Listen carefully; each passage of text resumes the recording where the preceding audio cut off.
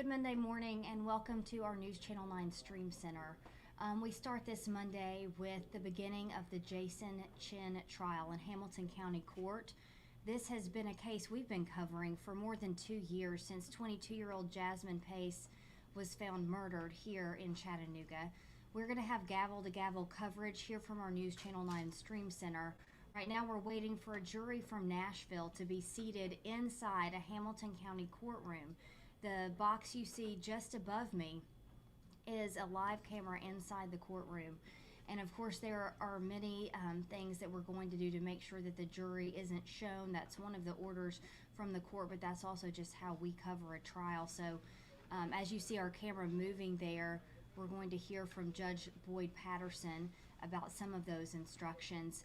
I want to give you real quickly, as this day is about to get started, a recap of the trial and what we expect to see in court today with one of our reporters who is in the courtroom right now, Mary Beth Mangrum.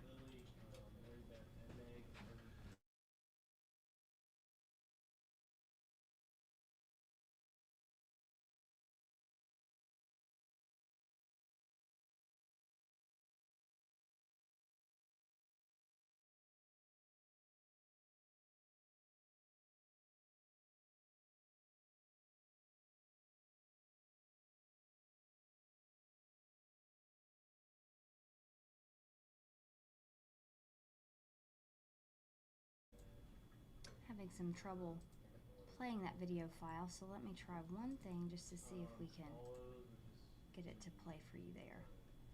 Is any weather follows from Friday or the weekend? I know we had to do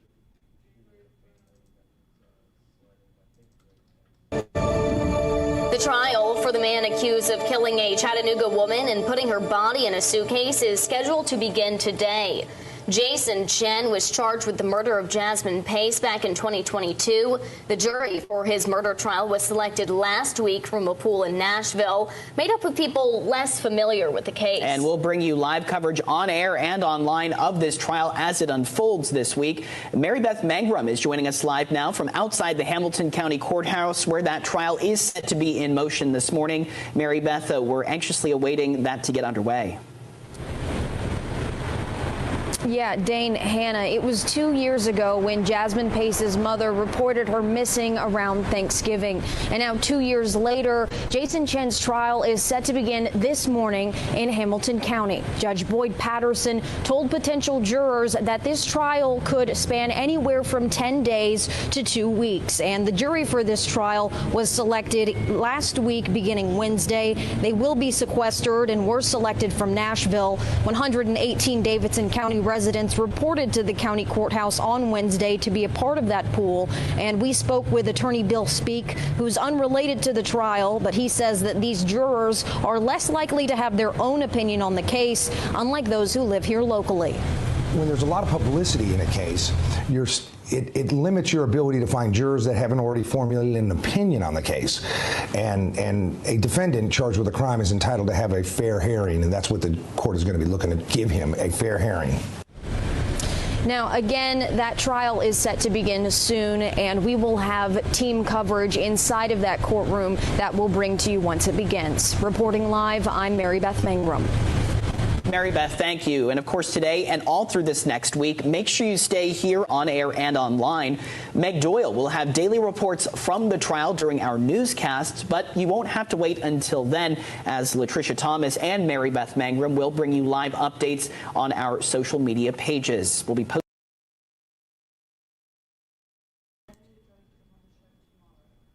So as you heard from that story right there, we did have a preview of that trial from Nashville last week when we went up to be there as jury selection began. And Mary Beth is one of the reporters that's going to be helping us cover it here on social media. We also want to show you some of that video from jury selection that happened in And a week Nashville. away from the murder trial of Jason Chen. Chen is from Chattanooga and faces charges in connection to the death of Jasmine Pace. We've been bringing you updates on the story since 2022, and tomorrow we know jury selection begins in Nashville for the trial in Hamilton County. Last week, we told you about one of the last hearings before Chen's trial. News Channel 9's Mary Beth Mangrum joins us now in studio to tell us more. Mary Beth. Kim, Jason Chen's trial was initially planned for June of 2024, but after being moved several times, that trial will now begin on Monday. And while that trial will be held within Hamilton County, the jury will not be from here. Judge Boyd Patterson discussed how this jury selection process will go during Thursday's hearing. Judge Patterson specified that the members of the jury will be coming from Nashville, and that selection will begin tomorrow morning. That jury will be selected from within Davidson County, with potential for that selection process to continue into Thursday. Depending on how the questionnaire discussion goes, that will determine what happens on Wednesday.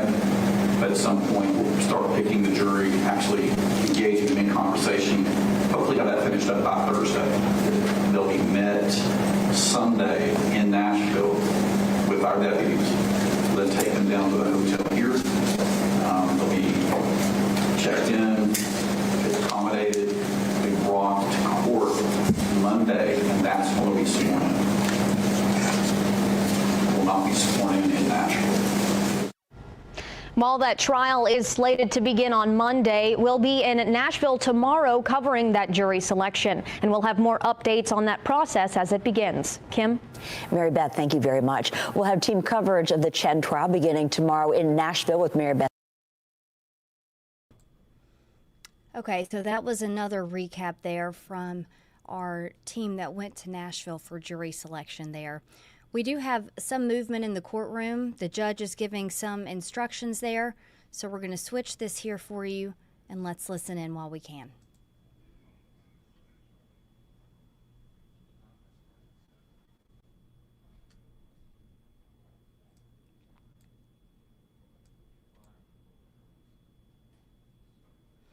It looks like he's giving instructions to members of the attorney team, so we'll stand by and listen for that first public remarks from the judge there.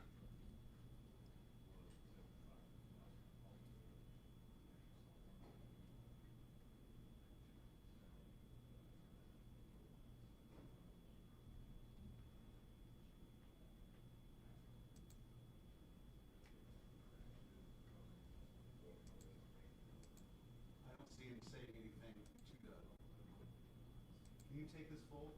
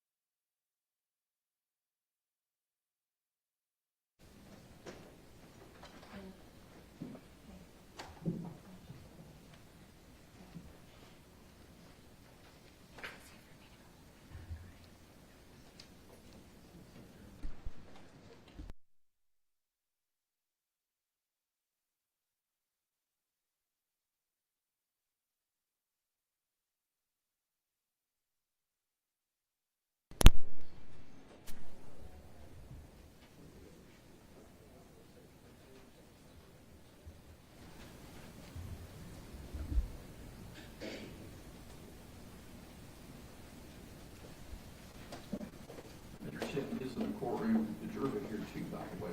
We're here to start a jury trial today. The defense filed a motion, notice of intention to introduce expert testimony on Friday. We had some conversation about that as a group over the telephone. The state has filed the response, and see where Mr. Weiss filed a response to the state's response as well. So let's just start from the top. It is the state's motion. So if you want to argue, gentlemen. Your Honor, it is the state's response. State's motion to exclude defense testimony. Sure, Your Honor. And the state did file, as the court just noted, a lengthy response with much law included. Procedurally, for the record, the parties were in Davidson County on the 8th and the 9th of last week to choose a jury. Mr. Chen had been transported on January 6th to the Davidson County Jail. Jury selection began promptly on the 8th and ended in the late afternoon of the 9th. The court did inform the parties that court would be closed on January the 10th due to inclement weather. Friday, January the 10th, all parties, including Mr. Chen, were back in Hamilton County, and at approximately 2:15, the state received notice from Mr. Weiss, the defendant's attorney, that they were giving notice to the state that they intended to introduce expert testimony regarding the defendant's mental condition, presumably at the time of the offense in 2022. Of course, this caused concern for the state for many reasons, primarily the timeliness and the violation of Rule 12.2b in terms of notice of a defendant's mental condition. The state asked for a phone conversation with all parties on Friday based on that concern and, quite frankly, just confusion, as this had not ever come up in any type of hearing or discovery or meeting with the parties. It is significant to note that Mr. Moyle and I, General Moyle and I, have met with Ms. Morris and Mr. Weiss multiple times throughout the last several months to exchange even undiscoverable evidence. The state has gone out of its way to provide demonstrable exhibits, PowerPoints. We allowed them to look through our own box account. We've had several met them at the police department to review evidence. Never has an expert witness been mentioned, and the defendant's notice did not provide any information as to what mental condition was being alleged or asserted by their expert. The court then ordered informally on that phone call that the defendant basically turn over what was in their possession in regards to the mental condition and any information about the expert. Mind you, the name of the expert was not listed in the notice that was filed at 2:15 on a snow day. And on Friday, later in the day, Mr. Weiss did send a email to General Moyle and I with the expert's name and his curriculum vitae. And I believe in that email it was also notice. It was a letter that signified that while the expert was not licensed as a psychologist in the state of Tennessee, he had received temporary licensing for January the 7th, 2025. That letter was written by the state of Tennessee 2024. It was not until approximately 5:30 on Saturday that the state received what is entitled memorandum pertaining to expert testimony. In that memorandum, the psychologist kindly explains and articulates the law to this criminal court, of which 4 attorneys involved in this case and a criminal court judge are acutely aware. And there's one paragraph in that expert's that alleged expert's report that has to do with Jason Chen. There is one sentence in that report that states that Mr. Chen was not able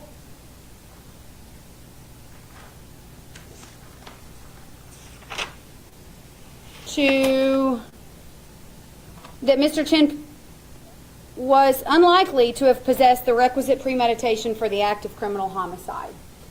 The memorandum never mentions a mental condition. As it stands right this second, the day of trial, the state has no idea what mental condition the defendant is alleging he had on November 23rd, 2022.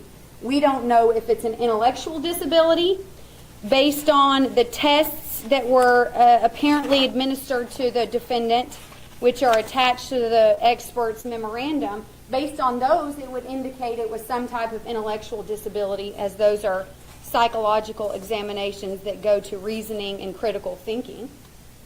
We have no idea if it's a mental health disorder such as schizophrenia or bipolar. We had heard on the phone call with Your Honor the words voluntary intoxication. Voluntary intoxication, the word intoxication, the word substance abuse, the word addiction is never in the alleged expert's memorandum. This is the epitome of unfairness, Judge. The state has the right to present rebuttal proof. It's one of the reasons why Rule 12.2 has a timing subsection to it. There is no way, it is not virtually impossible, it is absolutely impossible that the state ever could have searched for or investigated any type of rebuttal proof for an expert that we not only knew, well, we didn't know of, but we still, as of 9:30 on January 13th, have no idea what the expert is going to allege or opine at trial. We were not able to voir dire jurors on whatever mental condition this expert is going to allege existed on November 23rd, 2022. In fact, if the jury was sitting in the box right now for voir dire, we would have no idea what to voir dire the jury on. We have the right to a fair voir dire. We would have, in fact, asked questions that pertained to some mental disorder, mental, I don't know, still don't know, mental condition, mental health issue, I have no idea, intellectual disability, no clue. We would have, in fact, voir dired on that issue.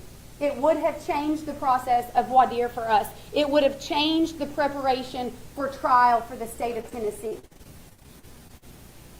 Had we known that there was any type of expert witness that has to do with psychology or the defendant's mental condition, we would have an expert witness sitting in the audience right now to hear what this expert has to say if the court allows the expert to testify this morning in any type of deposition or hearing. We would have them here. We weren't able to do that for obvious reasons. We learned the expert's name at the end of the day on Friday the 10th. Saturday and Sunday are not working business days. While the state of Tennessee worked all weekend, a psychologist or psychiatrist in Chattanooga, we couldn't get a hold of them. And while no party in this courthouse should ever underestimate the capabilities of the state of Tennessee, we are not magicians.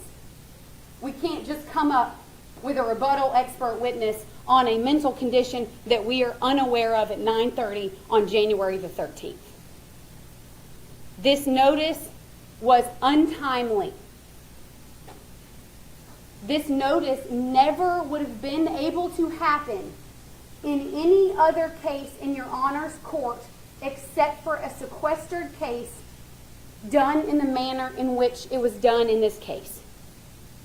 Your Honor knows, typically, in all of the trials that the court has not only had as a criminal court trial judge, but also as a prosecutor and defense attorney, normally we move straight from jury selection into the state's case in chief.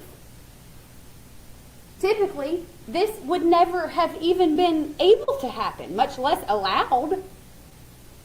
It is in a rare circumstance that Mr. Weiss could have planned to know of an expert in early December. We know that they knew of him on December 7th because based on an email that they sent to us, it states that he confirmed his availability to meet with the defendant on December 7th. 1 month before he met with the defendant in the Davidson County Jail. They waited. They waited. They knew the week before jury selection that he was going to interview the defendant in the Davidson County Jail. They knew that he had interviewed the defendant in the Davidson County Jail on the 7th. They were in court with Your Honor on the 8th and the 9th. The court repeatedly asked the parties, is there anything that needs to be taken up? Repeatedly. At the end of the day on the 9th. But it was not until 2:15 on January the 10th, after 2 years of preparation on this case, that the defense came up with a mental condition defense.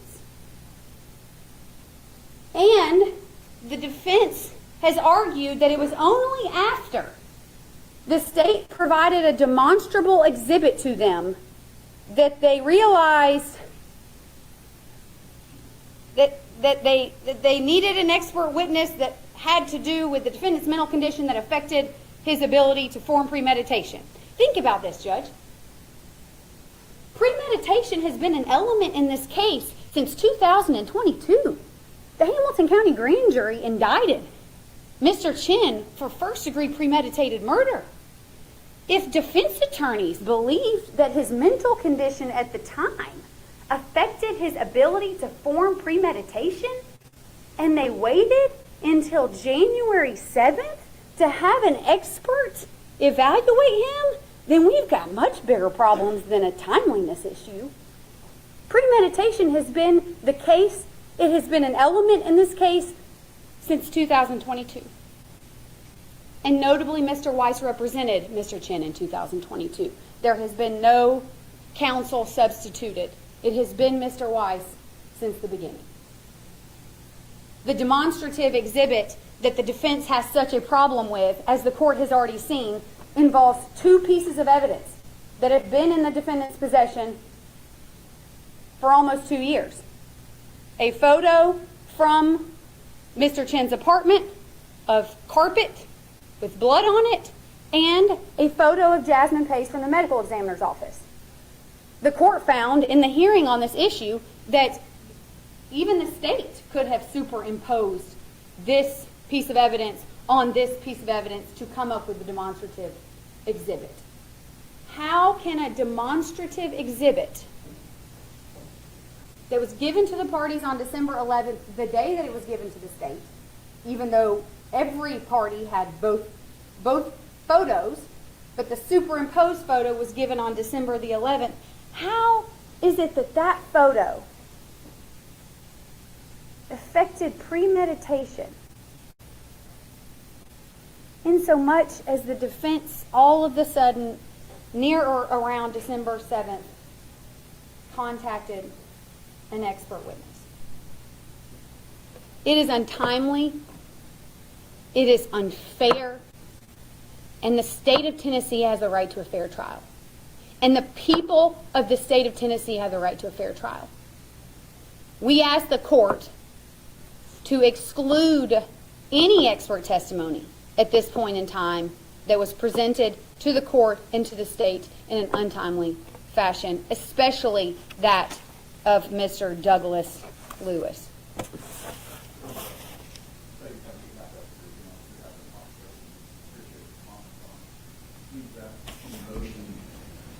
Mr. Weiss's pleadings, he mentioned that the demonstrative exhibit seems to indicate that the victim might have been handcuffed in Mr. Chen's apartment.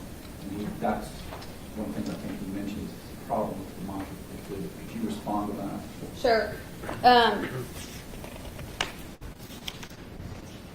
Your Honor, the medical examiner issued an autopsy report. The date of examination is 12/1/2022. The autopsy report was given to the parties just within a month or two. Of course, it takes the medical examiner a month or two to finalize an autopsy report.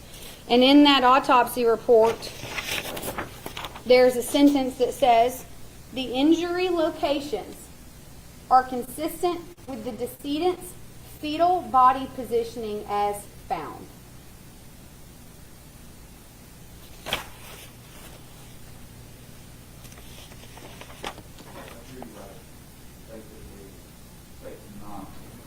Saying for sure that the victim's handcuffed while alive in the apartment. I heard you right. The medical examiner's report indicates that the blows might have been received also from fetal position, but not necessarily handcuffed. Is that correct?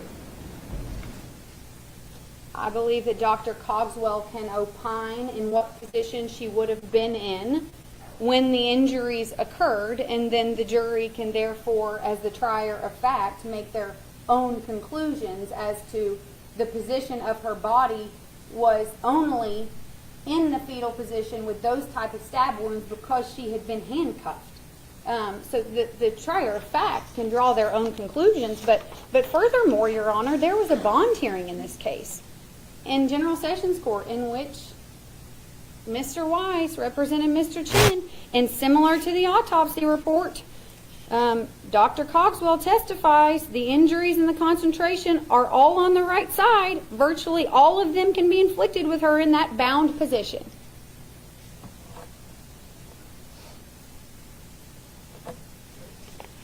So I believe that there is evidence in the record that would allow Dr. Cogswell to testify that she was in the fetal position. Whether or not he is going to testify that she was, in fact, in those handcuffs, that is for cross-examination. You can obviously cross-examine. That is part of the trial experience. So the defense did have information and evidence in discovery for years that would have indicated that she was in the fetal position. She was in that fetal position because she'd been handcuffed, and the jury, as a trier of fact, can find that.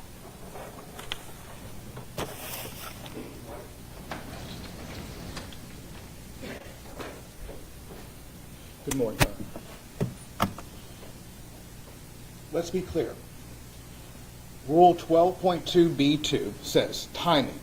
Notice described in 12.2b1 shall be filed within the time provided for filing a pretrial motion or at such later time as the court may direct. The timing to file pretrial motions has not ended. As of right now, without a jury sworn, I could file a pretrial motion right here, right now.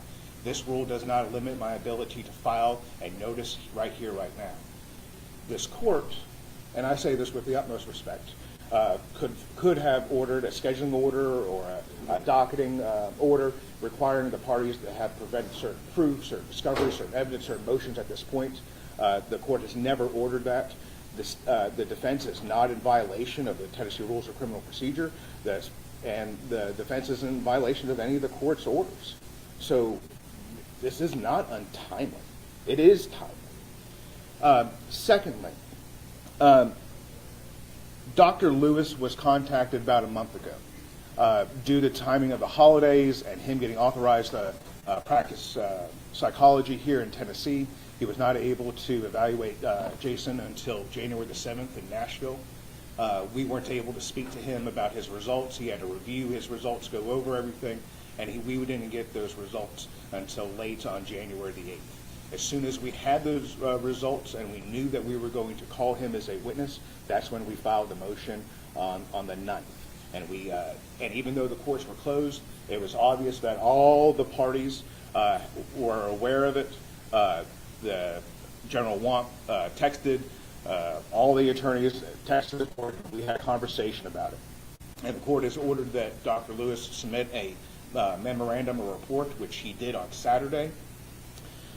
And I don't know what document the state is reading, but the memorandum in the submitted by Dr. Lewis talks about the psychological issue. diminished capacity. It's right there. We're not alleging that Jason was insane. The state did request a notice for the insanity defense. We're not pleading insanity, so that has no bearing here. We're not saying that he has some type of mental condition. He's not have any type of mental health condition other than what's stated in here. So it is very clear the state has exact notice of what's being alleged by Dr. Lewis. And even if they don't, Dr. Lewis has been ordered to be deposed this morning. He is ready and waiting in the virtual waiting room for the court to admit his testimony. And finally, I find it rich that the state says this is untimely. This court, again, didn't file a scheduling order. That means Rule 16 discovery applies up until the day of. I was given a video from Walgreens that I had never seen before. And when did I receive this video from the state? January the 9th. I'm sorry, January the 8th. The state has provided discovery, monumental amount of important discovery in the last 45 days. At no point did this defense seek a continuance for providing this discovery. The state hasn't sought, or the defense hasn't sought to exclude the discovery based on Rule 16 violations because there isn't one. There isn't a court order. It really wasn't until the defense met with the state and we saw the theme and theory of their case. The state is asking you to read between the lines of an autopsy report. But General Moyle said at the last hearing, and in his own response to this notice, that they are going to allege that Jasmine was shackled while alive and then killed. That is nowhere contained in any discovery, any evidence. We are surprised. We are being ambushed with this same information. And once it came to the realization that they're providing this information to prove their theme, well, then it became necessary to show that Jason doesn't have or has a condition that would prevent it or negated premeditation. And that's what Dr. Lewis's testimony is all about. There is nothing preventing him from testifying at trial. The state is not prejudiced. They will have full opportunity to depose him. They'll have a full opportunity to voir dire him during trial, and they'll have a full opportunity to cross-examine him during the course of the trial. It's not unfair, and we ask that the court deny their motion to exclude Dr. Lewis. Of course, Judge. Start with easy.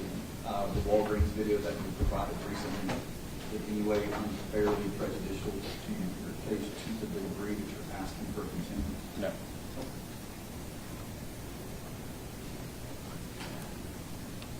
File, and I don't like filing scheduling orders. I know when I was practicing that a lot of work does get done as it builds up to trial, and so therefore a lot of things have to happen. As long as everyone communicates, I've never had it be a problem. I don't even know if it's a problem today. We're certainly discussing it. But while 12.2, as everyone knows, doesn't necessarily put a specific timeline on it except before trial. This is something that apparently the advisory committee's looked at a lot. In the notes, in the case law, it repeatedly refers to unfair surprise. But the state is unfairly surprised. So apparently it's a common practice or common occurrence, I should say, that a lot of times these experts all brought up at the last part of the trial prep. And so that's why there's a lot of case law.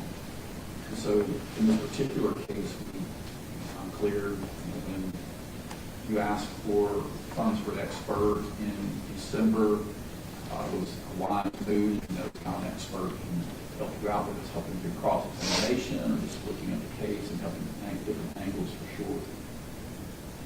It seems like it got rushed at some point, and it's almost like when the state allowed or was allowed to use the demonstrative exhibit, that solidified or caused you to need the services that this expert has provided you so far. If there's thinking your own motion, kind of encapsulates it.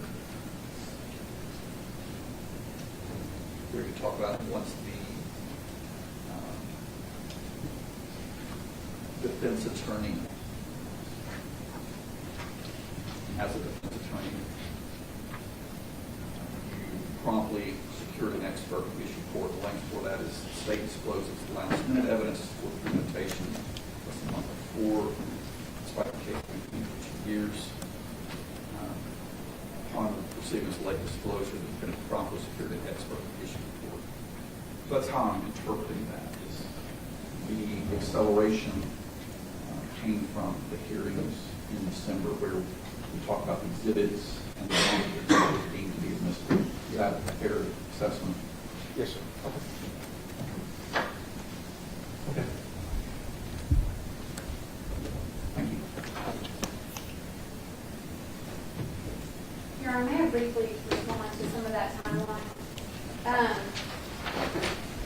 The defense states that it was only once they learned the theme and theory of the state's theme and theory that they realized that the state was going to allege that she was shackled at the time the injuries occurred.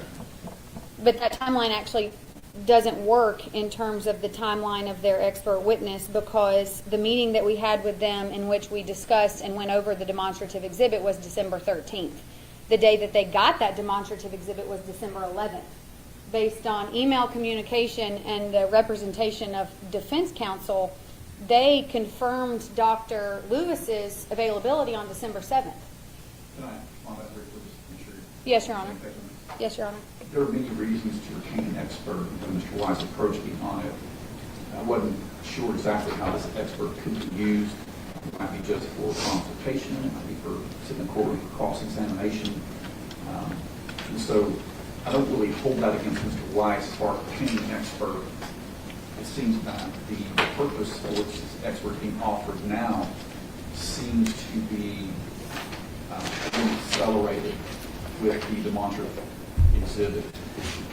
That's not my interpretation, but if you want to respond to that. Well, that goes against what the defense just represented on the record, though, Your Honor. They're saying that this expert became significant after they saw the demonstrative exhibit and also realized the theme and theory of the state, which, by the way, they are not entitled to, which shows how transparent the state has been. The defense is not entitled to our theme or theory until opening statement, of course. But in Mr. Weiss's motion, he states this assertion necessitated the defense's consultation with an expert witness to address and analyze the state's claims concerning the photographs purportedly depicted. That's not true. The expert confirmed his availability to meet with the defendant on December 7th. The timeline doesn't make sense. Another note, Your Honor, the court was on the phone on Friday. The court asked Mr. Weiss if he could describe the mental condition just so that the parties could know. He says voluntary intoxication. This morning it's diminished capacity, which is not a mental condition, it's a legal conclusion.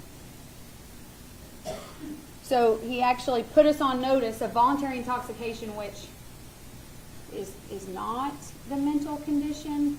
Again, unfairness. The state is now more confused. Diminished capacity because he was intoxicated, well, that's voluntary intoxication, which is not mentioned in the expert's memorandum. Again, more confusion. And let me add, Your Honor, it's not just that the state will need to, over the next 2 weeks, while General Moyle and I are proving Mr. Chen guilty to a jury of 12, it's not just that we need to secure a rebuttal expert, but we also have to subpoena records. We would be interested in all types of records of the defendant if he's claiming diminished capacity on November 23rd, 2022. We're going to be interested in new witnesses. Witnesses that maybe he was communicating with. Witnesses that may know about his capacity on or around November 23rd. This requires the state to do more. And General Moyle and I don't have time. That's the point of Rule 12.2 and every other rule that requires timely notice, Judge. That is the point. Any questions, Judge? One thing you come to mind, I wanted to ask about earlier, on the expert report itself.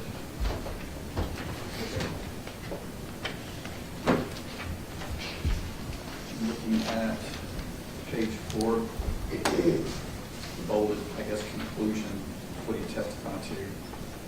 I concluded to a reasonable degree of psychological certainty that it is highly unlikely that Mr. Chen possessed the requisite premeditation for the act of criminal homicide. I assume that that is the central aspect of his testimony. You'll be able to elaborate on that, but it would be that. Yes, sir. Okay. So, my question is that it says highly unlikely,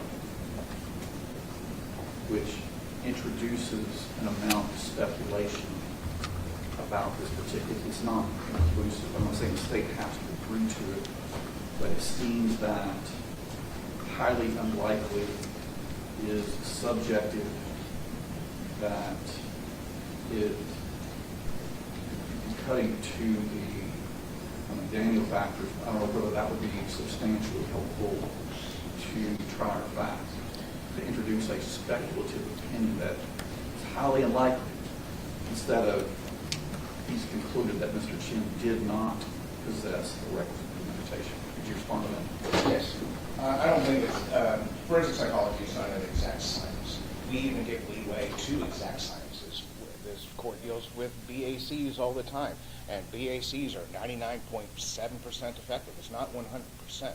So there is no type of empirical way that a forensic psychologist can say with absolute certainty that this did or didn't happen, or this person or didn't have this mental condition. They can only base it on a number of factors. I would show the court that in the last part of that memorandum, you can see the testing that Dr. Lewis conducted, and that testing shows which are standardized testing, that shows the base raw scores from where he gets his opinion from. I think the question that the court asks is a very good question, but it's better directed towards Dr. Lewis.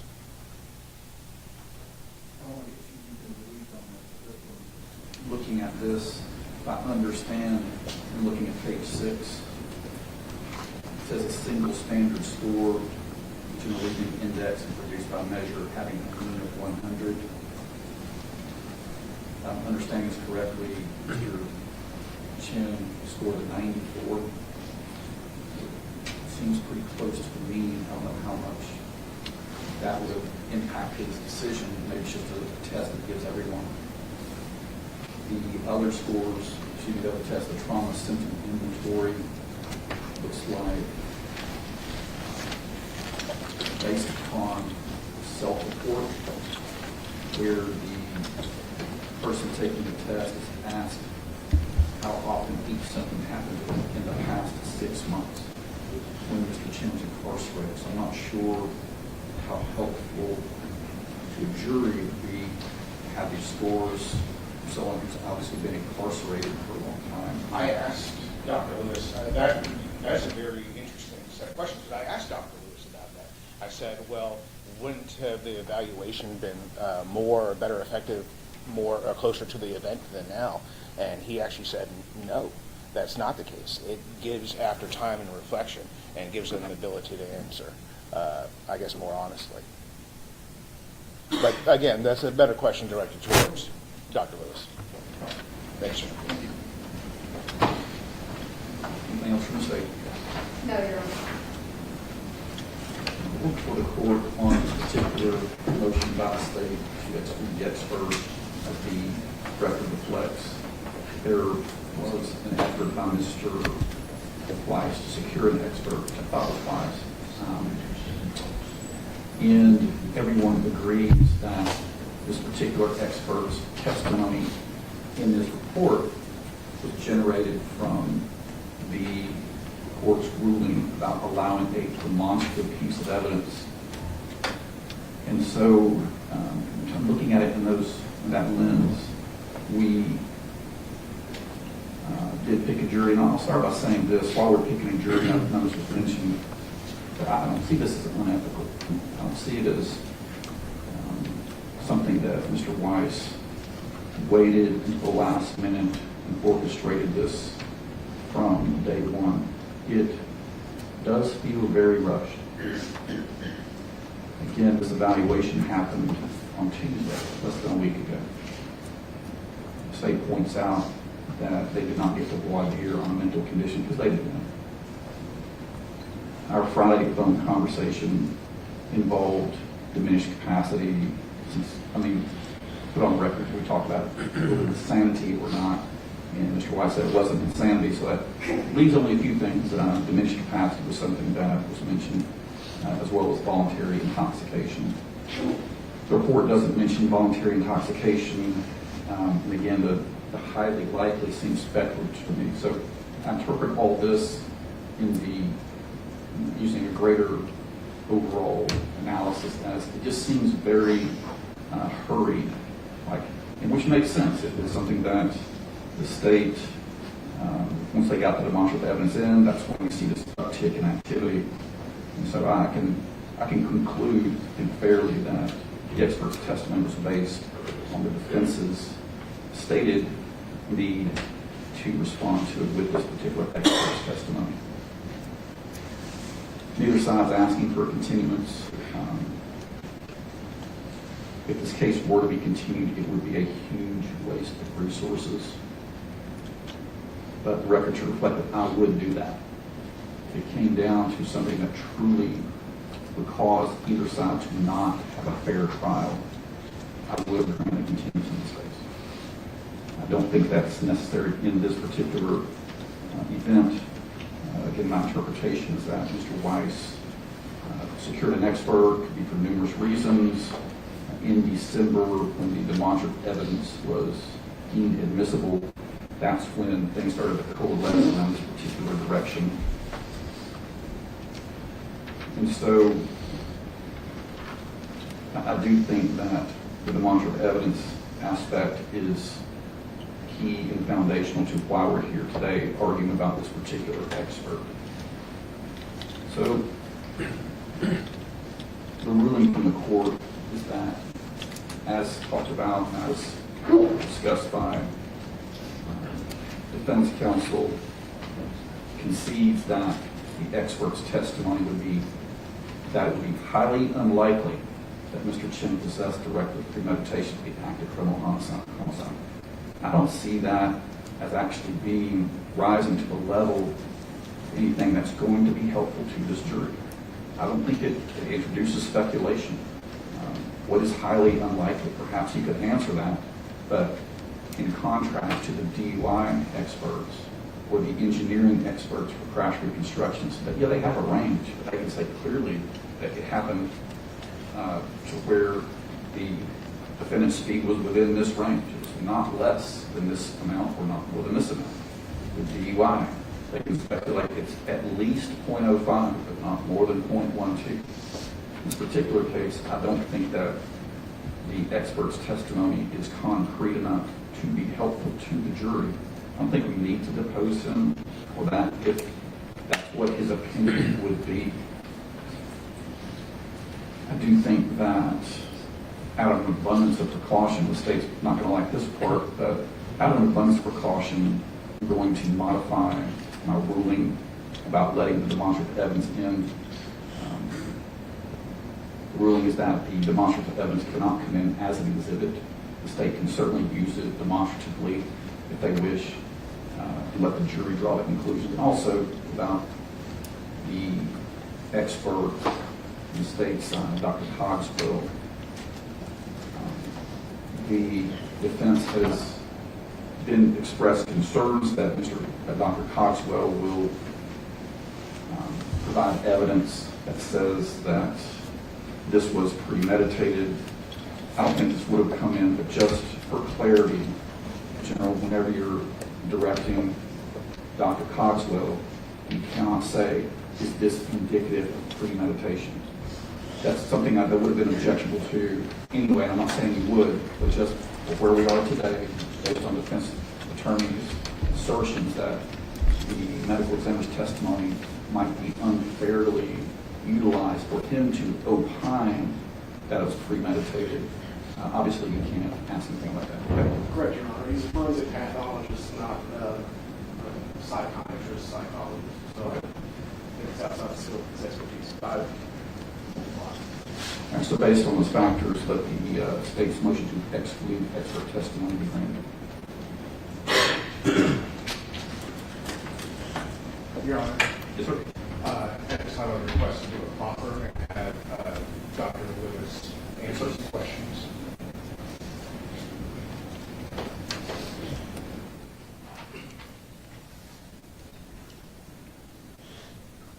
At this point, I'll let you direct the witness.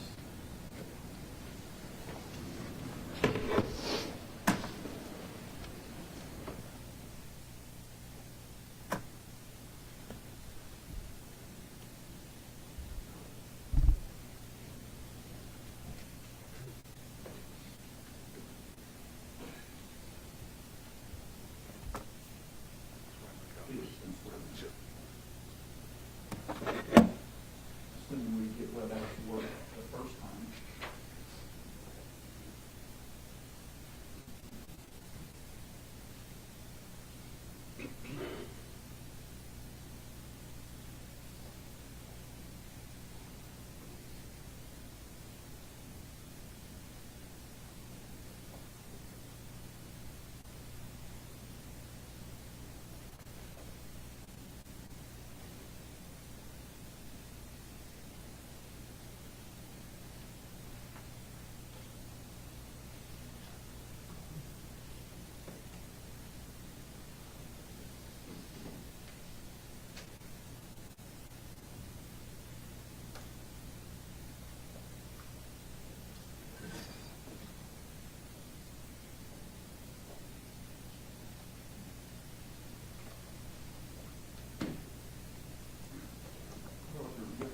Friday, you know, we run into a lot here, or sometimes, and not others, have some connectivity difficulties. Good, so you text Sean Johnson. Maybe have a workaround between now and he gets here like a month later.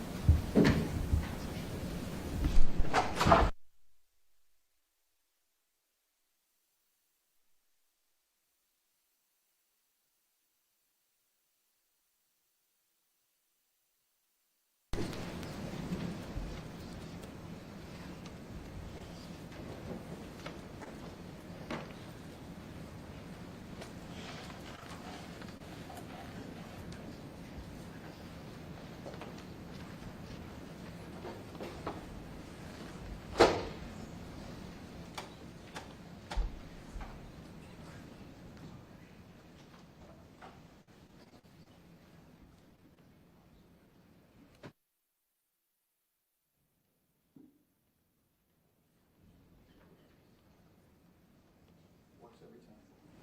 Call for Sean and see if they're okay.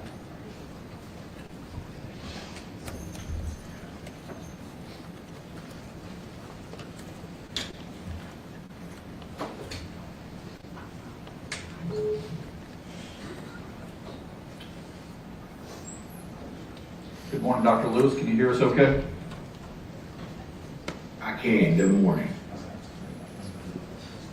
Every time for me. Yes, Jeff.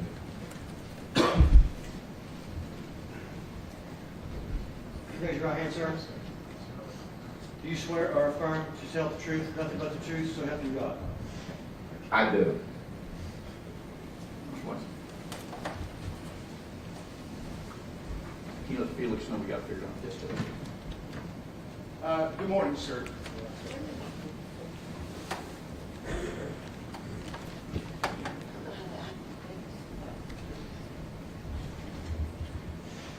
Good morning, sir. Can you hear me? Yes, I can. Okay. Can you please state your name? I am Dr. Douglas E. Lewis Jr. And Dr. Lewis, what do you do for a living? I am a forensic psychologist. What is a forensic psychologist? A forensic psychologist is a clinical psychologist who uses psychological principles to answer legal issues. How long have you been doing that? I have been in practice solo for about 5 years now. To become a forensic psychologist, do you have to get an education? Yes. So you have to. Go ahead. So you have to earn a graduate degree, in particular a doctorate in psychology. And in order to do that, one must have 4 years of didactic instruction, in addition to 3,000 hours, usually minimum, in practicum experiences, which is hands-on experience under supervision.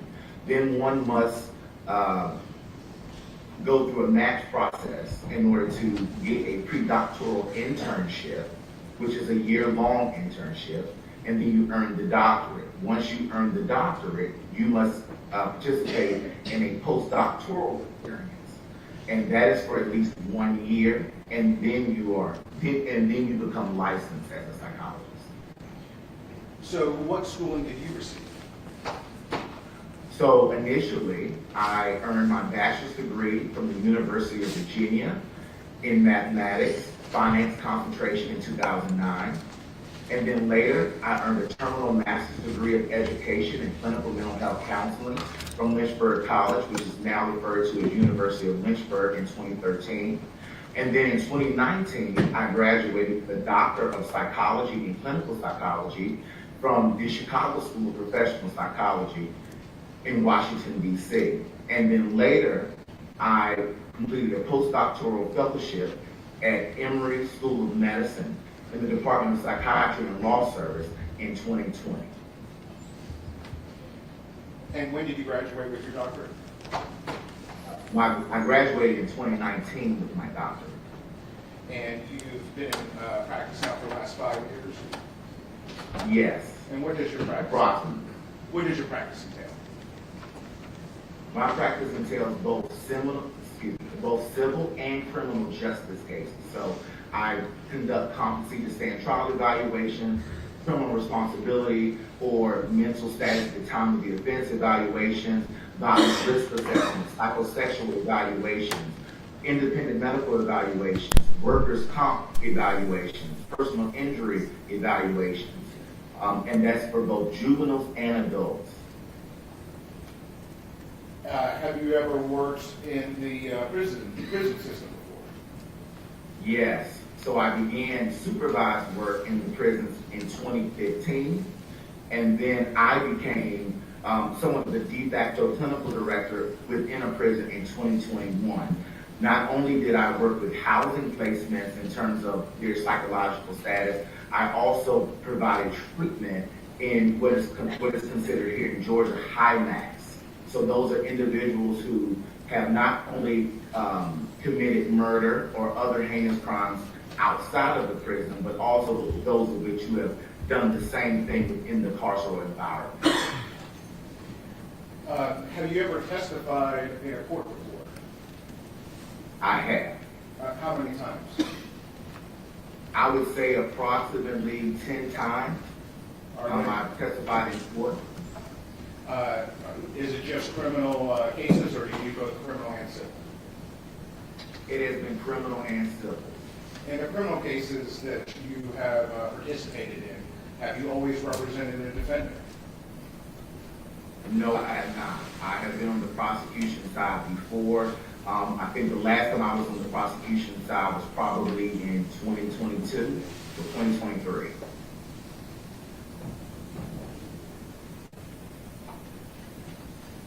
Are you licensed in Georgia? I am. Are you licensed in Tennessee? I am not licensed in Tennessee. What I got was a temporary authorization to practice psychology. through the board in Tennessee. Thank you, Dr. Lewis. I want to talk a little bit specifically more about this case involving Jason Chen. Do you remember when my witness recognized as an expert? Would you like the witness recognized as an expert? Oh, yes, sir. At this time, the defense moves to proffer Dr. Douglas E. Lewis as an expert in forensic psychology. The state wanted to audience witness. Your Honor, this is, as a proffer, the state doesn't have a right to cross-examination. So if this is just simply a proffer, I'm proceeding if you want to even have him qualified as an expert. sure. The state would like to lawyer the witness.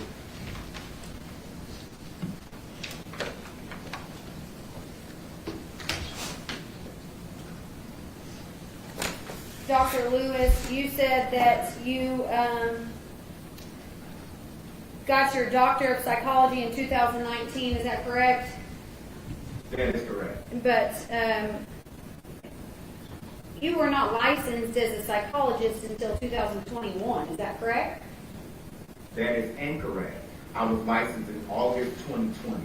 Okay, August 2020. And then in Virginia, it was August of 2021. Is that correct? That is correct. All right, so licensed as a psychologist, and your degrees in clinical psychology, which is different than forensic psychology, correct?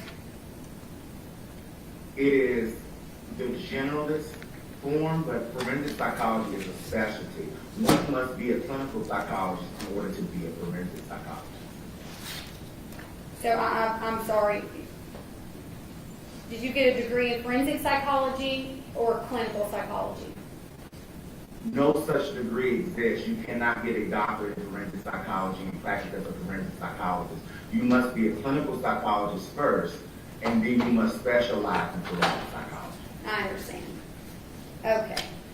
And you stated that the Chicago School of Professional Psychology is in Washington, D.C. Is that correct? Yes, I was at the Washington, D.C. campus.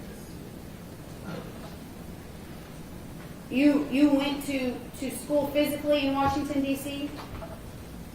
No, I did not. So essentially what happened was I earned my degree, or I matriculated at the Georgia School of Professional Psychology in Atlanta, Georgia. While I was on pre-doctoral internship at the Superior Court of the District of Columbia, unfortunately, the school abruptly closed while I was on pre-doctoral internship. And so what happened was the American Psychological Association, in addition to the Department of Education, moved those of us who were affected by the school's abrupt closure to the Chicago School of Professional Psychology in Washington, D.C. So essentially, it was somewhat of a pro forma or formality in terms of a teach-out agreement that was reached by the Department of Education and the American Psychological Association in 2019. You went to online school?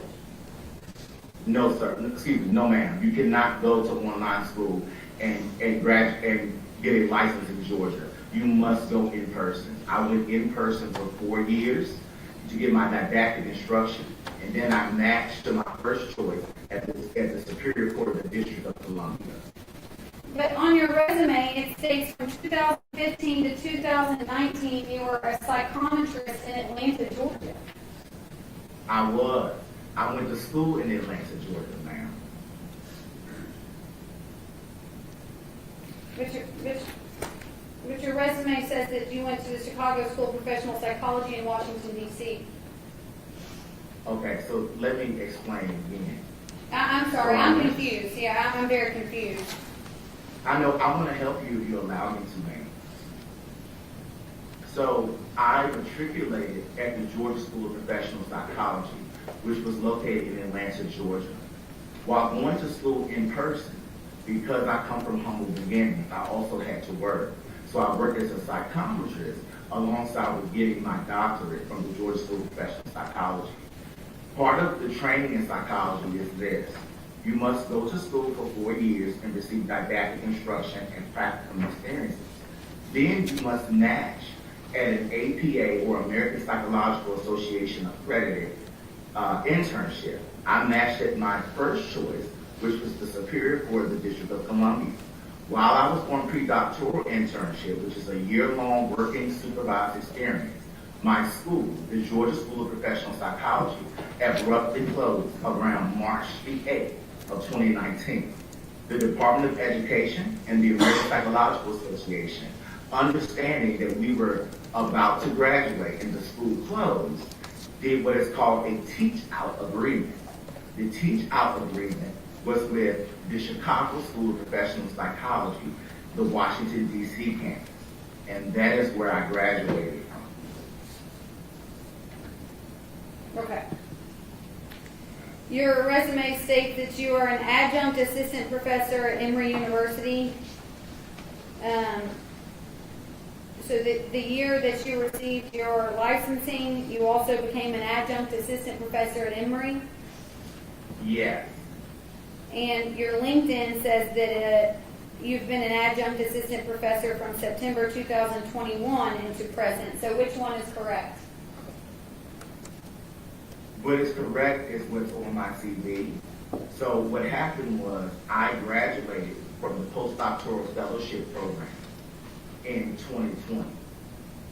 As soon as I graduated, because of my work, they wanted me to stay on to teach others. And so 2020 would be the correct date. So September 2021 on your LinkedIn is not accurate. If it says September 2021 on my LinkedIn, it must not be accurate. Let's go with my CV, please. That is the most up-to-date and accurate. Okay. And a lot of your work has been with inmates, correct? That is correct. And a majority of your work has been has involved defendants' competency to stand trial. Is that correct? I wouldn't say it's the majority of my work, no. I've done a lot of work with competency to stand trial, and I also was integral in developing a jail-based competency restoration program, and I've also published on competency restoration. But I wouldn't say it's the majority of my work, no. What is the majority of your work? The majority of my work just includes the specialty of forensic psychology. So I do civil and criminal work, and it really just depends. What is the majority of your work? I wouldn't ascribe anything as being the majority other than the work of forensic psychology. So forensic psychology includes both civil and criminal work, and that is the majority of my work. It's not a particular type of evaluation or type of activity that I would say would be the majority. Okay. The specialty is the majority, ma'am. Okay, and you testified that you have testified approximately 10 times in both criminal and civil court? In totality. 10 times. And how many of those times were in criminal court or in a criminal case? I really don't recall. I would say the majority of them were criminal. I think only 2 of them involved civil, and that was parental fitness / custody type evaluation. So I would say maybe, it was definitely the majority criminal. I probably prepared over 100 reports for the court, and so I would say the majority would likely be criminal. Okay, so 8 criminal cases. Of those 8, how many involved a homicide? 1. Okay, and what did your testimony involve in that case? I don't know if I can get into the specifics of that, but what I will say is that I was retained by the defense on that case. Was your testimony regarding the defendant's competency to stand trial? Oh, no. My testimony was regarding mitigation for sentencing. So you testified at a sentencing hearing? Yes. And you understand that there's a difference between testifying and being tendered as an expert witness and qualified by a court as an expert witness, correct? In the state of Virginia, where I testified for this particular case, I was voir dire. How many times have you been qualified by a court as an expert witness? I would say approximately 10 times. Where? Each time that I testified, I had to be voir dire by both sides. I'm not asking about voir dire. I'm asking about tendered and qualified as an expert witness in a case. Qualified as an expert witness. If I'm understanding it correctly, approximately 10 times.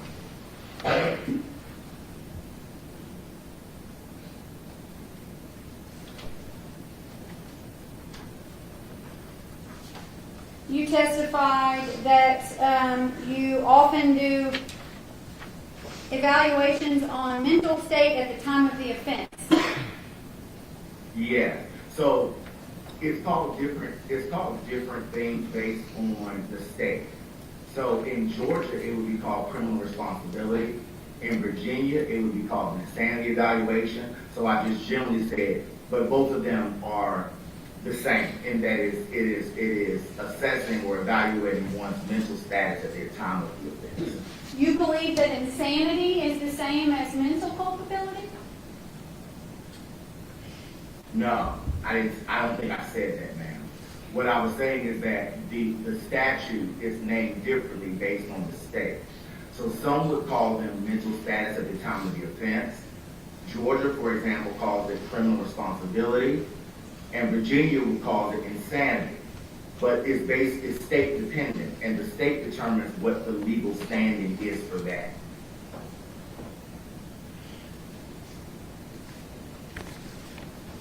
Okay.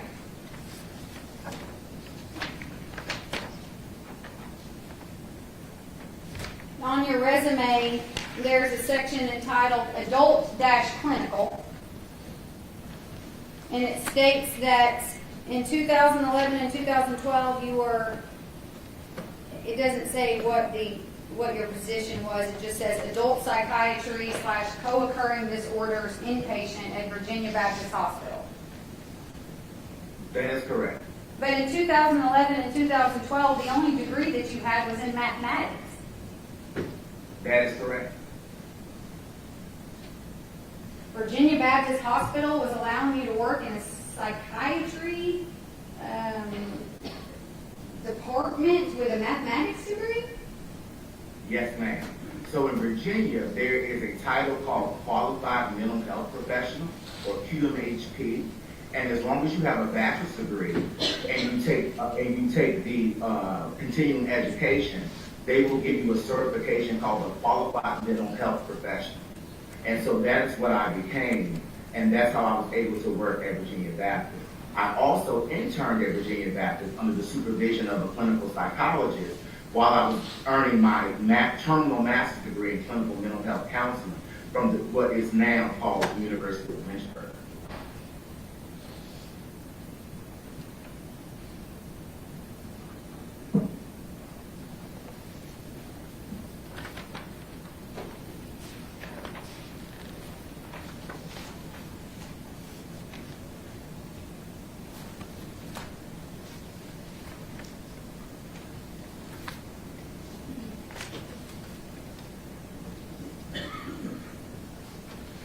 One moment, Your Honor.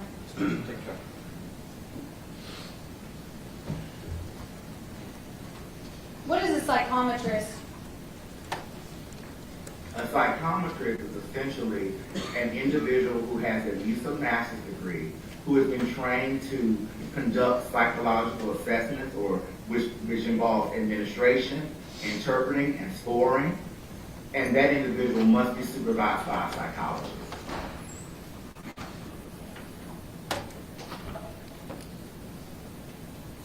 And your resume states that you were a psychometrist from 2015 to 2019, is that correct? Yes. And this is while you were... In that role. What? In that role from 2018 to 2019, I took on I was a reviewing psychometrist, which is a little bit different from actually administering the scores or administering the measures. So from 2015 to 2018, I was in person actually administering the psychological test, in scoring and interpreting and writing reports. From 2018 to 2019 as a psychometrist, they had me review other psychometrist reports for their accuracy and then send them to the psychologist. Okay. And let's turn to your teaching experience. From 2016 to 2018, you have in two separate places in your teaching experience, it says that you were a teaching assistant with the Georgia School of Professional Psychology. What are the differences between those two? Why is that listed twice on your resume?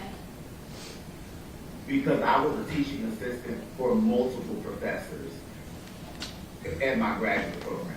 And you were also a psychometrist at that time. Yes, ma'am. You were also working in Beaufort, Georgia in that time. That was as an intern, but yes, ma'am. And you were also in College Park. Yes, ma'am.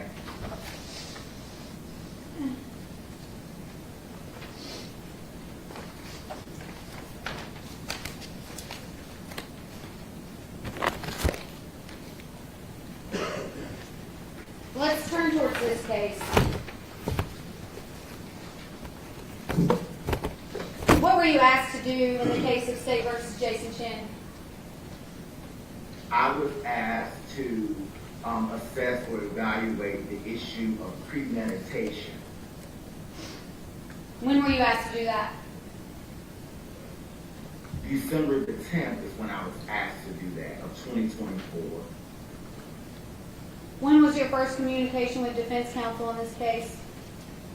It was late evening, December 7th of 2024. And you said that you were asked about premeditation. What does that mean? Premeditation as defined by the state of Tennessee. As it relates to Jason Chen? Yes. What is the offense date in this case? I don't recall the exact offense date. I do recall that it was in 2022. Okay. I believe it was November of 2022. And were you asked to evaluate the defendant for mental condition? Yes, I suppose that was a part of it, yes. What were the other parts of it?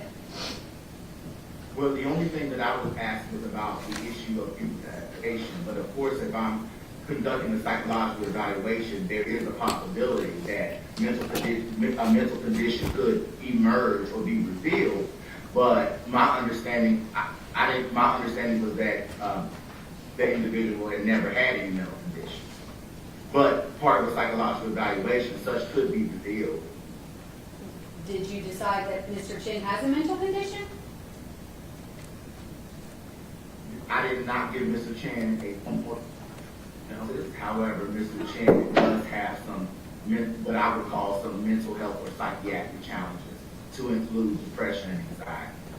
Dr. Lewis, I'm sorry to interrupt. The technical transmission of what you said a moment ago didn't completely come through. I think I understand what you said, to make sure you say you did not give him a formal diagnosis. That is correct. So I did not give Mr. Chen a formal diagnosis. However, I do know that he has some psychiatric or mental health challenges. How do you know that? Depression and anxiety. Based on psychological testing, based on my interview with him, and my observations of him. When you say psychological testing, are you referring to the tests that are mentioned at the end of your memorandum? Yes, ma'am. Okay. And are you aware of how long Mr. Chen's been in the Hamilton County Jail?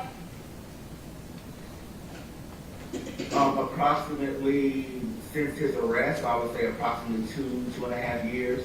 And are you able to opine as to when he developed his depression and anxiety? My opinion is that he developed it during childhood. So I'm assuming that you had reviewed his medical records from childhood forward. I reviewed what was in the discovery, and in the discovery, I did not see any medical records. I'm assuming that you interviewed his parents to learn more about his childhood. I reviewed the statements that were in the discovery from his parents, particularly his mother. But other than that, no, I did not interview his parents. The statements from his mother that included that he did not have a mental condition? Yes. I saw that in the discovery, multiple times individuals indicated that he did not have a mental condition. I disagree. Because Jason told you that he did?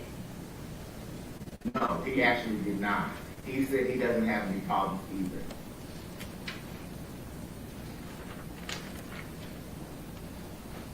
So what did you rely on? You had no medical records. You did not interview his mother and father when it comes to childhood issues.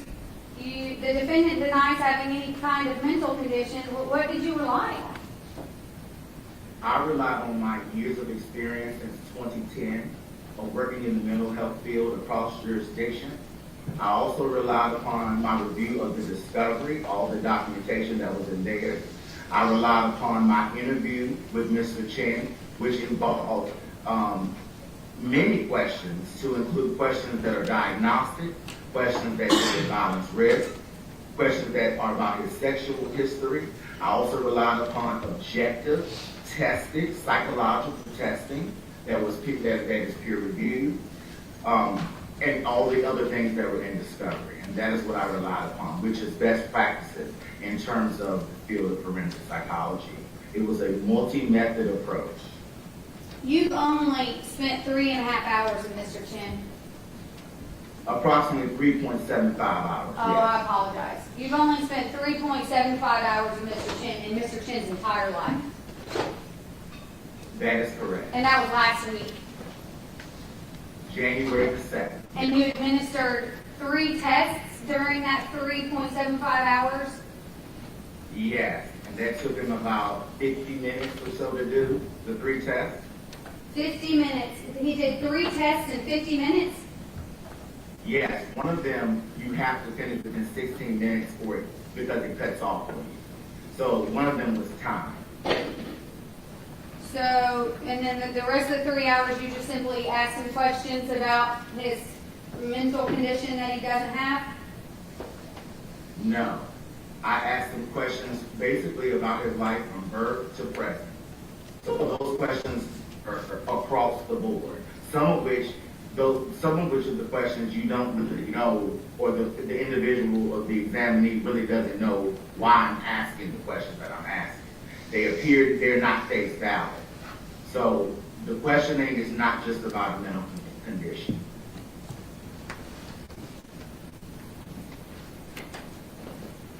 You base your opinion that it's highly unlikely that Mr. Chen could form premeditation in 2022 based on 3.75 hours with Mr. Chen. 50 minutes of those were consisted of him taking 3 tests to help you decide this issue.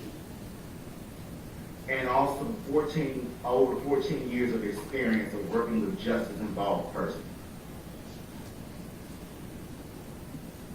And one of those cases in 14 years involved a homicide.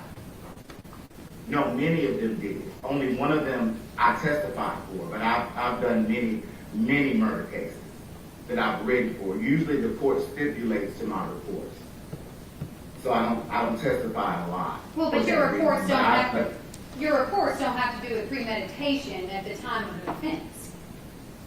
But they have to do with murder, which is what you asked, I thought. Okay. None of your reports have had to do with premeditation at the time of an offense. No. And in your memorandum to the court, Did you mention depression or anxiety? I don't believe that I did say that. I don't believe I said that explicitly. However, if you look at the end where the tables for the testing, even a layperson can see that some of the scales are elevated regarding depression and anxiety. But no, I don't think I explicitly indicated that in the memorandum. Have you ever been in jail, Dr. Lewis? As a professional, yes, I've been in many jails and prisons. Of the people that you've worked with, how many of them experienced depression and anxiety? Probably most of them.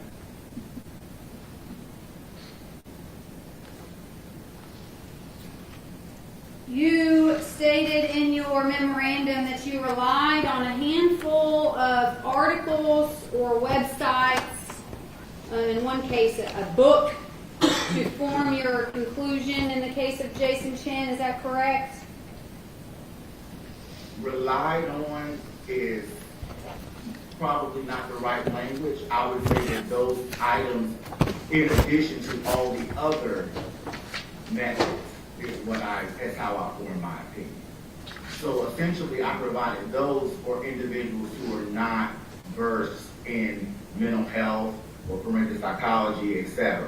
But yes, those were a part of forming my opinion because it gives foundation of knowledge for those who are not privy or not scholars in this area. Sure. Your report says, and a review of pertinent research, and then it cites to footnotes 5 through 15. Is that correct? That's right, ma'am. And number 5, the title is Proactive and Reactive Aggression, a Developmental Perspective. Are you going to opine about Mr. Chen's aggressive behavior? I intend to educate the court about, some people call it in literature proactive and reactive aggression, and then in some literature it's called affective and predatory aggression or violence. And so what I want to do is educate the court about the difference between affective or reactive aggression versus predatory or proactive aggression. And what does that have to do with Mr. Chen's mental state on November 23rd, 2022? Well, what that has to do with it is that in terms of premeditation, typically one shows that they have predatory or proactive violence or aggression. And there are certain items that must be there, or factors or traits that must be there for such. And when in issues that are raised about premeditation where someone's arguing that an individual doesn't have premeditation, then one would look at affective or reactive aggression, because those have certain elements or traits. And so what I would like to do is, what I intend to do is to educate the court on the differences of the two. You understand in this case you would not be testifying to the court, right? We're not testifying to the court. I'm saying educating the court about the difference, because the differences of those two items goes into my opinion about the issue of premeditation. How do those issues relate to diminished capacity? They don't relate to diminished capacity. But that's what your finding is from Mr. Chen. I didn't say anything about diminished capacity. I didn't use those terms. My understanding is that that is not a term that's in Tennessee, but that it is recognized in Tennessee, but I'm not using those terms. What I'm saying about Mr. Chen has to do with affective or reactive aggression, as well as the impact of substance use. However, I'm not explicitly using those terms, or that term. So, what is your finding as to Jason Chen's mental condition on November 23rd, 2022? My finding is that Jason Chen likely displayed affective aggression while also under the influence of substances.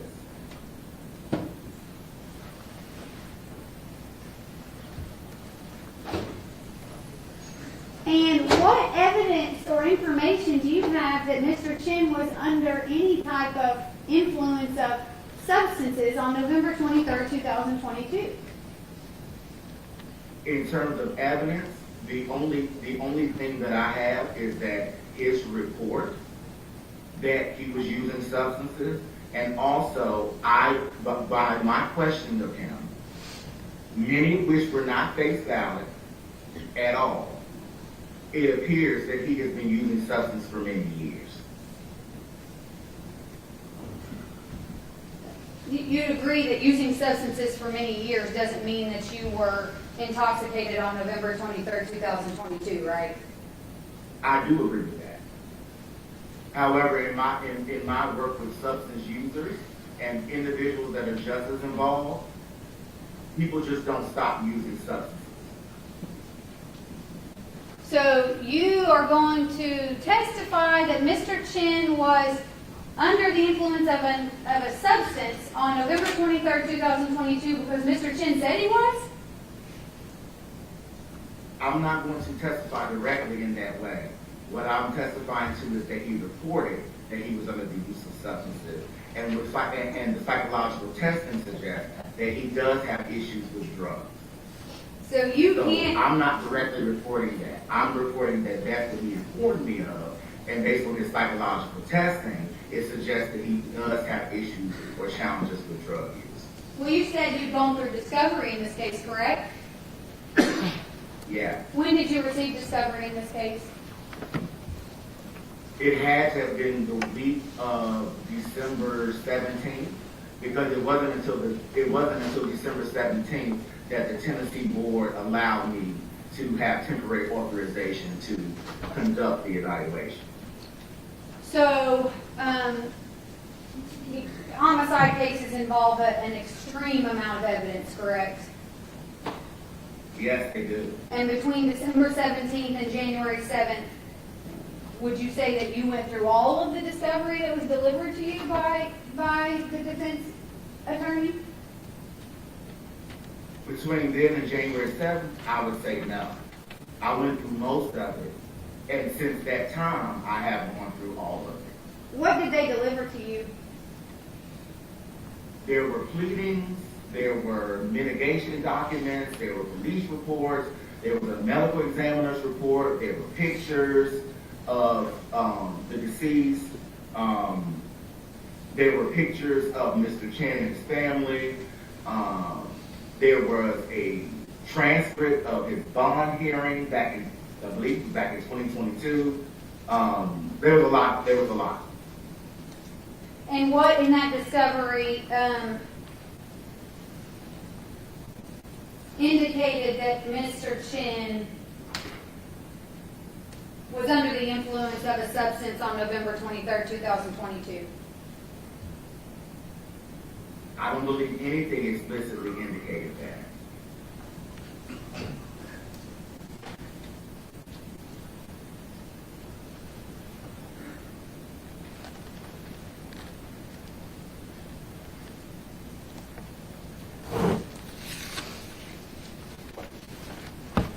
And what was that substance? He reported that he and the deceased drank an entire bottle of wine, and after they drank an entire bottle of wine, they smoked joints or marijuana, and then they also had wax, which is concentrated THC.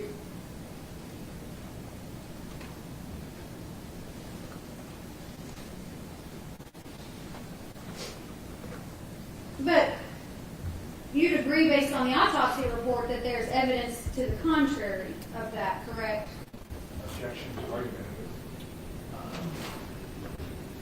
I think the question was specifically to reports, or I guess the toxicology report and the medical examiner's findings. So at this point, I don't think it's argumentative.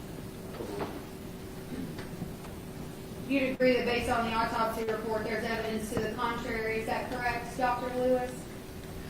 I would agree, but I think that the question you're asking is a bit misleading, given when the body was found and given how the testing was done. apparently, based on what I saw, it looked like the testing was stopped for some reason. And then also because there had been some time that had passed, and the way that any type of drug enters your body, there's a time where it has a half-life. So it starts to diminish or the nature. So I don't think that that is I don't think that that is a clear question. I would say that yes, the medical examiner said that there was nothing found in terms of substance use, but I don't think I think that question is a bit misleading. And Dr. Lewis, you don't have a degree in forensic pathology, do you? I don't, but I know what I've read. And you don't have a degree in pharmacology, do you? I don't. However, when you are trained to be a clinical officer, you do have to take psychopharmacology. So I had to learn about pharmacokinetics in terms of medication. And you can't, as a psychologist, prescribe medication, can you? I cannot, but psychologists do. They do additional Okay, training. well, I'm not concerned about other psychologists. You can't prescribe medication, can you, sir? That is correct. And your basis of knowledge pertaining to marijuana, based on your memorandum, is one of them is from the DEA website? The DEA website is good information for laypersons, but I have treated and worked with people who have substance use disorders. So again, what was on the memorandum was for people like you and others who are not trained in working with substance use disorders or psychopathology, and that was for a reference that would be easy for you all to understand. However, I am not solely basing my opinion on the 15 citations that I gave. I'm basing my opinion on years of working with individuals in different jurisdictions who have substance use disorders and also have mental disorders.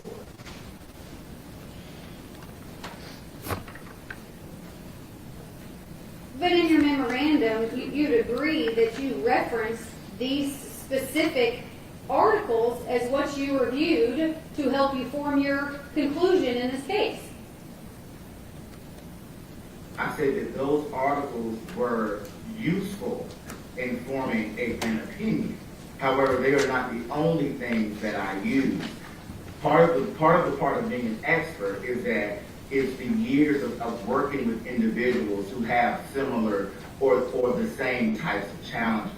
So I would not hinge my opinion on just 15 citations. It's more so to allow the reader to understand what it is that I'm talking about.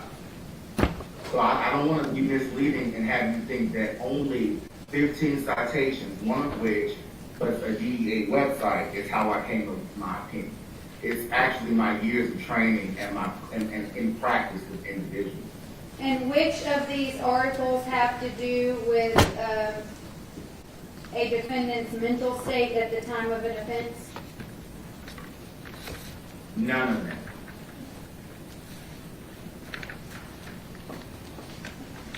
Which you'd agree is what you would be testifying on, correct? Yeah. Okay, and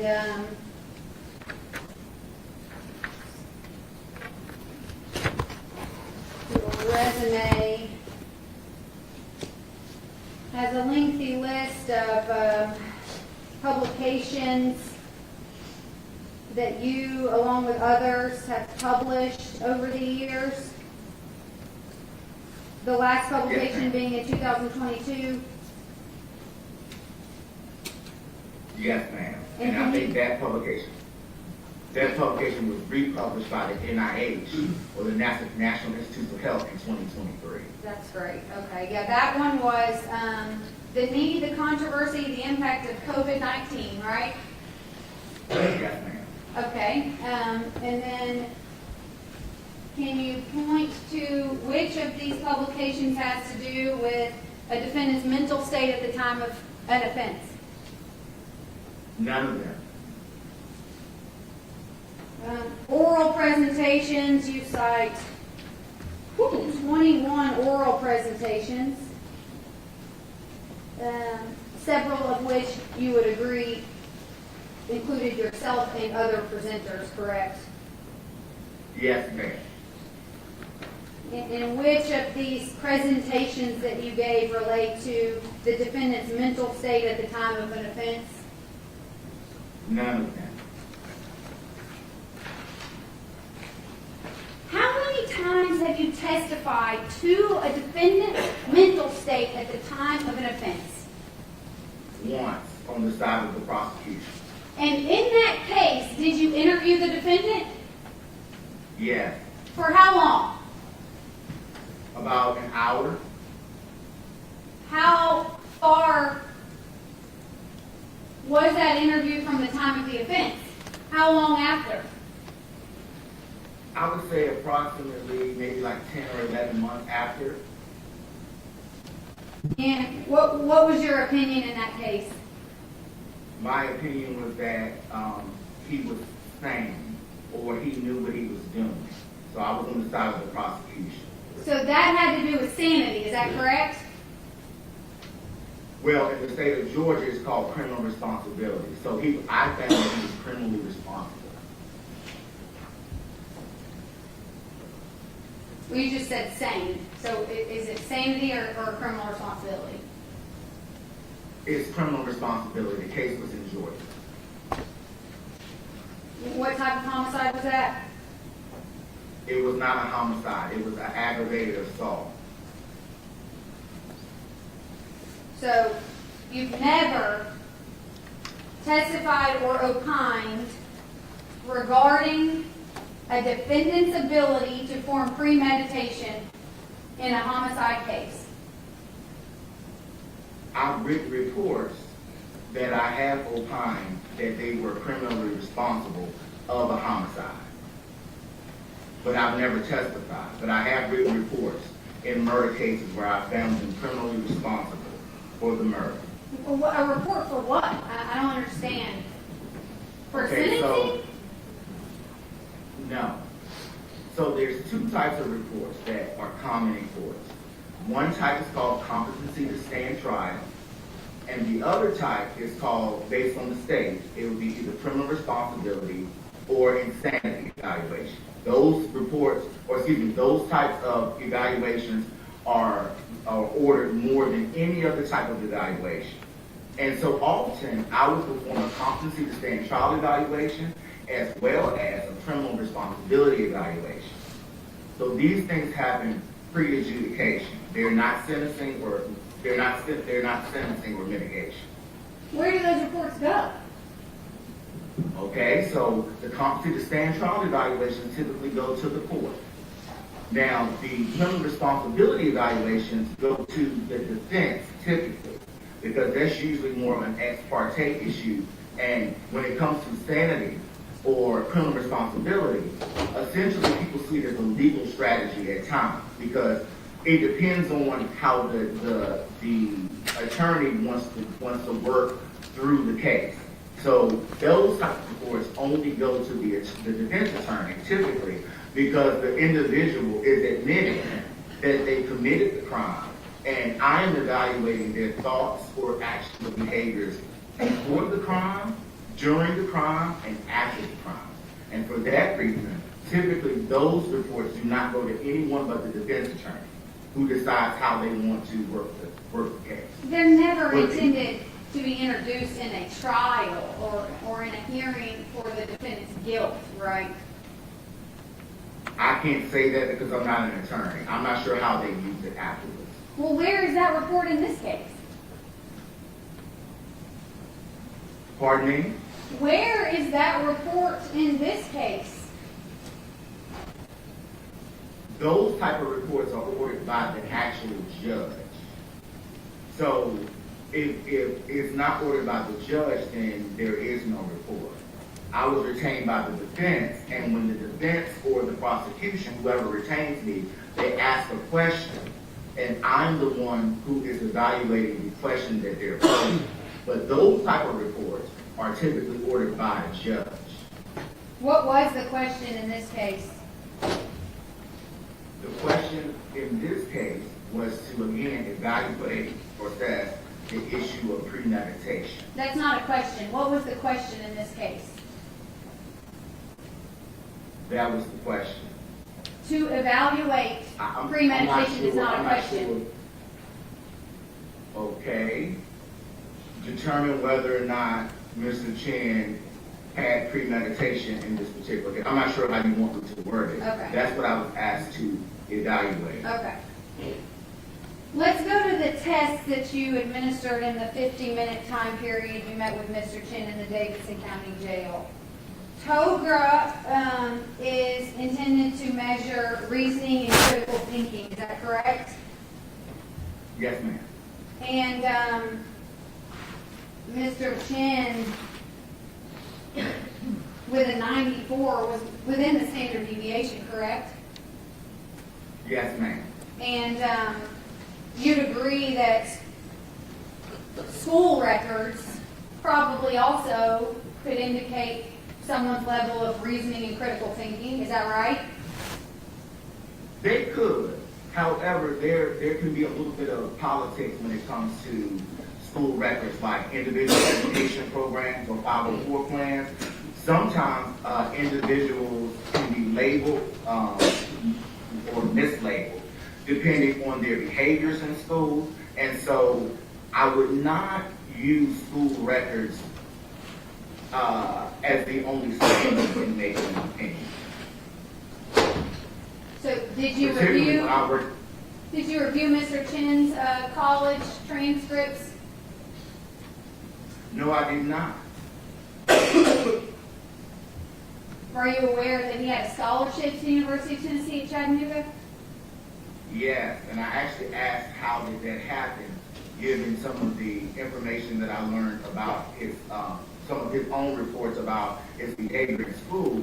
I was curious about that he did earn a scholarship, but different scholarships have different requirements. So I know that a scholarship that I'm aware of, he likely wouldn't have been necessarily a person that would have gotten some of the scholarships I know about. However, yes, he did report that he had gotten scholarships.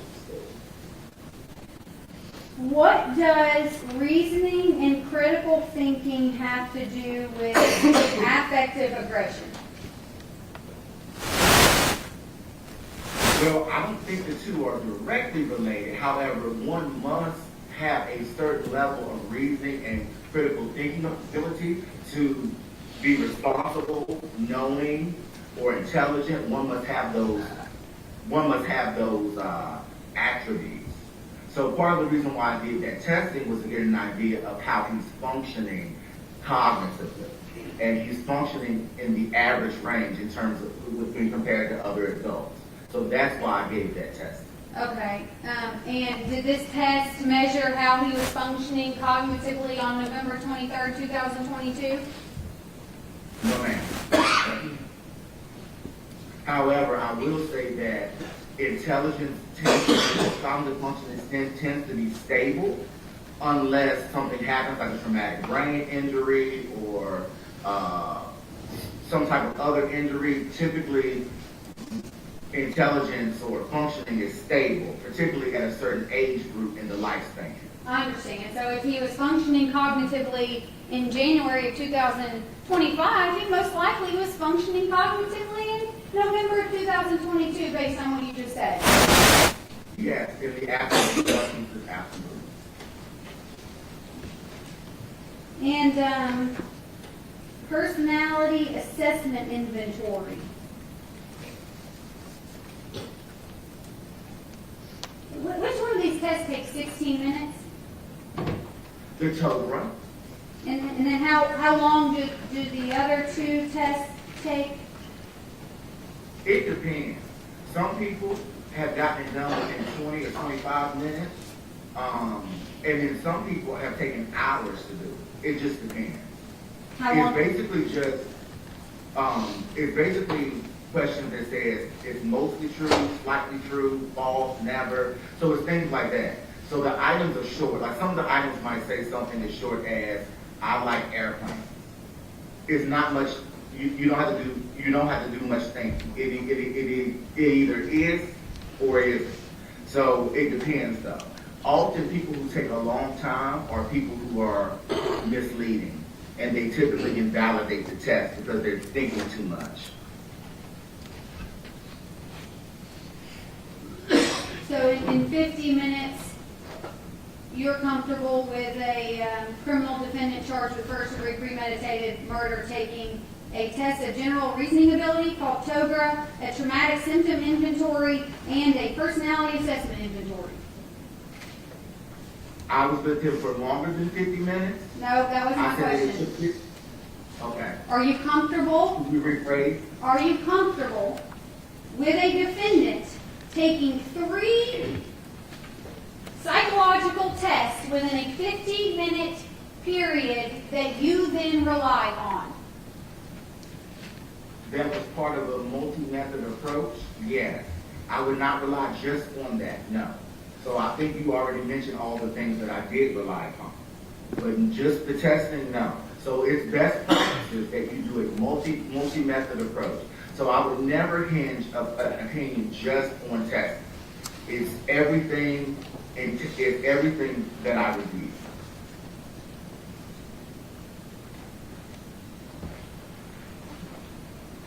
For the trauma symptom inventory, TSI-2, it says that the clinical scales reflect 4 broad categories of distress: self-disturbance, post-traumatic stress, externalization, and somatization. Somatization, yes. Can you explain which of those has to do with the defendant's mental state at the time of an offense? So that particular testing doesn't mark directly to a mental status at the time of the offense. What it does is it gives me a profile of how this person is social emotional function. So does this person lash out at others? Do they have anxiety? Do they have depression? Have they experienced trauma in their lives? Are they likely to become easily angered or agitated? So what that does is it's one component of gives me an idea of his personality profile, but it does not. There is not a test that loads directly onto a legal issue. That's not how testing is designed. Okay. And so the same thing for the personality assessment inventory. That test has nothing to do with the defendant's mental state at the time of the criminal offense, does it? Not directly, no.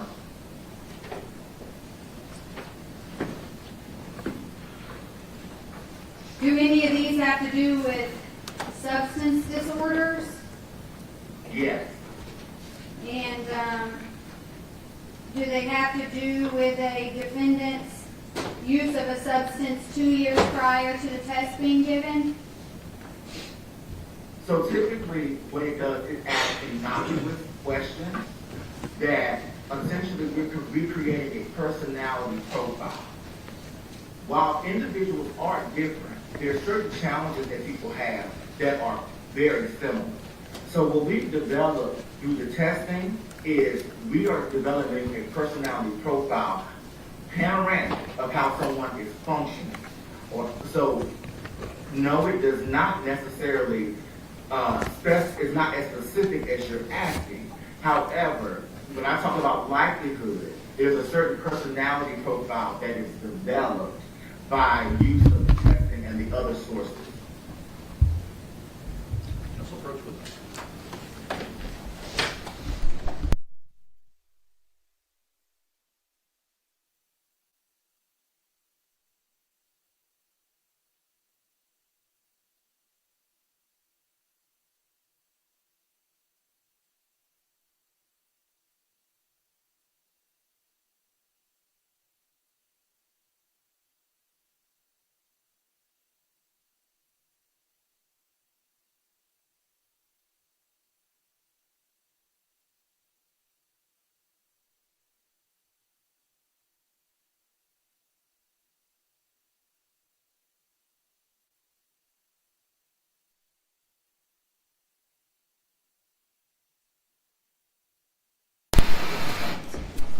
Thank you, gentlemen.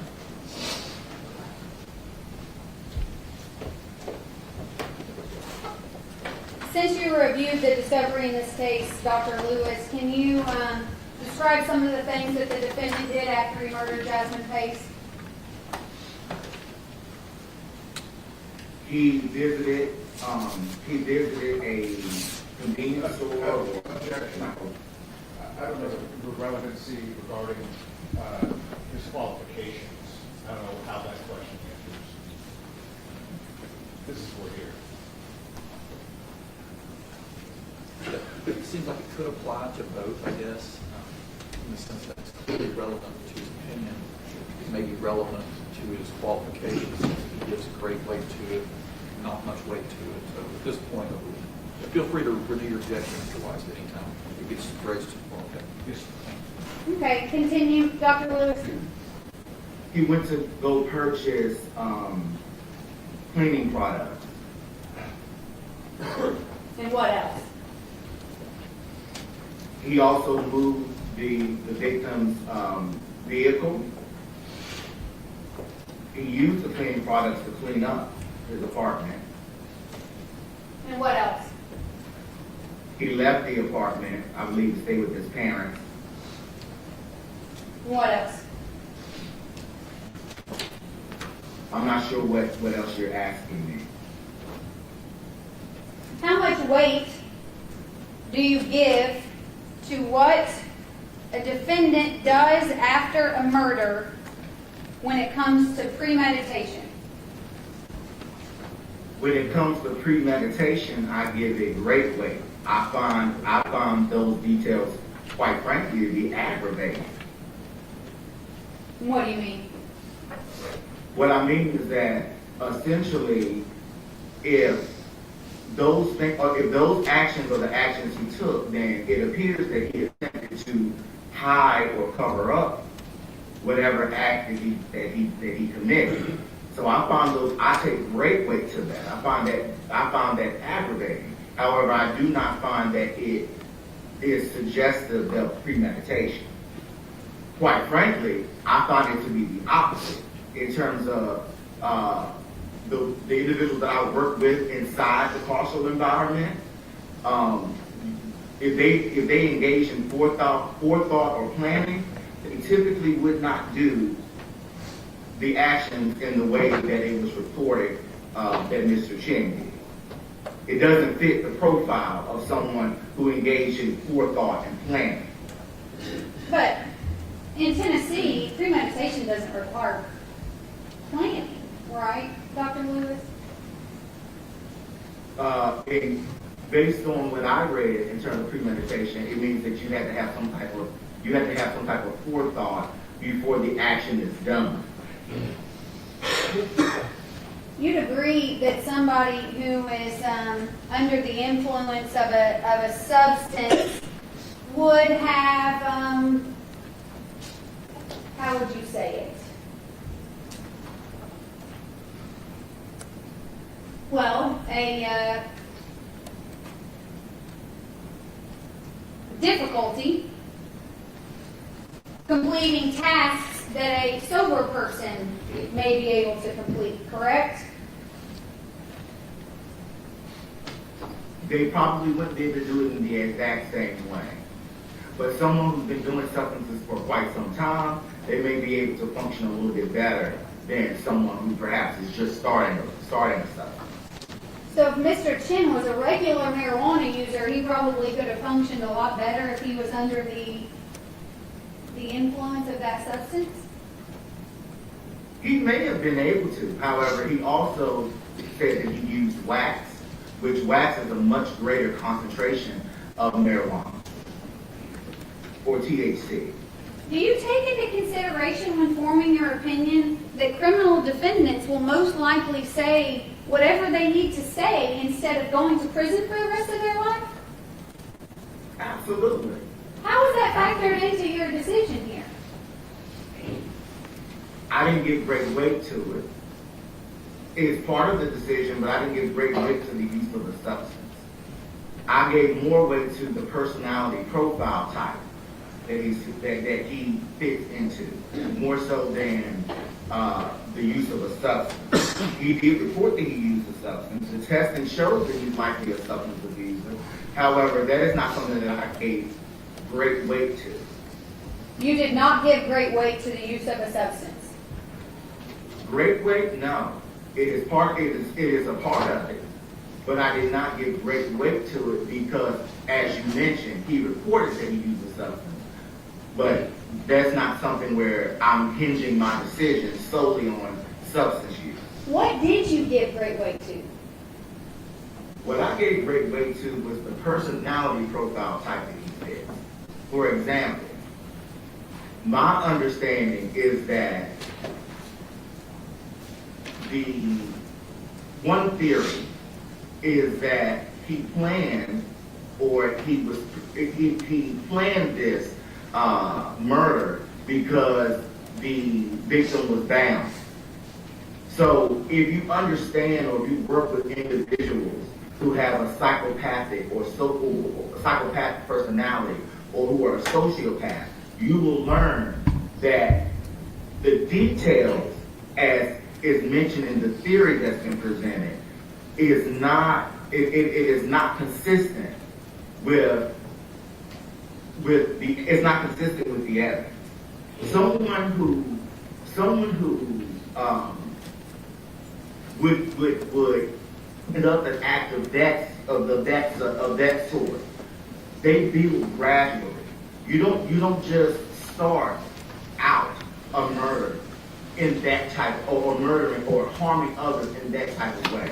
That is a gradual type of violence or aggression. So what I was looking at his personality profile type, and then I also was looking at the different theories that were presented. And so what I'm saying is that we would expect to see other things within his personality profile type. There should be other violence or aggression. There should be other charges of violence and aggression. There should be a known history of maybe intimate partner violence. There's a lot of things that should be within the personality profile type and within the evidence, given the theory that's been presented, that's not there. How many of Mr. Chen's former girlfriends did you speak with? None. How many of Mr. Chen's friends did you speak with? None. How many of Mr. Chen's family members did you interview? None. I reviewed what was written in the discovery. So you're basing your knowledge on Mr. Chen's prior violent history on what Mr. Chen told you? And I'm also looking at the legal record. Did you produce some charges for Mr. Chen in terms of violence and aggression? Because typically that's what those individuals like that's what they have at a much younger age than now. They start at 10, 11, or 12 years old. Hang on just a second, gentlemen. You approached here. Christian.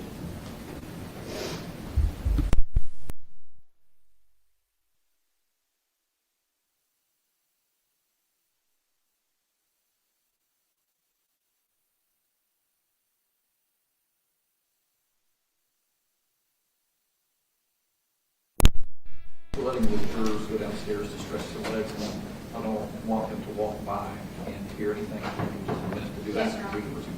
Yes, Your Honor. Dr. Lewis, you can just hang out for just a moment. We've got to take a pause, and then we'll resume as soon as we can.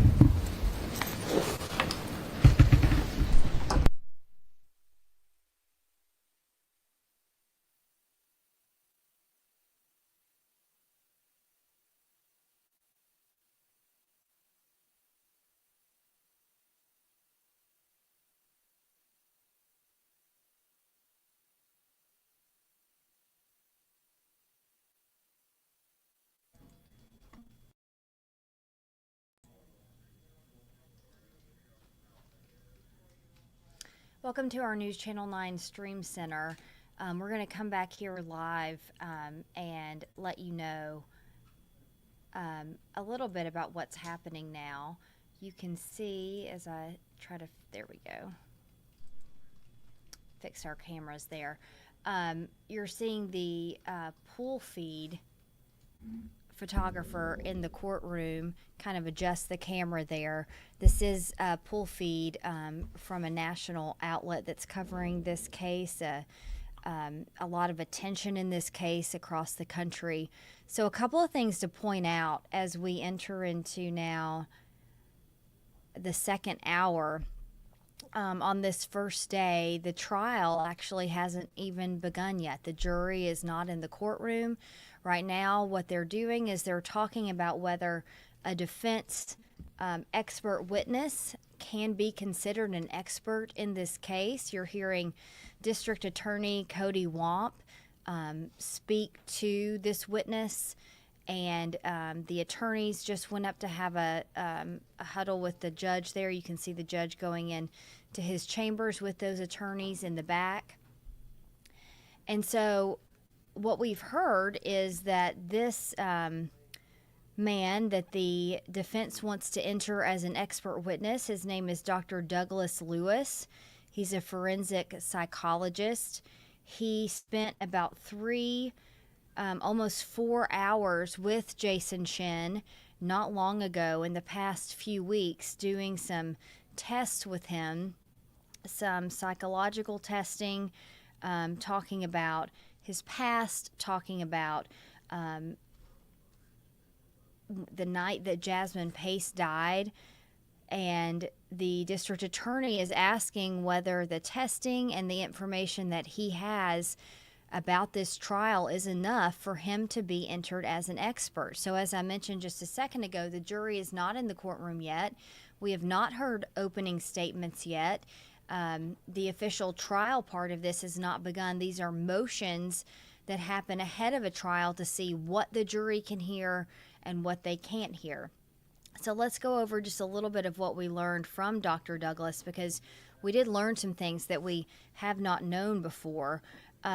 So Dr. Douglas entered a report into the court record that will kind of show what he plans to testify if he's allowed to testify as an expert witness. And he found that it was highly unlikely that Chen acted with premeditation. Well, of course, the district attorney wanted to know how he came to that conclusion. And Dr. Douglas said that he feels like Chen acted with what's called affective aggression while under the influence of substances. He said Chen reported to him, admitted to him, that he used substances the night that Jasmine Pace died, that they together drank an entire bottle of wine, that they smoked marijuana, and they used wax, which is a type of concentrated THC. Now, the district attorney asked him if he had seen the autopsy results of Jasmine Pace and asked if that admission by Chen corroborated with the autopsy results there. There was some discussion over that. And the district attorney bringing up some issues that she feels like this was hurried, that this supposed expert witness was brought too late to the prosecution for them to be able to do their due diligence. She asked questions like, how long did you interview him?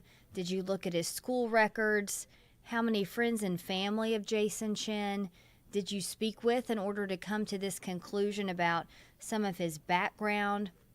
Because he also found that he believes that Chen has psychiatric and mental health challenges like depression and anxiety, but he did not feel comfortable enough giving a formal diagnosis. So all of these things are what Dr. Douglas Lewis, this forensic psychologist that the defense wants to enter as an expert witness in this trial, things that he believes, but the judge hasn't made a determination yet if they will allow him to be an expert witness. So that's what they're doing right now, is they're questioning him over Zoom to see if they'll allow that to happen. They did ask for a continuance in this case. The judge decided that was not necessary, that it would be a huge waste of resources. He said if something came up that was very transformative, that he would consider a continuance, but in this case he did not believe that was the case. Also, a lot of discussion about whether Jasmine Pace was shackled with handcuffs before or after she was killed. That seems like it might be a big point in this in the case here as we get ready to hear opening statements, we presume at some point today. I'm just looking through my notes here. The judge did say that he did believe that the entering of this specific expert witness was hurried, but he can't say that it was unethical. So again, they're listening to testimony about whether Dr. Douglas Lewis can be allowed in as an expert witness at this point. This is a hearing about this, so the jury has not been in at this point. We have not heard opening statements about the case. They're taking a short break, and we will hear too. But you can always go to NewsChannel9.com. We have a very extensive story about the background of this case. Extensive reporting over the past 2 years since Jasmine Pace's death in November of 2022. So we'll put you on pause here as we wait for the judge and the attorneys to come back in the courtroom. That's just a short recap of what we've seen so far this morning.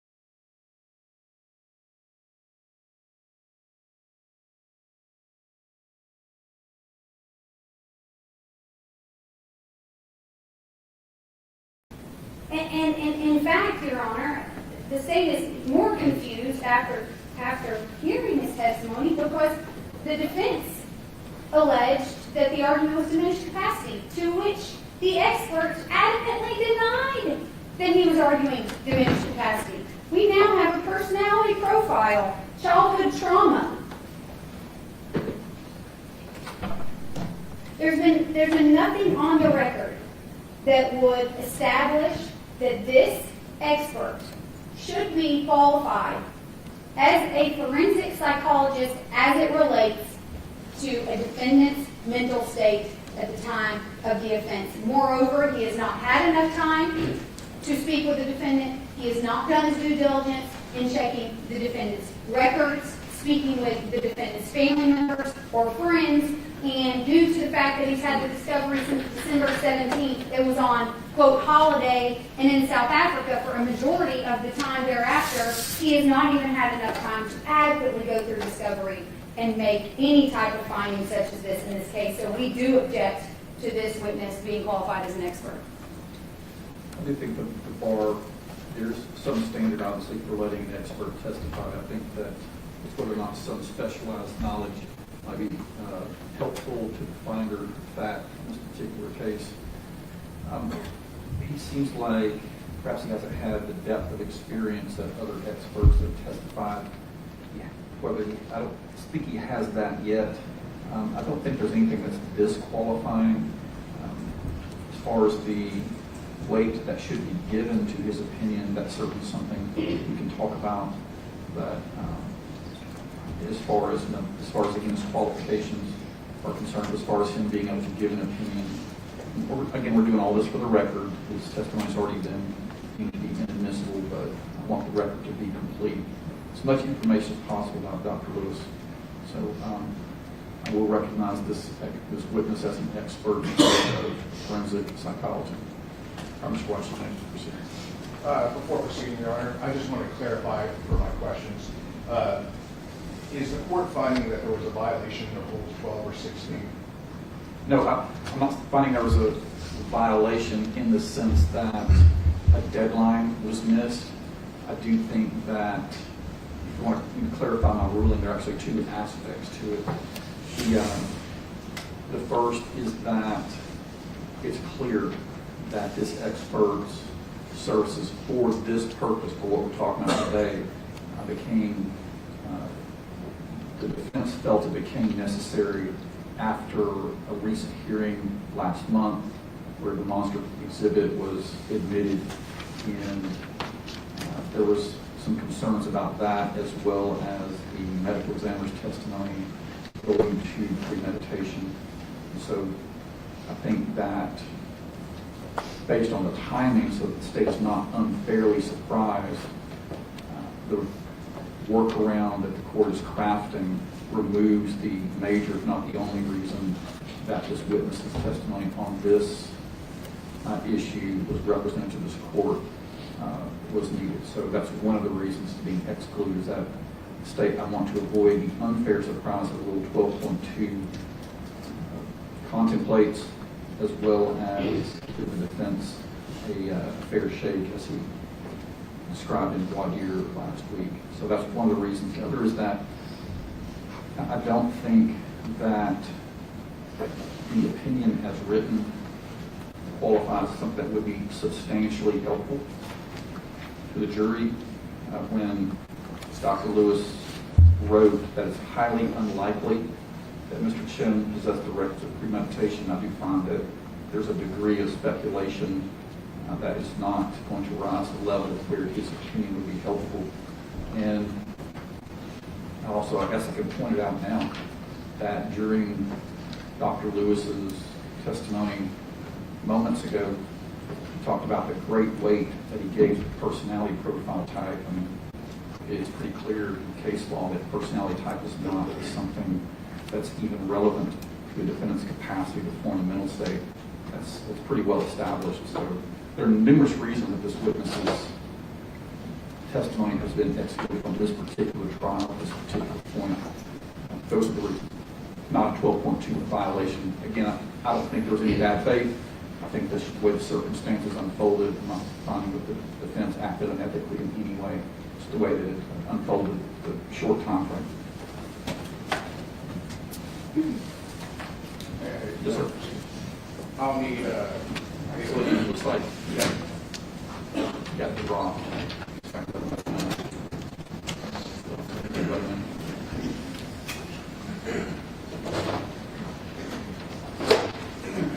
Start from scratch. You could text Dr. Lewis and let him know that that's some technical difficulties. I'm about to let him back in.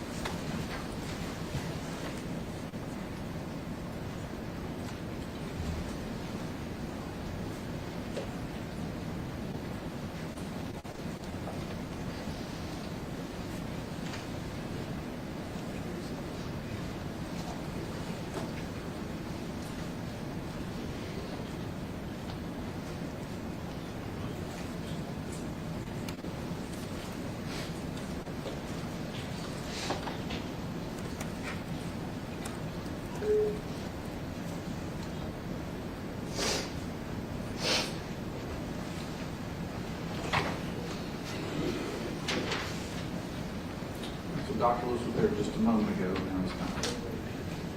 There we go.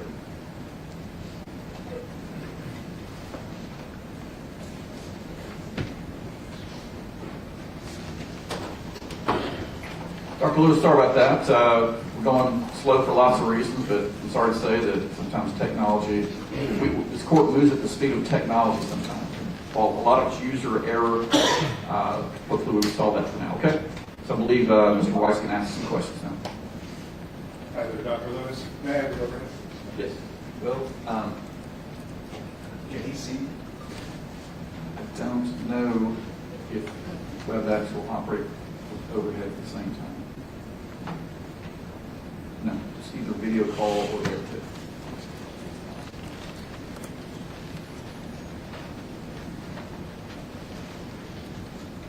Can I try work around, Judge?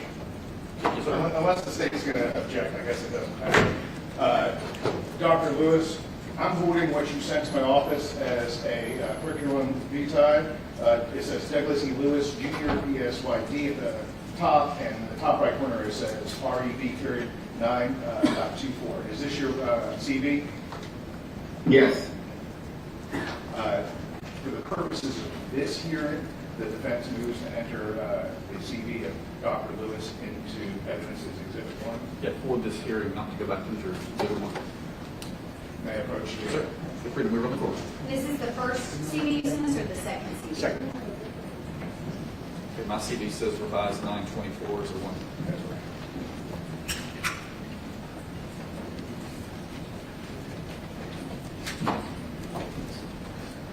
Dr. Lewis, I have a letter here from Regina Lewis as the board administrator at the Board of Examiner in Psychology. It's dated December 17th. Was this letter given to you authorizing you to practice law temporarily in Tennessee? Practice law? I'm sorry. Practice psychology. Practice forensic psychology. To practice psychology, yes. Defense moves to enter this as exhibit number 2. Exhibit 2.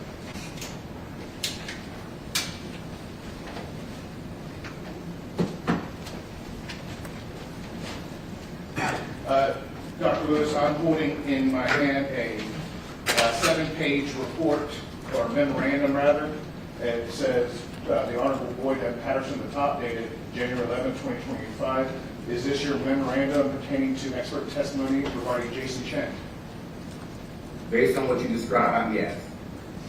That's good. I think this is Exhibit 3.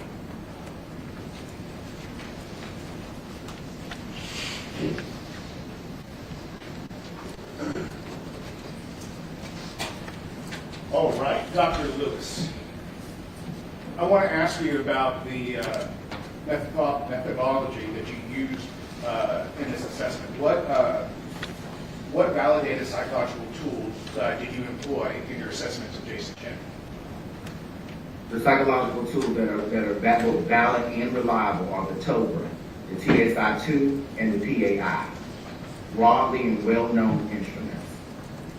Are there, if you had more time to spend with Jason, are there other tests that you would have performed? No. I mean, certainly there are numerous tests that we have at our disposal, but I don't think that would have been necessary. In fact, a lot of mental status at the time of the offense evaluations don't use testing at all because psychiatrists and psychologists perform. So a lot of times testing is not even used. Are the methods that you use consistent with the guidelines recognized by professional organizations like the American Psychological Association? Yes. And you don't have to go through it, but are you able to cite research and case studies that support the evaluation analysis that you did on Mr. Chen's or Jason's psychological state? Yes. And is it relevant to premeditation? Directly relevant to the issue of premeditation, just like most legal questions, there's nothing that's going to directly load on any type of legal issue. However, those are tools, yes, that are used to answer some of the legal questions and controversies that emerge. Do you believe that you were provided all the relevant materials, including evidence to ensure that your assessment is objective? That is objective, yes. I strive for objectivity, but as I mentioned earlier, with the introduction of more information or data that's objective, my opinion could change. However, based on what was available to me, as I mentioned in the memorandum, that is how I form those are the bases of how I form my opinion. In your opinion, you say when to a reasonable degree of psychological certainty. What does that mean in the context of your opinion? That means just like in any type of psychological science or practice, it is highly likely that what I'm saying is correct. However, when it comes to behaviors, actions, etc., we cannot say definitively anything. So that is what that means. That says that that means that given the resources that I've been given, also the evaluation, the psychological test, etc., that to the highest degree to which is possible as a psychologist or a psychiatrist, this is what my opinion means. However, we can't say anything definitively.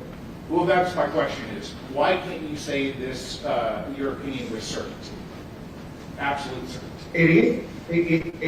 I am certain of my opinion. However, to say absolutely certain, I would have had to be in the room when these things were occurring, which none of us were. So I can't say this is absolutely what happened. I cannot say that because none of us can say that. However, based on the information, the data, the testing, the evaluation, it is highly likely that the opinion that I reached is the accurate. Would you characterize your opinion as based on speculation? No. Why not? Because I used and reviewed all the evidence that was in the discovery. I also conducted psychological testing. I interviewed. I reviewed his legal history, again, things that are in the documentation. So speculation alone, based on my understanding, would be not using any form of evidence, not trying to use any type of objective psychological testing that's both valid and reliable. Those type of things, I think, I would characterized as speculation. However, when you use a multi-method approach, as I did, I would not characterize my final conclusion as speculative. Did you make any assumptions that was unsupported by the evidence informing your conclusion? No.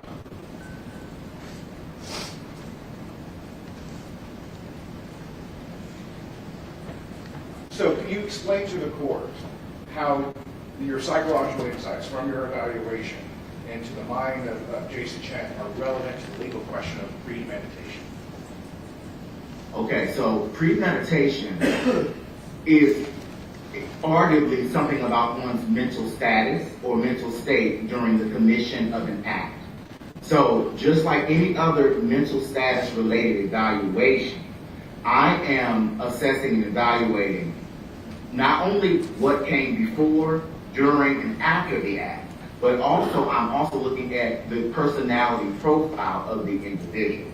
So I'm using all those things in order to answer the legal question.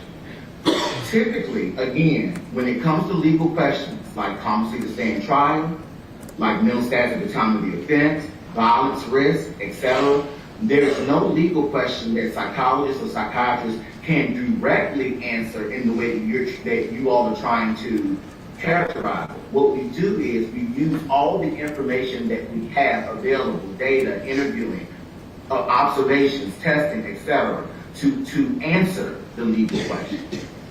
But it's not like A plus B equals C. That is not how these things work. Like, for example, there's no real test of premeditation. There's no test of mental status at the time of the offense. We use the information that we have and the testing and the level of questioning and training that we have to make to give the court answers to its controversies. So sticking with the premeditation, particularly in cases with premeditation or where you're dealing with intent, can you elaborate on the specific experience conducting those types of forensic evaluations? So those type of evaluations, I actually am in the middle of one. I have one that I'm doing that has to do with the intent or the case element of intent in Virginia. And in those type of cases, we're looking at one's functioning behaviorally, socially, and intellectually or cognitively in order to make determinations about one's intent. For example, it was posed earlier about his reasoning and critical thinking. If someone, for example, has an IQ of less than 65 or less than 60, there are certain types of crimes without the assistance of another person you know that they would not be able to do because they don't have the level of forethought or thinking. In terms, that's an easy way of kind of understanding it. IQ or functioning in terms of their cognitive functioning is something where we would be able to answer that type of question. So, can you explain your role as a forensic psychologist and how it's distinct from a psychiatrist or a general clinical psychologist in assessing premeditation or intent? A forensic psychologist is a clinical psychologist who has specialized or specialty training in forensic psychology, meaning we have gotten some type of legal training in that we understand or know how to interpret certain statutes, and we also apply psychological principles to legal issues.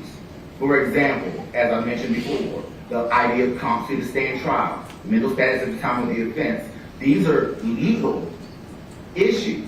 However, you need a psychologist or someone with that particular training in order to answer those questions. So we're different from, a forensic psychologist is different from a psychiatrist because a psychiatrist cannot issue testing. Usually their training in forensic is not as comprehensive as it is when you are studying to be a forensic psychologist. And we're definitely different from a general practitioner because general practitioners are there to treat and evaluate mental disorders only. They don't have the legal piece, the legal understanding. For example, I had 2 to 3 years of didactic instruction about cases that involve mental health or psychological issues. what methods did you employ in forming your conclusion about Jason Chen's mental state at the time of the offense? I reviewed the entire discovery that was made available to me. I interviewed Mr. Chen extensively, not just questions about his personal history, but also violence risk and also sexual violence risk. Again, those questions were not all face valid, meaning there were times where an examinee would not know why I was asking the questions that I was asking. I also administered 3 psychological tests that are both deemed valid and reliable within our field. So, in regards to the assessments that you did on Jason,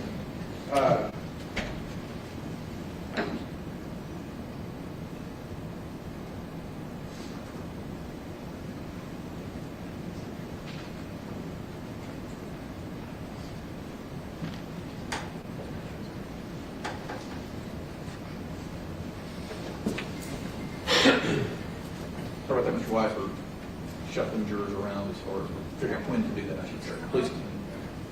let me start over. The question is whether, right here, let me say this. Can you explain the psychological concepts of emotional regulation, impulsivity, and how they're relevant in this case? So emotional regulation and impulsivity are important to this case because often people who commit murder or other heinous acts of violence, it tends to be in a heightened state or what I call affective aggression or violence. So someone who has trouble regulating their emotions, or someone who is quick to anger and also is impulsive, they are likely to engage in behavior without thinking. And a lot of times, our jails and our prisons are filled with people who have committed acts out of being anger, not thinking, impulsive. So emotional regulation and impulsivity are two, in my opinion, major factors in most crimes when it comes to aggression and violence. So one of the tests you did was, is it called TOBRA? How do you pronounce it? It's called the TOBRA. And you conducted the TOBRA with Jason Chen? Yes. How did his performance in this test inform your understanding of his cognitive capacity for planning? Well, the reason why I issued that test is because someone who is highly intelligent will create a different type or may slightly change the way that we characterize in terms of the profile.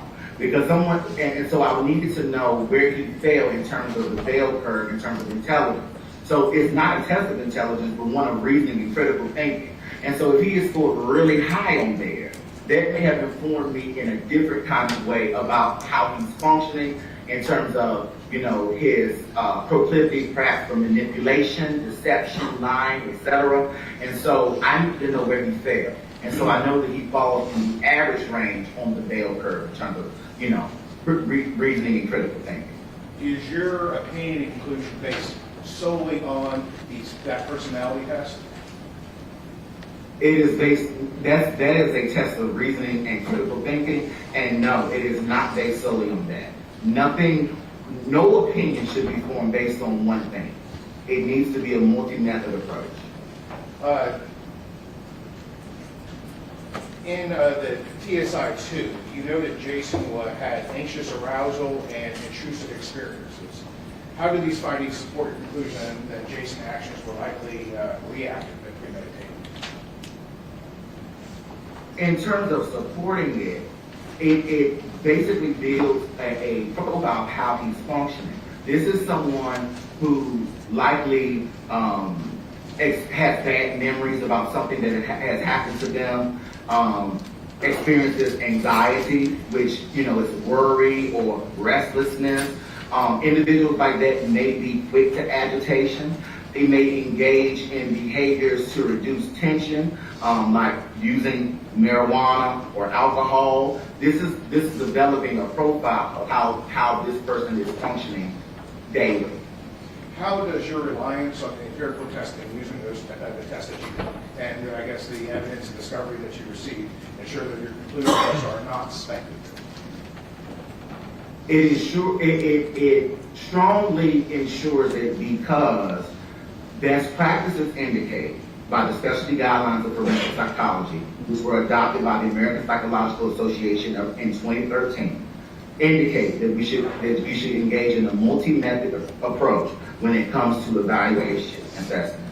And therefore, based on that adoption of those specialty guidelines, based on my work in the field of mental health since 2010, my work with inmates or justice involved individuals since 2014 or 2015, it ensures me and it informs me that my opinion is not speculative. Were your findings consistent with other peer-reviewed literature and established psychological principles? My findings were consistent. Let me answer that in a different kind of way.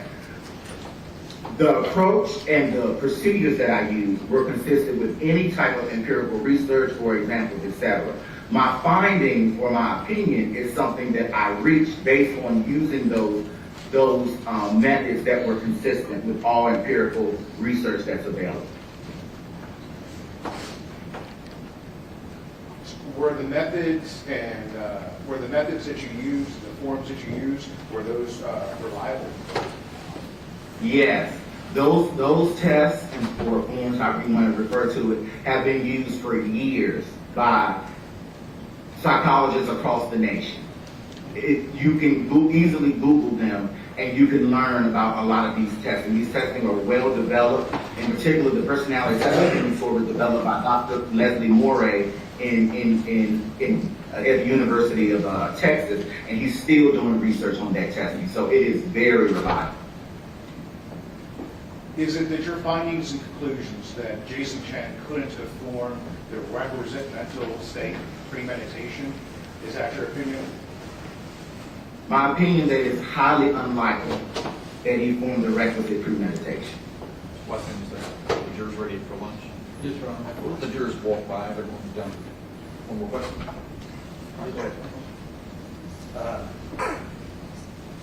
Would any reputable forensic psychologist say with absolute certainty that a subject had the requisite premeditation or requisite intent, or is that something that goes too far beyond an opinion? Saying absolutely certain is going too far beyond an opinion. No reputable forensic psychologist or forensic psychiatrist should say anything with absolutism. Thank you, Dr. Lewis. Mom, Jones, you can send the jurors to lunch. Yes, Judge.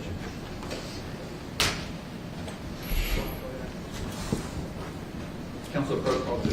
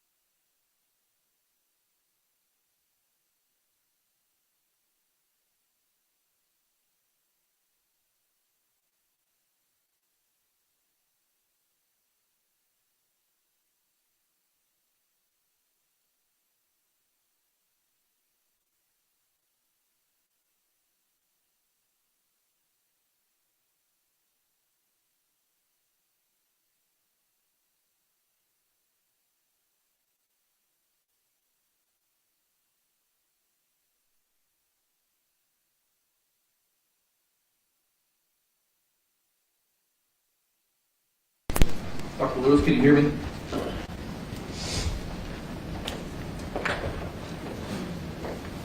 You mind step off here? That's muted. Can you hear me now? Yes. Dr. Lewis, thank you so much. Mr. Watts will get in touch with you shortly to let you know how to proceed, how we're going to proceed in this case. I do thank you for your time this morning. Okay? Absolutely. Thank you. Yes, sir. The privilege.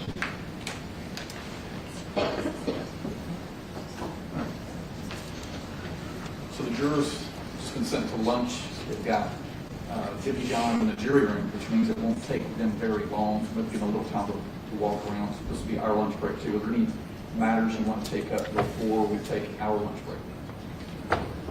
Yes, Your Honor, two separate issues. One has to do with the indictment.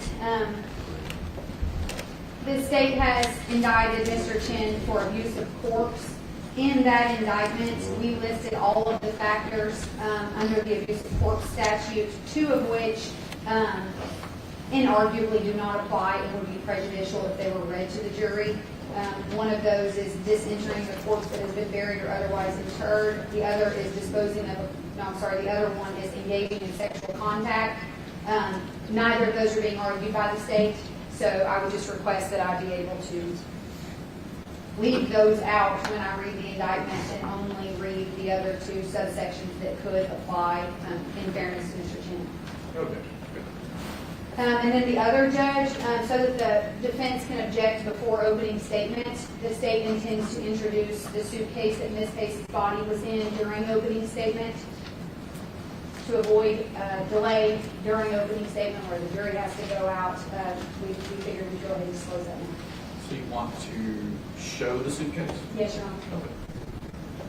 Why is it common for evidence that's likely going to be admitted to be used in opening? Any objection? Thank you, Well, Judge.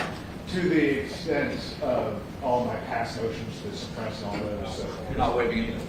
Thank you. Thank you, Judge. All right, that clock says 12:20. Everyone will be back when that clock says 1:15. That's 55 minutes of lunch. What we're going to do is we'll start the jury trial, bring the jury in. They'll be sworn. We'll get instructions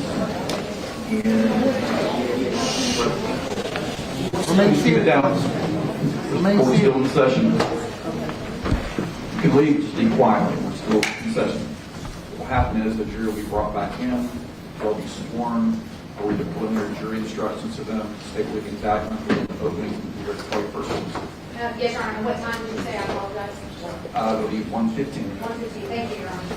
The court's in recess to 1:15.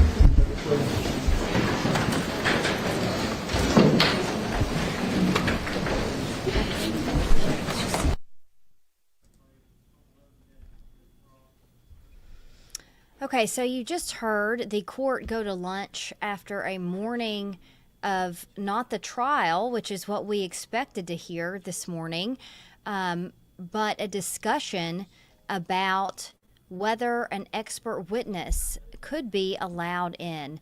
And as far as we understand, the judge said that his testimony was inadmissible, but they would still recognize him as an expert in forensic psychology.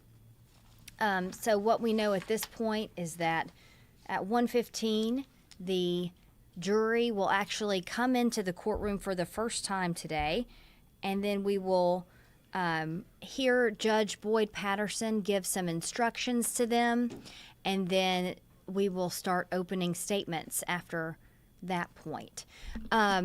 So it's been a few hours of hearing some hints of what we might hear in this case.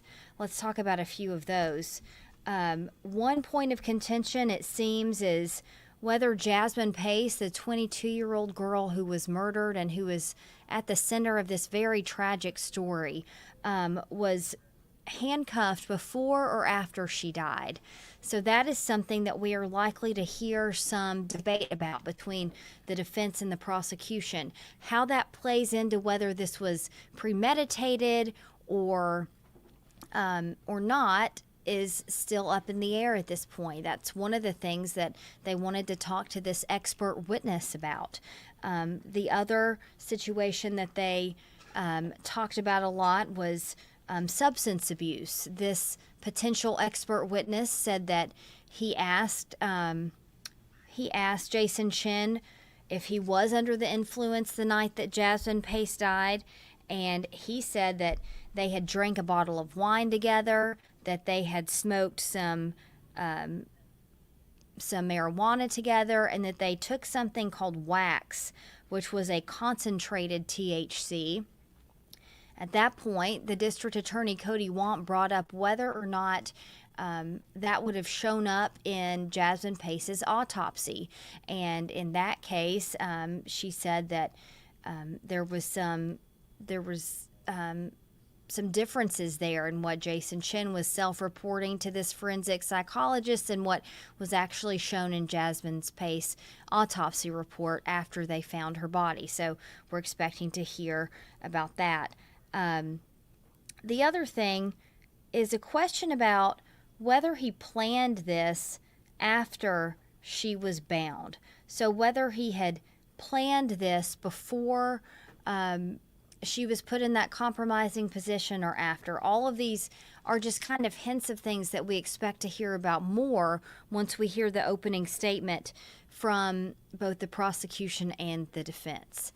And when you look at some of the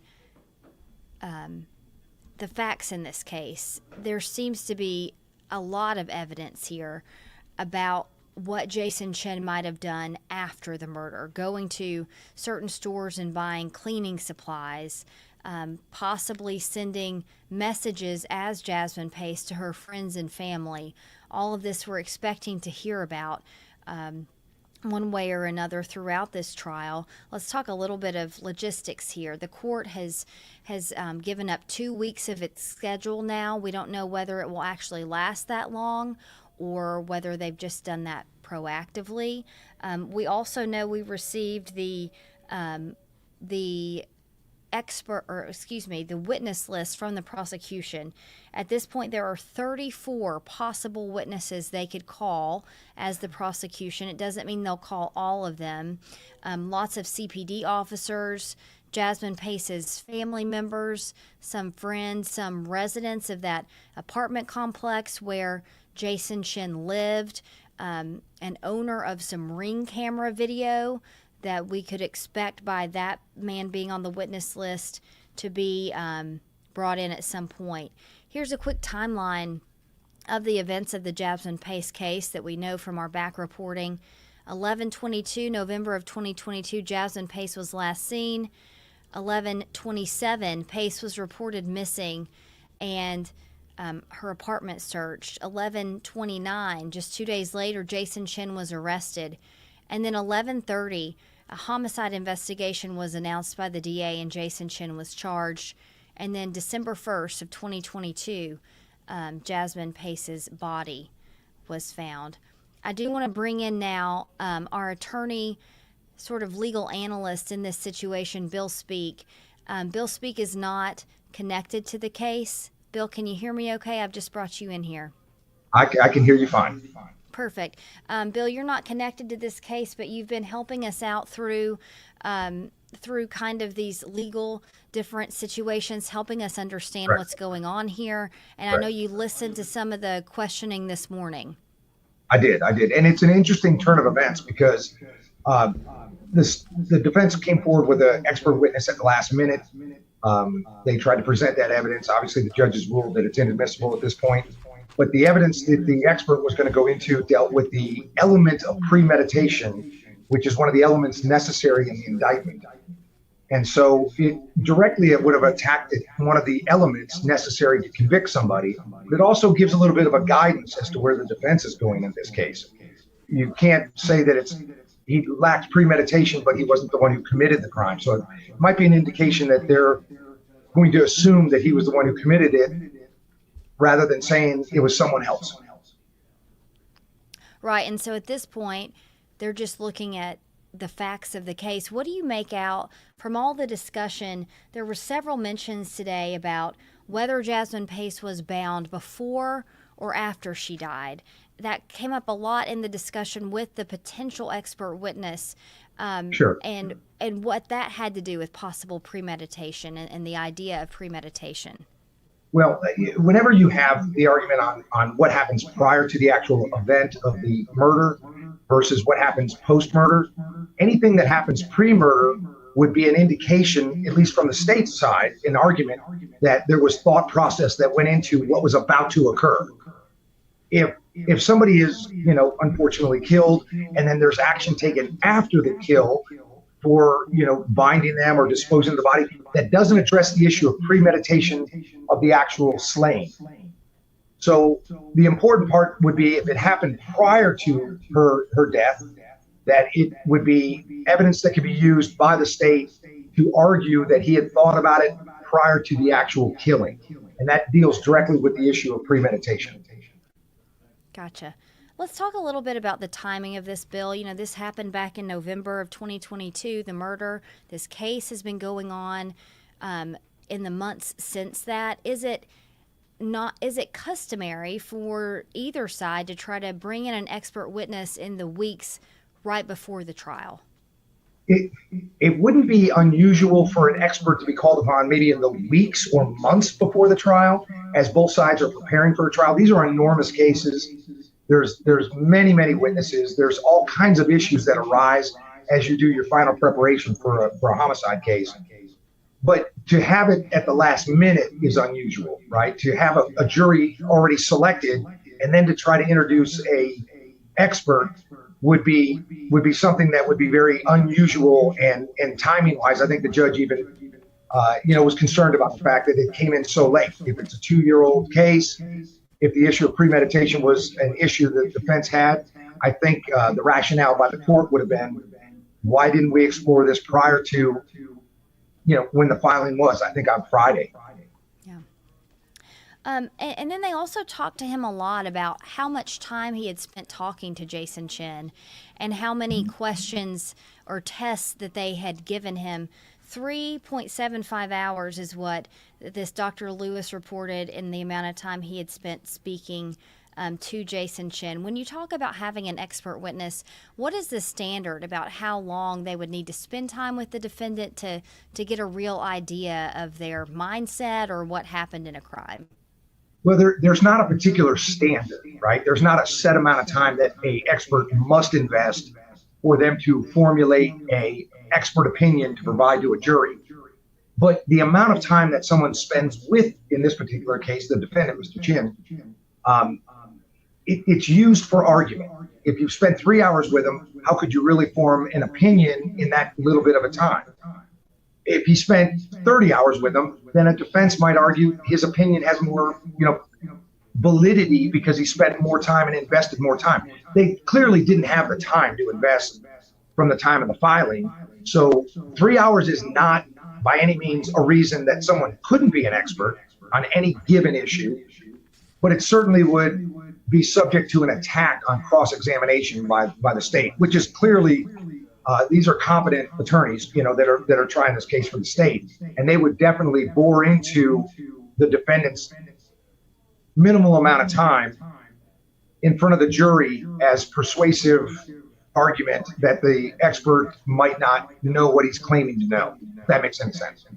Yeah, and then I think another one of the big takeaways from this discussion was this idea of substance abuse and some of the things that Jason Chen self-reported to this forensic psychologist that he was under the influence of the night Jasmine Pace died, which was a bottle of wine. He said he had smoked some pot and he took some concentrated THC called wax. Do you expect from hearing that'll be a big point from the defense, is that he was under the influence of drugs here? Well, I don't know that it'd be a big point, and here's why I say that. Under Tennessee law, voluntary intoxication is not a defense to what we call mens rea, someone's mental state. The term mens rea will be coming up a lot in this case, and that's the legal term for someone's mindset. But if you could voluntarily, if you could consume drugs or alcohol, and that could be used as a defense, then almost no DUI could be convicted. Somebody who goes out and drinks at a bar, voluntarily drinks at a bar, and they become intoxicated, they become impaired, their judgment is less sharp than it would be. That would be a defense in every DUI case. it's not a defense. When you voluntarily, meaning you choose to intoxicate yourself. Now, it would be important if somebody slipped somebody a drink and they became intoxicated or impaired and the mens rea was affected as a result of involuntary intoxication. But I don't think there was any indication this was involuntary, meaning someone did it to him. The fact that he did it to himself does bring up points, but they won't be major points. And then as we get ready to go into opening arguments after the lunch break here, what are some key things you expect to listen for? Well, the state is going to present a roadmap for the jury to follow where they expect their case to go based on the evidence that they anticipate they're going to present. So the state will have a pretty clear idea of where they think this case will go based on the numerous witnesses as they take the stand and the evidence that they will develop through those witnesses. So you'll get a theme from the state. The defense could either not make an opening statement at this point, or the defense may choose to not really reveal their theory of the case. But the defense also could say, we have this evidence that we expect will come up, and it'll point to a different outcome other than what the state is, basically presenting as its roadmap for the prosecution. Okay. Bill Speak, thanks so much. I know we expected to kind of have more to talk about in this first session here. I think all of us expected to go right into opening arguments this morning, but certainly this questioning of this possible expert witness at least gave us some hints of same things to come throughout the trial. It certainly did. It did give us a little indication of where the defense may be going. All right. And Bill, we'll see you a little bit later today after that those opening statements wrap up. Thanks so much for your time. Anytime. Okay, thanks. Of course, as we said, we have team coverage in the courtroom. We have News Channel 9's Meg Doyle, who's in the courtroom. We also have News Channel 9's Mary Beth Mangrum, who I'm bringing in to join us now. Mary Beth, you've been in the courtroom since this morning. A lot of discussion about this expert witness, but I want to ask you just about the mood in the courtroom. Who's in there that we aren't able to see from the camera angle of the judge and the attorneys? Have you seen family members of Jasmine Pace so far, or what's it like being in there so far? Yes, yeah, we've seen a lot of members of Jasmine Pace's family, including Katrina Pace and Travis Pace themselves. We've also seen what looks to be extended family members or friends of Jasmine who've attended this first day of the trial. And then as far as Jason Chen goes, we did see his parents in the courtroom, as well as what seems to be some extended family or family friends, both of them in separate aisles. Any emotion being shown yet from those people? You can't imagine how hard it is to sit in and listen even to some of the small details we've heard so far for Jasmine's family. And we know we've seen how hard it's been on them in the past for hearings and things that we've covered.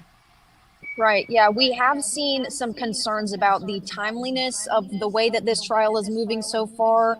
As you mentioned earlier, we haven't reached the opening statements so far. But overall, I would say the atmosphere in the courtroom seems calm enough. This is the first day of the trial, so we're still getting into some things. So I think everyone's patience is high. And I also think that a lot of people have been waiting for this for 2 years. Yeah. What is the capacity in that courtroom? We know we have one national outlet covering this. Are there a lot of other people that are watching that may just be interested parties? Is it a packed courtroom? I would say the courtroom is probably as packed as I've seen it here in Hamilton County. I think that the last row of the courtroom is the only vacant one. But as far as where we're at, there is a lot of media coverage of this trial, a lot of interest. So that's something that we've been seeing a lot of here locally, as well as you mentioned, national coverage. Yeah. And you traveled to Nashville last week because they had to go to Nashville to pick a jury pool here because of all that coverage. Yes, yeah, that is a big thing as far as this trial goes. A lot of people here locally have been following it. We've been covering it since Jasmine Pace was reported missing back in 2022. So you can see that a lot of the people who live here locally have seen and are familiar with this trial.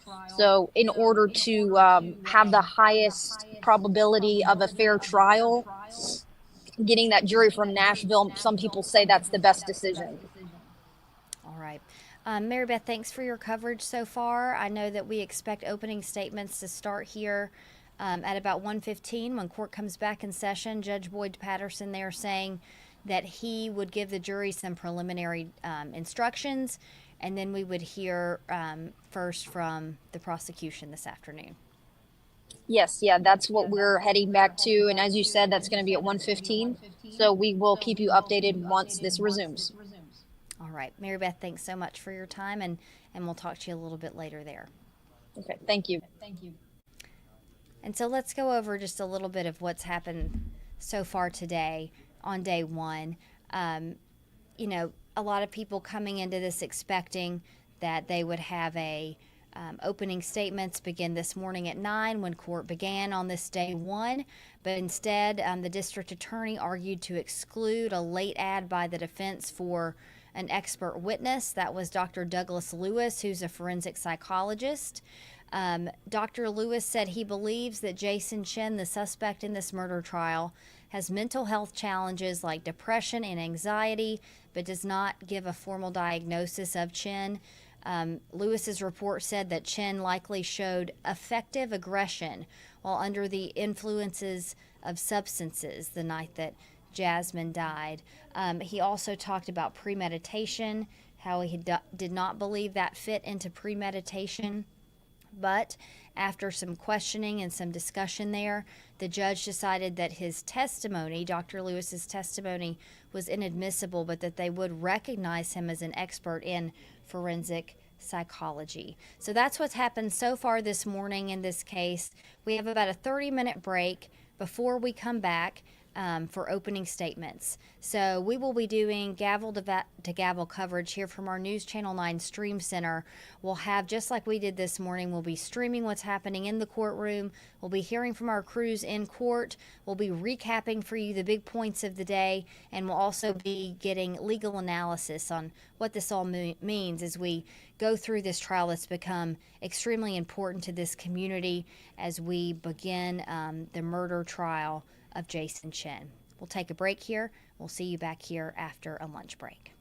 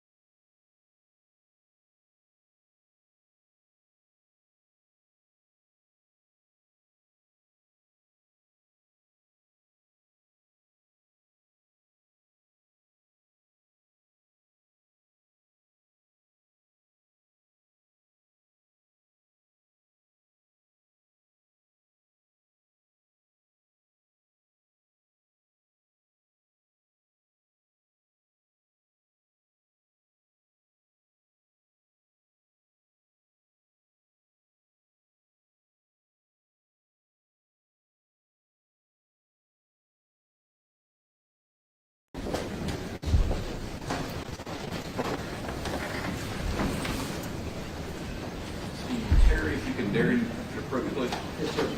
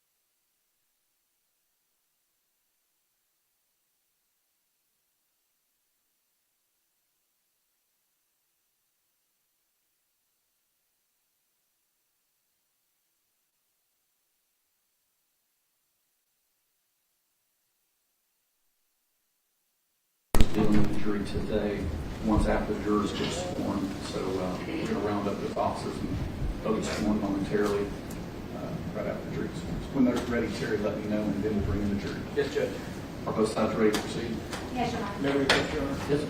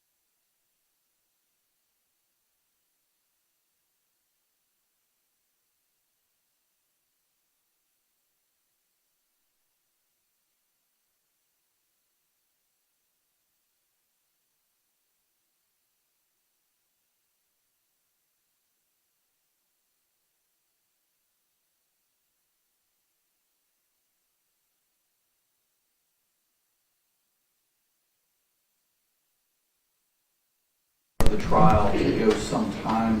A jury will be brought in, they'll be sworn, officers will be sworn. I'll read some preliminary jury instructions. State will read the indictment. If they choose, they can make an opening statement. Mr. Chen, so if the plaintiff wishes to make an opening statement, we'll do it then too. And we're going to go right into proof. If anyone wants to stand and stretch, better do it now, because otherwise we're going to be bored for the session for quite some time. Group one's ready, sir. Everyone's ready back there? Yes, sir. Okay, bring the jury back.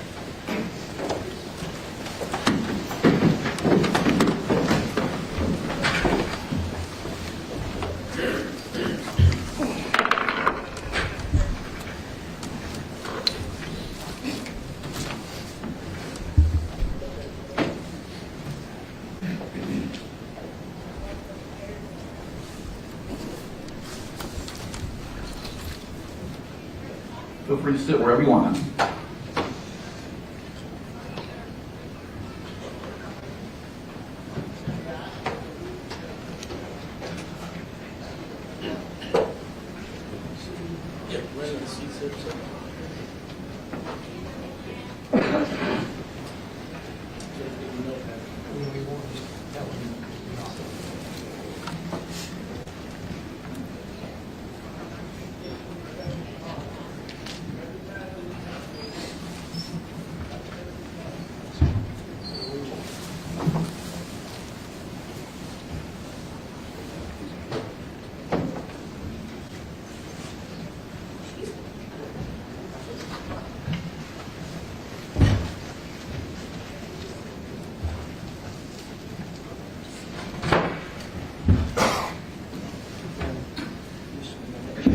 one chair that's kind of off to the end there. If anybody particularly big, over 6 feet, you just stretch your legs, that might be a good chair for you.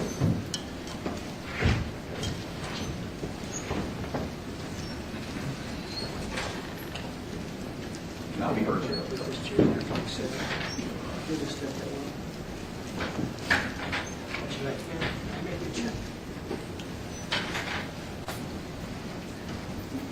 All right, please be seated. Welcome again to Chattanooga. Welcome to the courtroom. As you can see, it's the exact opposite of where we were last week, or how the courtroom is laid out. So it feels a little backwards too. That's how we felt all last week. Hope you had a restful night last night. We already started the trial momentarily. And with that, I'll have you all stand and raise your right hand. You solemnly swear or affirm to well and truly try the issues that traverse herein, joined between the state of Tennessee and the defendant, Jason Chen, upon a true bill of indictment charging him with the offense of first-degree murder, of use of a corpse, a true deliverance made, and a true verdict rendered, according to the law and evidence, so help you God. Please be seated. Got a little bit of a taste, I'm sorry, of what's in front of you in some ways. You're in court now. There will be a lot of times like this morning where we spent basically all morning in the pre-trial matters. So be prepared. There will be some times where we have to step out and be patient with us. So work the matters that in the end save time for everyone. Can I tell you to bring the officers in there? Yes, Chen. Okay, guys.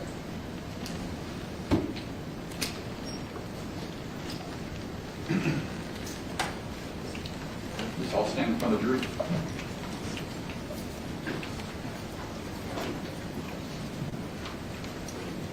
All right, raise your right hand. You solemnly swear or affirm that you will take charge of this jury, keep them separate and apart from all persons, not allow them to communicate in any manner with anyone or anyone with them, and as it concerns the matter on trial, nor with you, nor you with them, that you will deliver them safely to the court, so help you God. All right, thank you, gentlemen.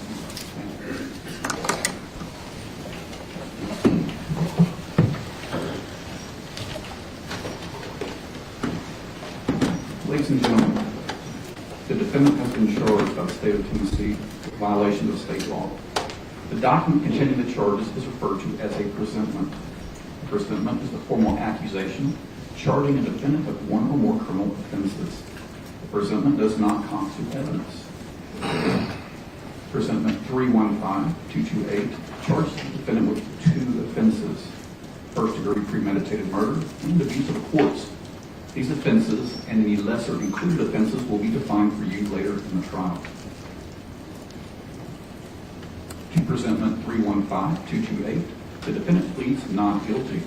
The defendant is presumed to be innocent of the charges against him.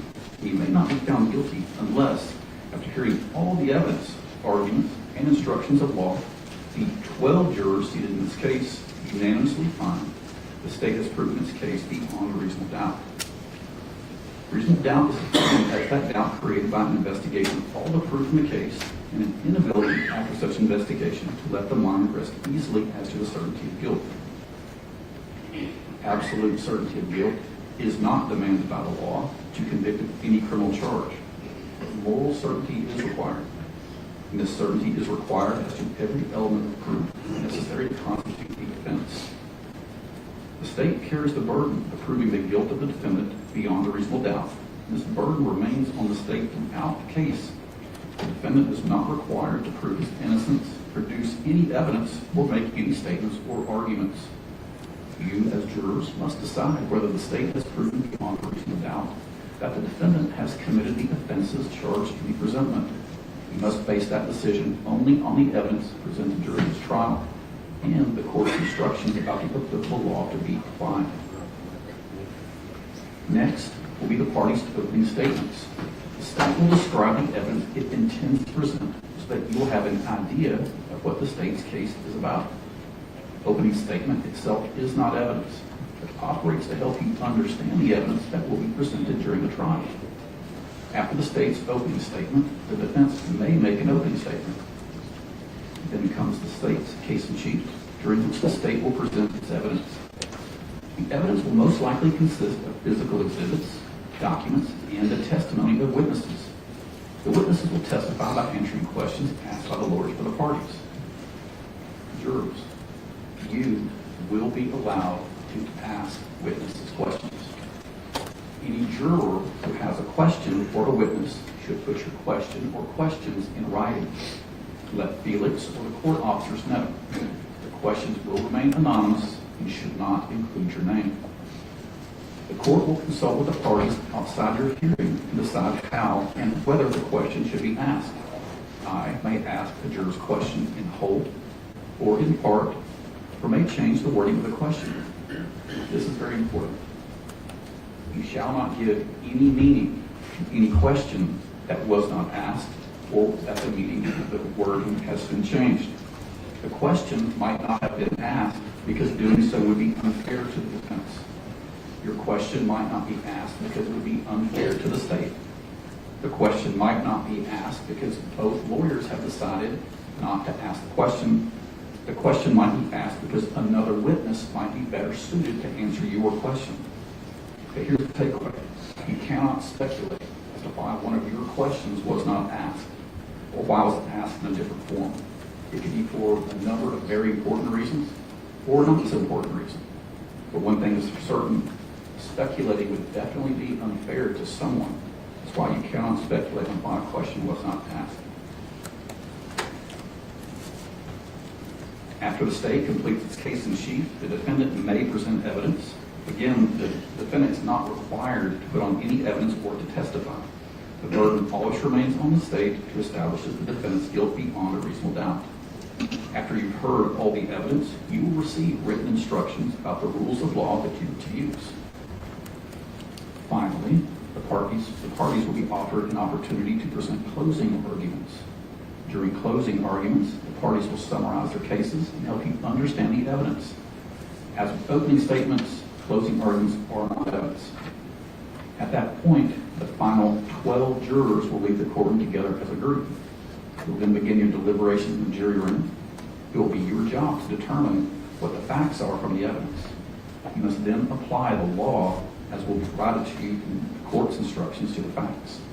From that application, you will arrive at a verdict. Your deliberations will be in secret, and you will not be required to explain your verdicts to anyone. Your role as jurors includes making judgments about witness testimony. In making that decision of credibility of witnesses, you may ask yourself questions like, did the witness impress you as honest? Did the witness have any particular reason not to tell the truth? Did the witness have a personal interest in the outcome of the case?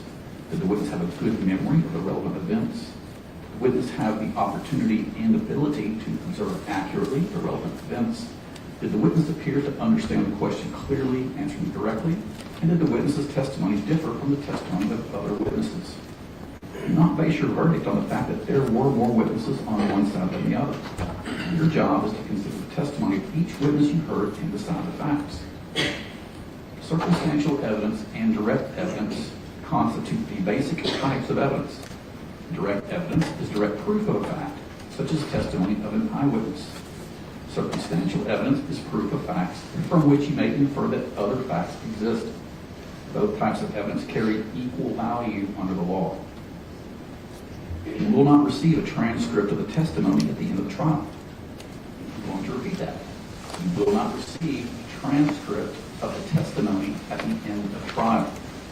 That means that you must listen very carefully to the witnesses as they testify. You're not required to take notes. If you wish, you may take notes during the trial for your own use. You have been provided with pen and paper if you decide to take notes. Both the state and the defendant deserve a fair trial. Accordingly, you must make the decision based only upon the evidence presented in the courtroom. Any juror who engages in independent research about persons or matters relating to the case violates the fairness of the trial. This has been a sequestered jury, so you will not have access to any electronics. But it's important that you know that until you retire to deliberate, you must not discuss the case even with your fellow jurors. After you retire to deliberate, you may begin discussing the case with your fellow jurors only. You must not discuss the case with anyone other than your fellow jurors until you have returned the verdict and the case is at an end. One of the things that comes up every now and then over the days is sometimes jurors will feel like they have to talk to the case about someone, so they'll talk to a court officer about it. You can't do that either. You can't talk to the court officer about general procedure, defendants in general, so you can talk about anything other than this case and criminal procedure, the lawyers, parties, and this court as well. If you find the defendant guilty of first-degree premeditated murder, there will be a sentencing hearing, after which you will determine for the offense of first-degree premeditated murder, the defendant should be sentenced to life imprisonment without the possibility of parole of life imprisonment. If you find the defendant guilty of any offense other than first-degree premeditated murder, the court will set the punishment at a separate sentencing hearing.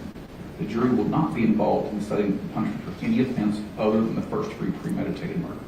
And for your information, again, as I said in Nashville last week, this is not a death penalty case.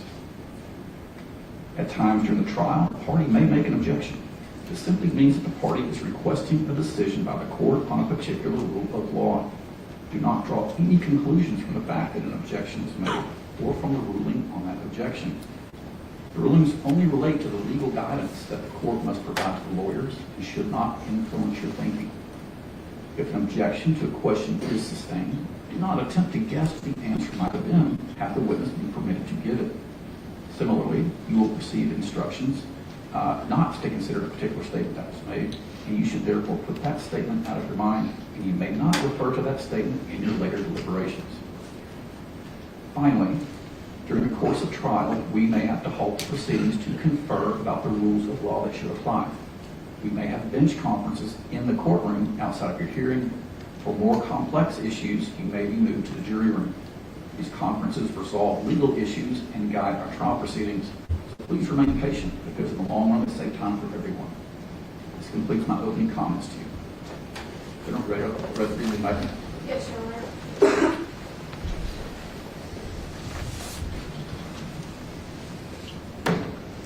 State of Tennessee, Criminal Court for Hamilton County, 2023.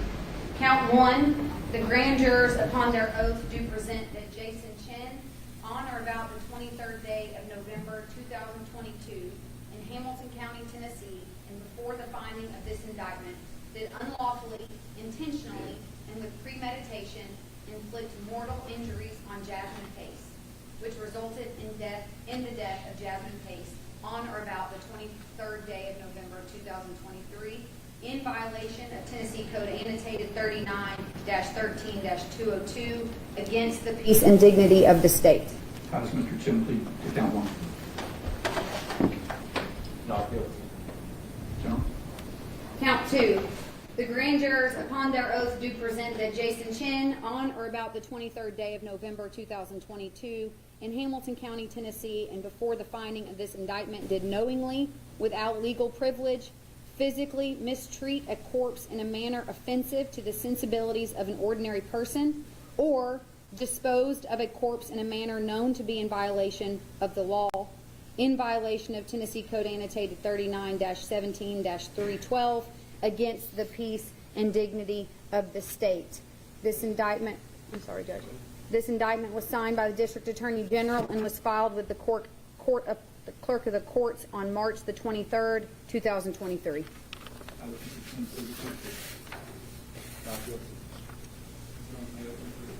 Thank you, Your Honor.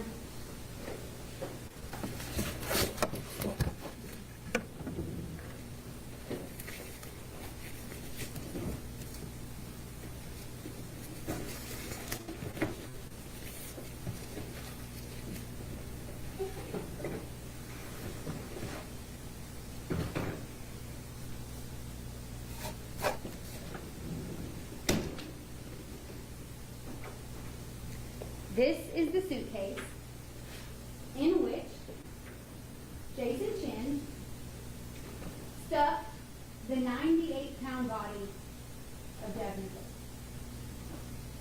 That's where I'm going to begin the story. Except I want you to remember that as you hear evidence in the next week, that this is not a story. like the one that you read in the novel where you have to imagine the appearances of characters. The evidence that you will hear in this case is very real. The evidence will not require that you use your imagination. Jasmine Pace was very real. And Jason Chen really killed her. The suitcase was located in a brushy area just yards from the bank of the Tennessee River and right off of Suck Creek Road. In it was the body of Jasmine Pace, who had been placed in a fetal position inside of 3 black trash bags.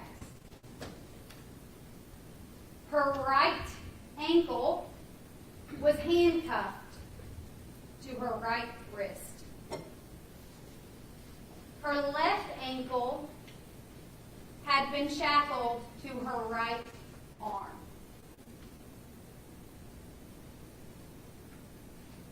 Her wounds were extensive. You will hear from Dr. Cogswell, the medical examiner for Hamilton County, who will describe those wounds in great detail. He stabbed her over and over and over again, not 7 times, not 29 times, not 43 times, but 60 stab wounds. One wound, a through and through, from the right side of the neck all the way through the left. Another so deeply penetrated her rib cage that the tip of the knife broke off into her lung. You will see the tip of that knife. The state of Tennessee is required to prove to you 3 elements for first-degree premeditated murder. The first is that Jasmine was intentionally killed. The second is that it was with premeditation. You will hear facts and evidence. You will see photos. You will hear from witnesses that allow you to believe beyond a reasonable doubt that she was intentionally killed and that premeditation was involved. But the third element is that the state of Tennessee has to prove that he did it. I'm going to start from the beginning. The two of them had been seeing each other, Jason and Jasmine. On Tuesday, November 22nd, 2022, the week of Thanksgiving, Jasmine left her home and drove to Jason's apartment, a 1-bedroom apartment where he lived by himself. She was never heard from again after November 23rd. After November 23rd, 2022, her friends and family never heard from her. She never returned home, and she missed Thanksgiving. Like most families would, they knew something was wrong. You will learn that Jasmine's family quickly suspected that Jason Chen had something to do with her disappearance. Despite the family's best efforts to get the police department involved, initially the Chattanooga Police Department was of no help. Jasmine's family was forced to take matters into their own hands. So, on November 26th, 2022, you will learn that Jasmine's family broke into his apartment. You will hear that. You will hear that they were trying to find their daughter and their sister, and that they went in to his apartment. Of course, Jason wasn't there. But what was there? Some of Jasmine's belongings, including her driver's license and her credit cards. You will hear from a mother who was desperate to find her daughter. Eventually, and only because of the relentlessness of Jasmine Pace's family, the Chattanooga Police Department's Homicide Division executed a search warrant at Jason Chen's apartment on November 28, 2022. The missing persons investigation quickly became a homicide investigation when, even despite his best efforts to clean it up, Jasmine's blood was everywhere. Jasmine Pace's blood, upon the execution of the search warrant, was located all over Jason Chen's apartment. It was obvious that Jason had tried to clean it up based on the scene. You'll see those photos. You'll see photos of cleaning products, but you're also going to see video of Jason Chen on November 23rd, 2022, buying cleaning products at multiple locations the same day that Jasmine's friends and family stopped hearing from her. You will learn that homicide investigators located Jasmine's body in this suitcase on the side of Sup Creek Road, in part due to Jason's own cell phone location records. They were able to track Jason using those cell phone location records throughout Chattanooga on the day of the 23rd. Walgreens, Walmart, most likely looking for a place to dump her body. But then eventually, at 6 p.m. on November 23rd, 2022, Jason Chen leaves his apartment with a suitcase. He enters his vehicle and he drives to Suck Creek Road.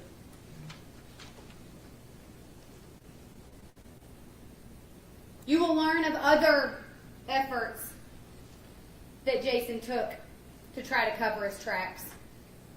How he ditched her vehicle in a random apartment complex on Mountain Creek Road so that it was no longer at his apartment building.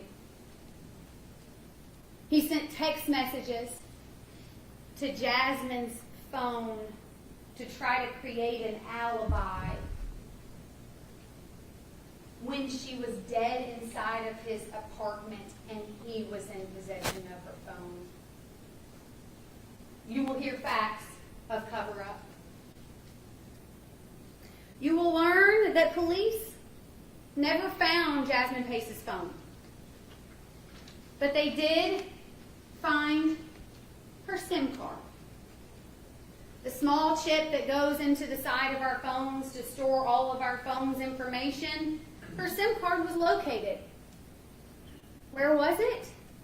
It was in a glasses case inside of Jason Chen's backpack that was in his possession when he was located by the Chattanooga Police Department.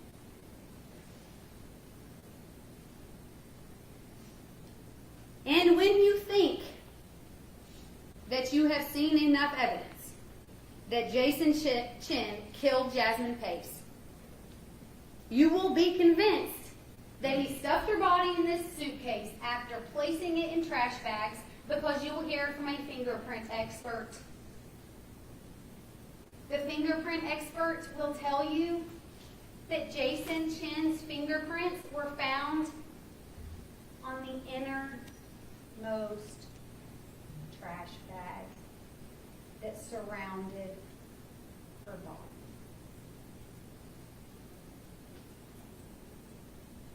In the first few days of trial, you're going to see a few witnesses that may at first seem confusing to you, bear with me. They are going to be laying the foundation for evidence that you will see through Chattanooga Police Department Homicide Investigator Zachary Crawford.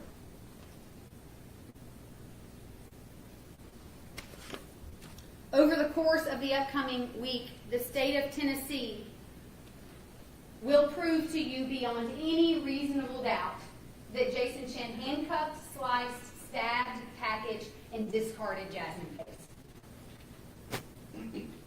I ask that you carefully consider this evidence.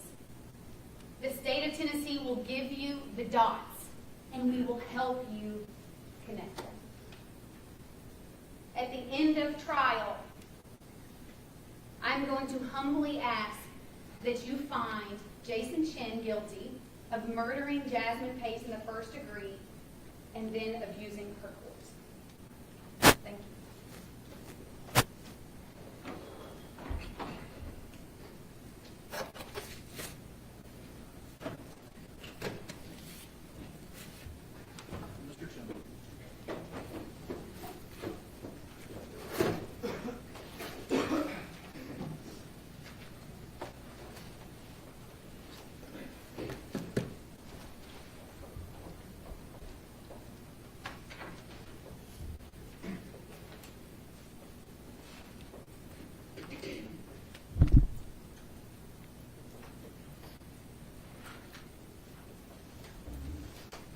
I told you when we were in Nashville that I wouldn't waste your precious time. I have no intention to waste it during the course of this trial.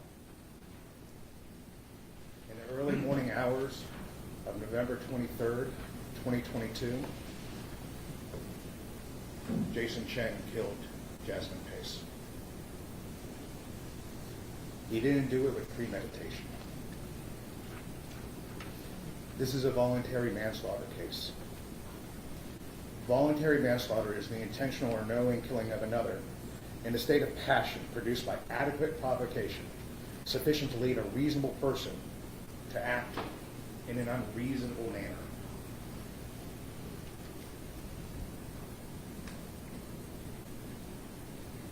The state told you during jury selection that in order to prove first-degree murder, they don't have to prove that it was done, but there wasn't.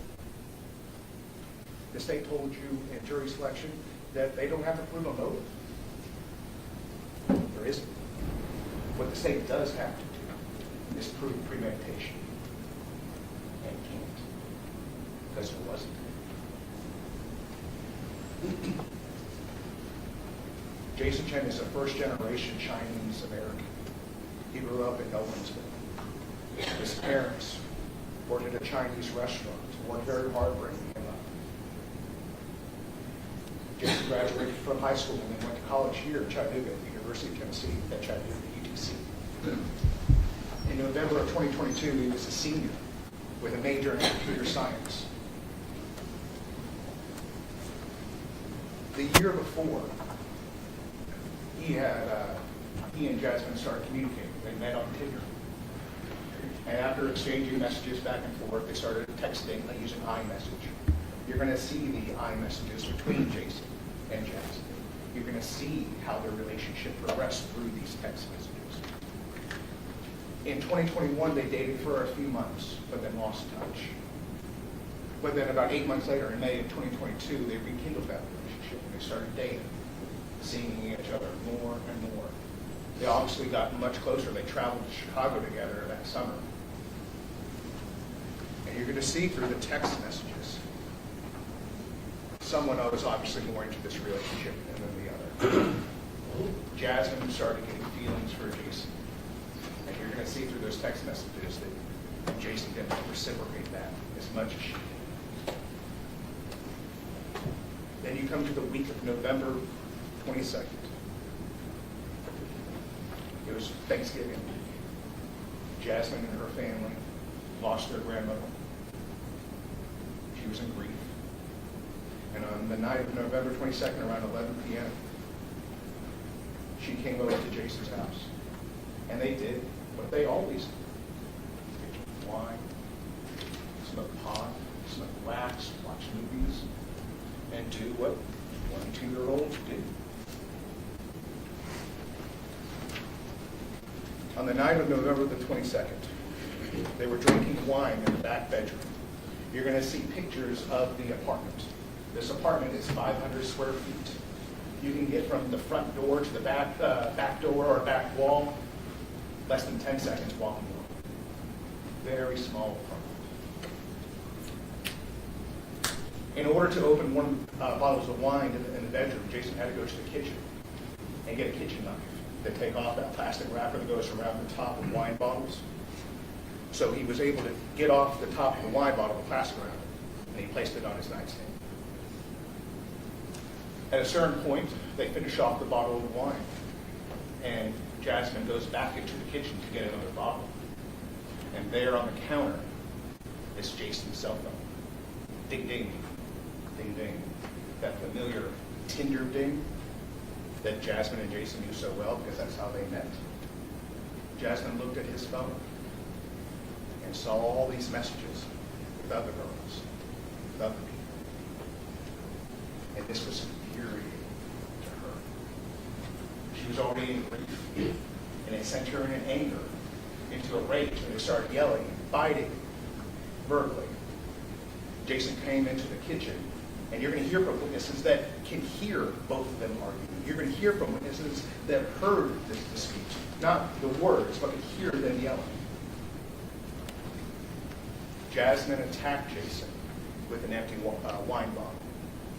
And in reaction, Jason kicked her, and she fell backwards, knocking over wine glasses. She picked up one of the wine glasses and ran towards Jason, and Jason retreated, going from the kitchen to his bedroom, which you have to go through the bathroom. She chased after him, and he was trying to close the door to the bathroom, but couldn't because the bath mat got in the way. Then tried to run from the bathroom into the bedroom, but there was a pocket door, and it's impossible to close. And he gets back into his bedroom, and Jasmine's right there coming at him with this broken glass. Jason sees the knife, and he reacts. And he stabs. He blacked out. Your heart is racing. You're in that fight or flight response. Your adrenaline is running. You're in a panic. You're in a fear. You don't know what's going to happen next. And he panicked. He comes to, and he's laying over Jasmine's body, kneeling over it. She's bloody. Sickened by it, Jason crawls on his hands and knees to the bathroom and throws up. He lays there for minutes, and then he goes back into the room and sees what he's done. He's scared, in a panic, and he doesn't know what to do. And I wish I was telling you right now that he called 911, that he called the police, but he didn't. He should have. But even if he had called the police, I still think that we'd be having the same trial today, arguing the exact same issues. From there, Jason decides that he has to cover this up. He has to hide what he's done. He's scared for what his future entails, but more importantly, the shame that he's going to bring on his family, the shame that comes with everything that he's being accused of today. So he sets down this course of trying to hide it.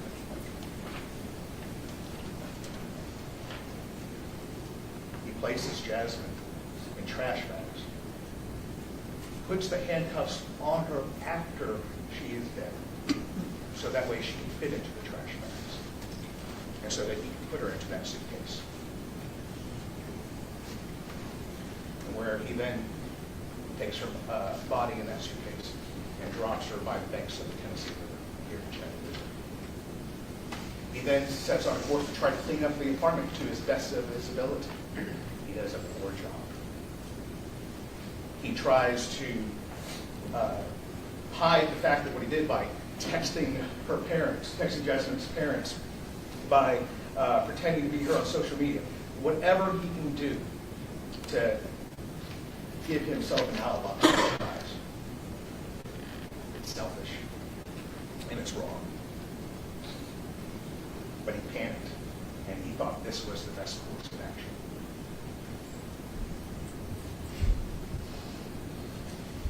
There's a couple other things that complicate this case. You're going to hear about Katrina Pace, Jasmine's mother.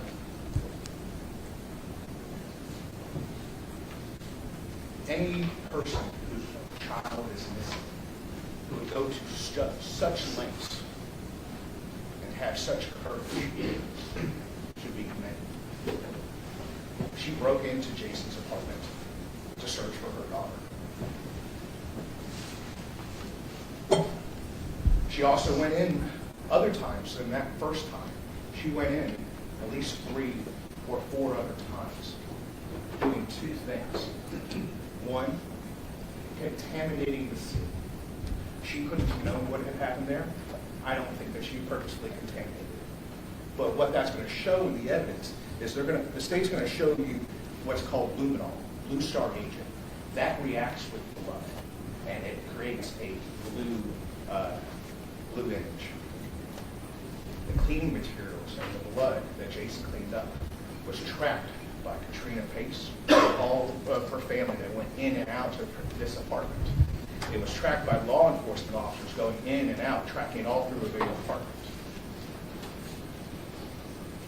Police, in this case, Chattanooga Police Department, and I'm embarrassed to say it, they were incompetent and impotent and unable to help Katrina Pace. In order to incentivize, in order to get the Chattanooga Police Department to look for look for Katrina's missing daughter, to get them to go and look for Jason and to arrest him, she had to stage the scene. She, or perhaps others, I don't know, went into Jason's apartment after meeting with the Chattanooga Police Department to make the scene look more incriminating than it actually was. You'll see a knife on the bed that wasn't there when Chattanooga Police Department went through the apartment initially before the search warrant was issued. You're going to see the differences between what the apartment looked like beforehand and what it looked like after. The second issue is the incompetency and the ineffectiveness of the Chattanooga Police Department. You're going to hear Zach Crawford, you're going to hear him testify at this trial that he told Katrina Pace and her family that he would tarnish this investigation if it meant bringing Jasmine back. Well, that begs the question, what did he do, or what could he have done to tarnish this investigation? What could he have done to manufacture premeditation so the state could show that to you today and over the course of this week? I promised you not to waste your time. The state's talking about fingerprints on trash bags, DNA found at the scene. I don't intend to ask any questions about any of that. The only issue in this case is whether there's premeditation. If there is no premeditation, this is not first-degree murder. This killing didn't happen after calm and cool reflection as the law requires. This is Jason, after being sufficiently provoked, after having his girlfriend run at him with a bottle, with a broken glass, and him reacting in a panic, but acting irrationally. Jason Chen is guilty, but he's not guilty of the crime that he's charged with. Jason Chen should be found guilty of the crime he did, not the crime he didn't.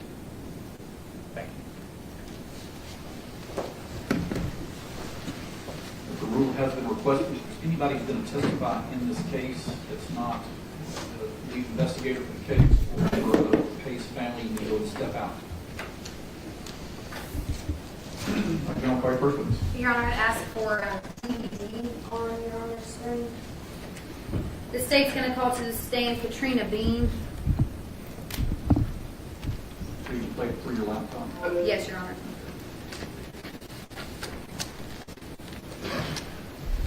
Can I have a few minutes? This is the first time. You may step out any time, Space. Well, Your Honor. State's first witness. Pace, hang on just a moment, please. Ms. Wong, you want to talk to Ms. Pace for just a moment? Well, the court just give me 2 minutes, Judge. Yes. Please step out. Yeah.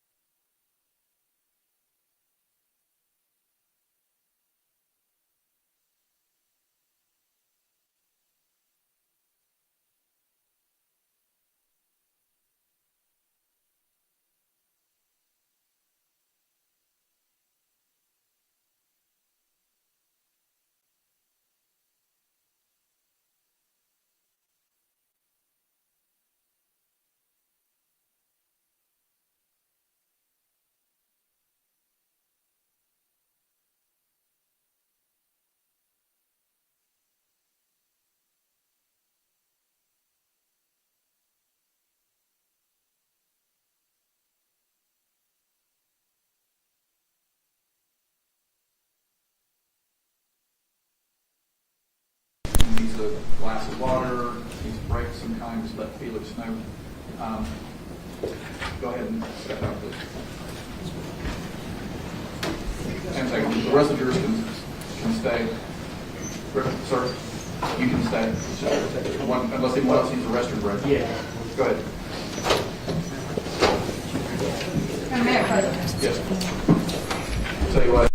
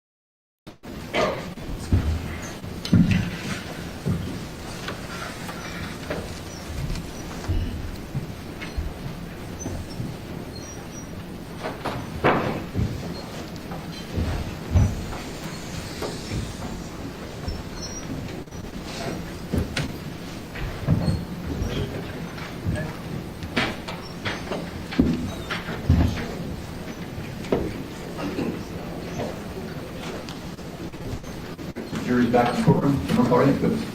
The state would call Katrina Bean to stand, Your Honor.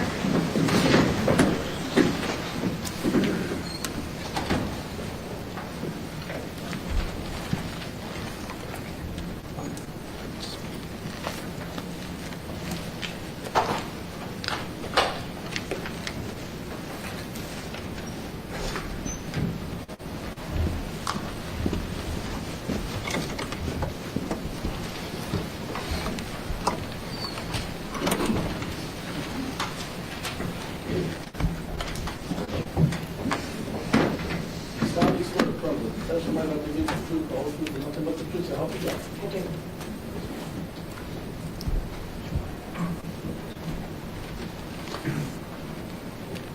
Katrina, can you please state your name for the court's record? Katrina Diane Bean. And just going to talk a little bit about yourself, your family, before we get started. If you need a break, let us know. Do you live in Chattanooga? Yes. Are you from Chattanooga? Yes. Are you married? Yes.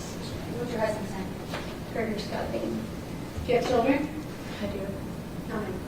4. And is one of them Jasmine Pace? Yes. Who is Jasmine's biological father? Travis Pace.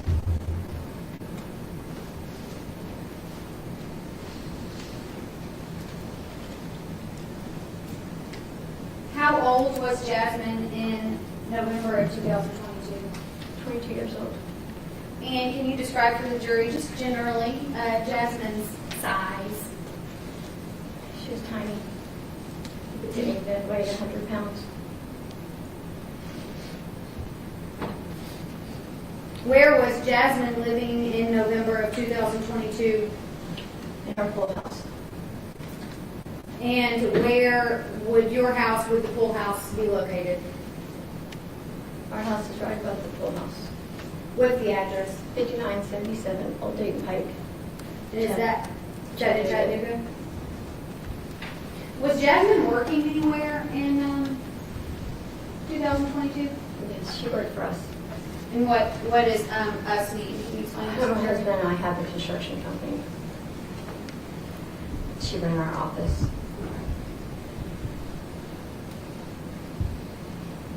Ms. Bean, you're very soft-spoken. I want to make sure that the jurors hear the witness, okay? Everyone okay? You can't just raise your hand, okay? Thank you, Ms. Bean.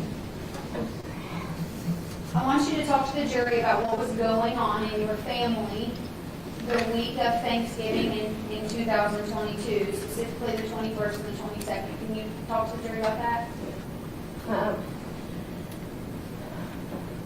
My grandmother that raised me, that's my mom,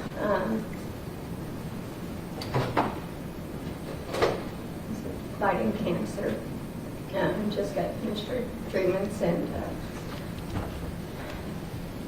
thought it had she'd been in remission, and she got sick, and quickly, within a 24-hour period, we had to take her to the emergency room that morning of the 22nd,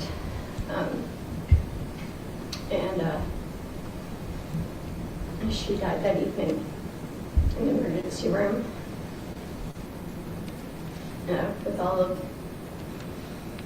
her family present, including Jasmine and myself.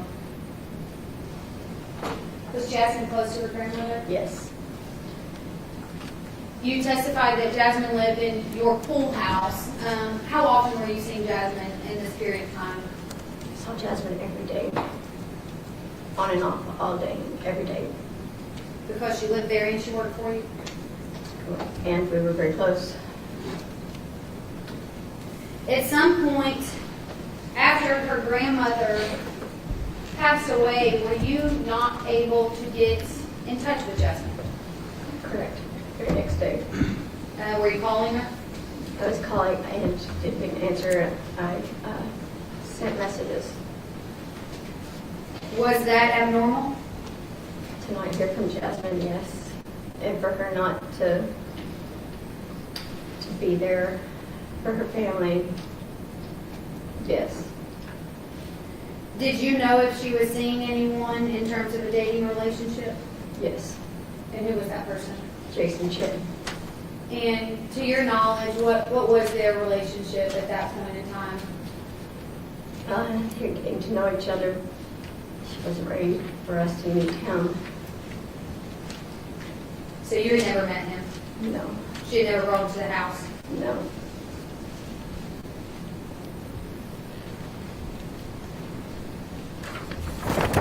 Was she private?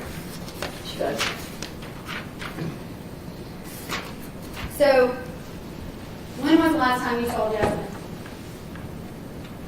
November 22nd, 2022. Do you know about what time, what day she left your house for the last time? It was about 11 o'clock at night, I guess.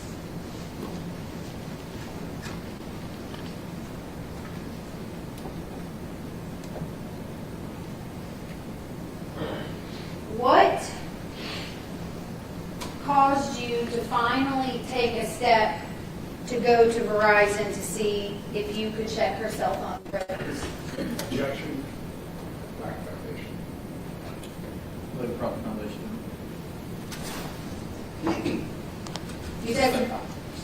You testified that you could not get a hold of your daughter? No. Did you try on the 24th? Yes. Were other friends and family trying on the 24th? I'm not sure. I followed up with a friend that I had received a message from. Her phone line saying that she was going to be with, and I couldn't get a hold of her, so I got a hold of her grandmother. Said that Jasmine had not been there for Thanksgiving. And a friend reached me and said that she hadn't heard from Jasmine, that she had not been up there, and I was immediately concerned, and I went to Verizon to see about her phone data, if I could locate her. I seen that there hadn't been any activity on her phone for several days, and so I bought a cheap phone in Verizon and had her phone line put on it so that I could get messages that sign into her car app. Okay, let's pause there, because we just testified to a lot. So you testified just now that you learned that Jasmine was not with her friend who you thought she could have been with. Who was that friend? Emma. And how did you know that? Because her grandmother and her both said that she wasn't there with them. Why did you think that Jasmine would have been with Emma? Because I received a message from Jasmine's phone on the 23rd, which at the time I didn't pay attention to the wording, because I was so upset about my grandmother. But on the 26th, when I started getting really concerned, I went back and I read the text again, and the wording said, I'm going with my girlfriend, Emma, to spend Thanksgiving in South Carolina, which Jasmine wouldn't have texted me introducing Emma as her girlfriend, because I knew Emma. Emma had spent lots of time around me. So there would be no reason for Jazzy to introduce her that way. That was odd. And then also, I was almost certain that Emma's family is from Kentucky, not South Carolina. Did you reach out to Emma's family? I did, her grandmother. And what did you learn? Jasmine had not been there with her.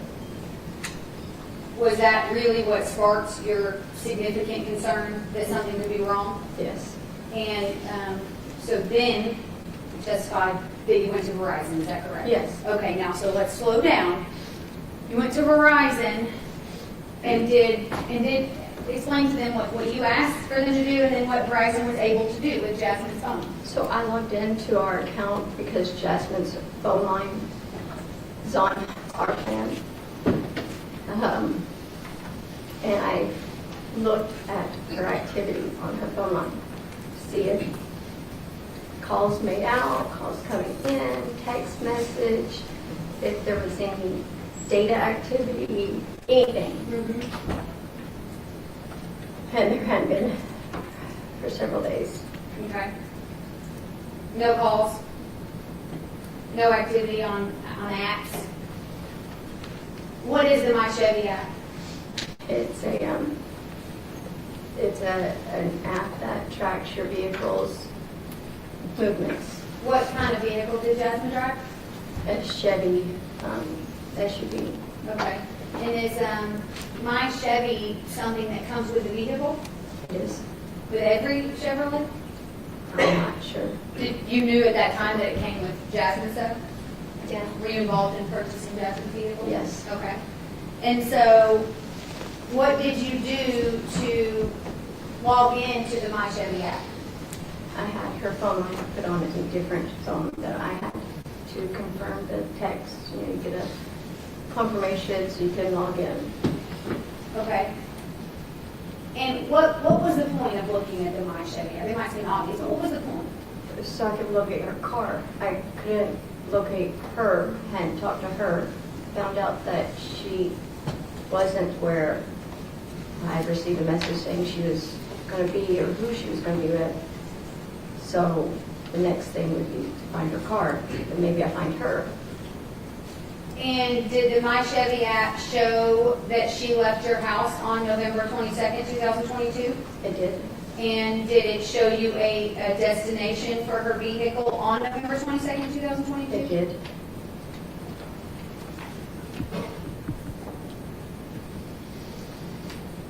I'm going to show you two separate pictures and just ask you to look at them for a second.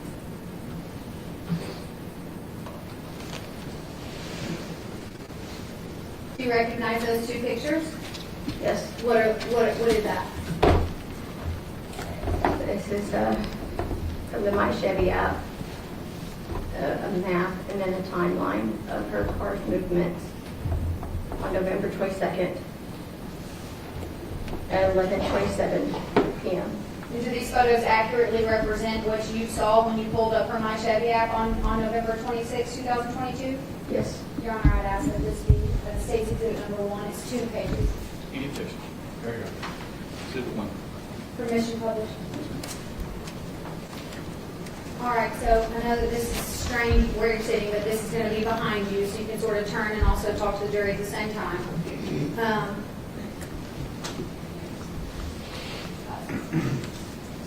So Chevrolet Smart Driver, that's sort of how we know it's a Chevrolet, is that right? Yes.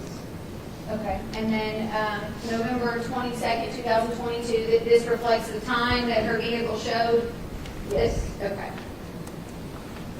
And you see this black dot up there? Yes. What does that represent to you? That is the area that my house is at. Okay. Oh, I'm sorry. You can look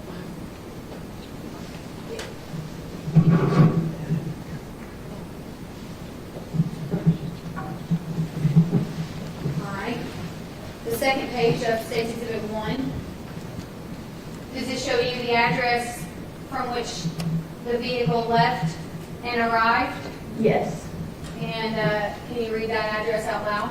5977 Old Dayton Pike. Right. That's my address. And then destination? The 108 Tremont Street. Did you know at that time what was at 108 Tremont Street? No. Did it mean anything to you? No.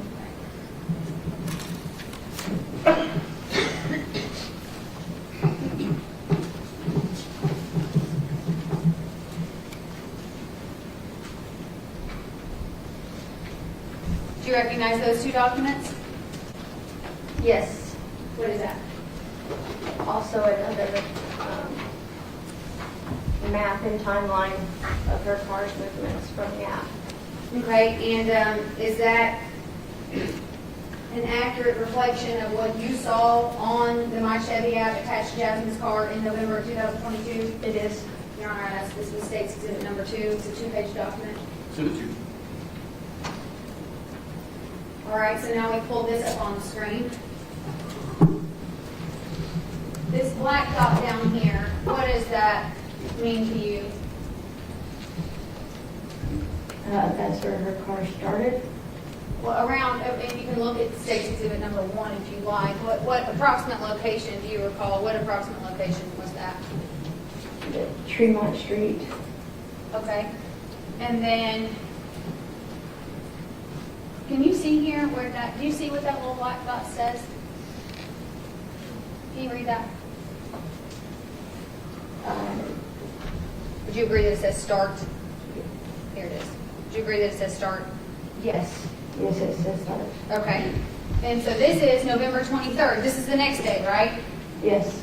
And so what does that black dot say? That's where the vehicle stopped. Okay. Next page here. This will help you a little bit. So the My Chevy app showed that on November 23rd, 2022, a vehicle started at 108 Tremont Street. Yes. And then ended just a few minutes later, arrived rather at 900 Mount Creek Road. Is that correct? Yes. So, Ms. Bean, based on this, what did you and your family proceed to do? We went to 900 Mountain Creek Road. Why? Because that's where her car was last.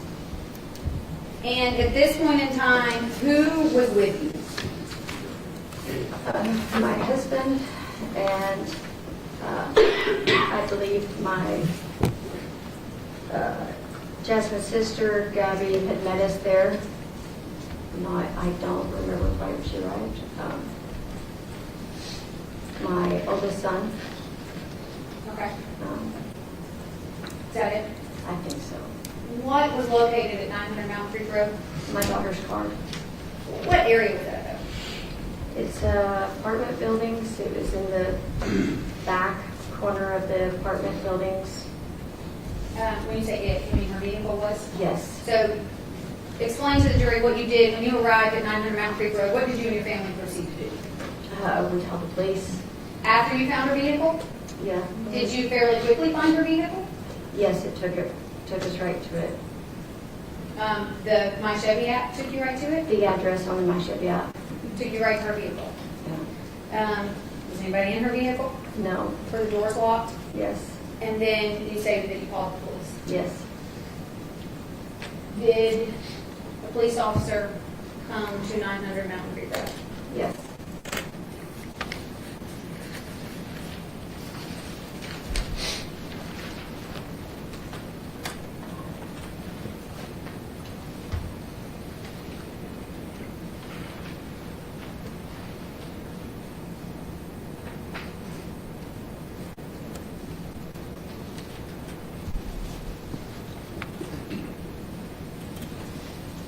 There are 4 photos here, Ms. Bean.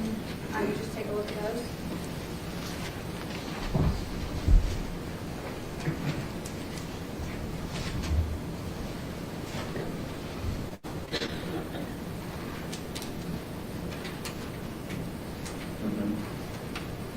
You recognize those photos? Yes.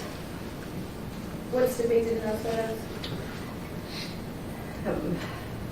My daughter's car is in 2 of the photos, and my husband and I are in a photo.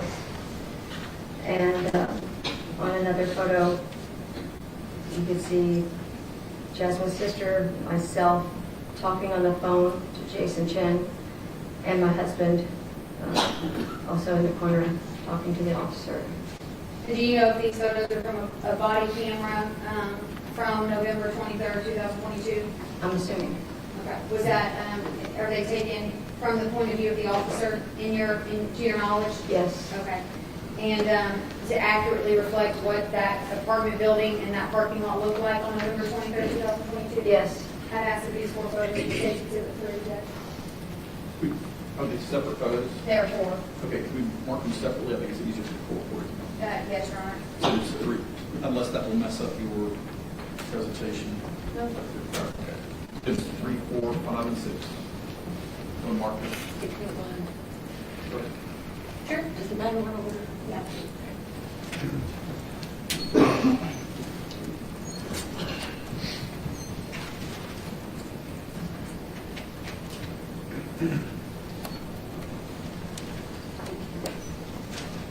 You can refer to the exhibit number when you're talking. Yes. Jurors, you will be able to take these exhibits back to the courtroom with you, so when you hear a witness or you're talking about exhibit 3, exhibit 5, make a note of it. It'll make it easier for you to refer to in the jury room. Thank you, gentlemen. Behind you, Miss Bean, you will see State's Exhibit number 6. Is that yourself in the white t-shirt? Yes. Who is that next to you? My husband. And I'm going to have you with this pointer here. You can see that red is a button. If you can point out Jasmine's vehicle. Right there. Okay, and that is the white Chevrolet. Okay. Then, Also, right there, Jasmine's vehicle. okay, State's Exhibit number 5 is what the witness is looking at, and that, again, the closest vehicle to us, correct, is Jasmine's vehicle. Correct. All right.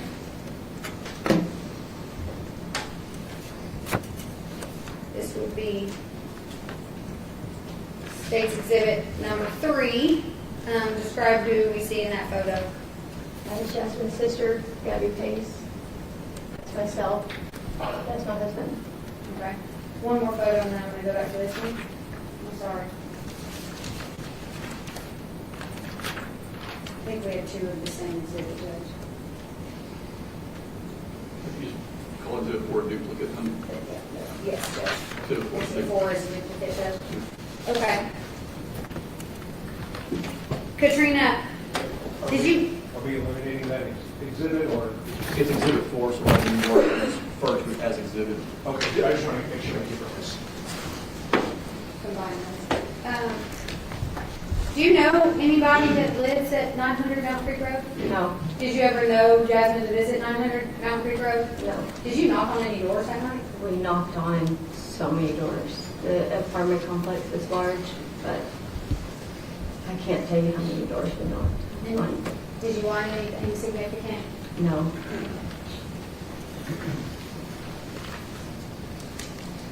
So you testified that in one of these photos, which is the photo that's on the screen behind you, State's Exhibit number 3, that you were on the phone with Jason Chen. Correct. Why did you call Jason Chen at this location? I actually didn't even realize it was him at first. I had her call log. I just got from Bryson and going over and seeing who she talked to recently, and so I was just calling the numbers on her call log. When was the last time that she had talked to this number that you called? The night before the 22nd. And do you recall, based on her phone records, for how long that conversation lasted? Yes, it was 71 minutes. So, to be clear, when you called Jason here in this photo that we're looking at, you didn't know it was Jason Chen? Not until he said his name. Had you spoken to him before this moment? No. And you said before he said his name was Jason Chen. Did he verify that it was Jason? Yes.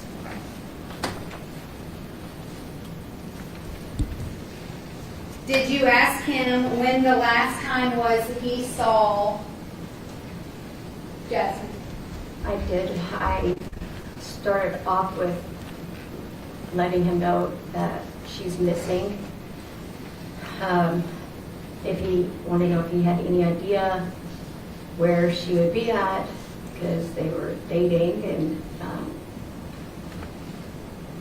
asked when he last spoke to her, how did she seem. I don't remember what all I asked him, but those were the... Did he seem concerned? No, he didn't. And he said that he hadn't spoken to her. When was the last time you said you spoke to her? I don't remember what he said. I remember that it was a lie. I had him on speakerphone, but I don't recall what he said. Did he admit to talking to her on the 22nd when you asked him when the last time was that he spoke to her? From what I can remember, he changed his story and said, oh, I did talk to her. And I asked for how long. And he had said just a few minutes, I believe. And, you know, I muted the conversation and asked the officer, you know, should I confront him? He has just lied about multiple things. I have the proof right here. And that's what sticks out to me. Did you confront him? I did. And what did he say? That he had to get off the phone. He was at the airport.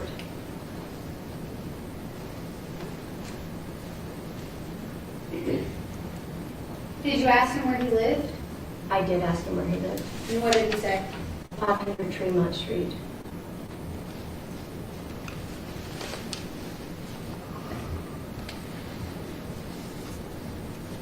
Did he ask you any questions? No. About Jasmine? No. Did he ask you any questions about what you guys had done to find her? No. Did he offer his assistance? No.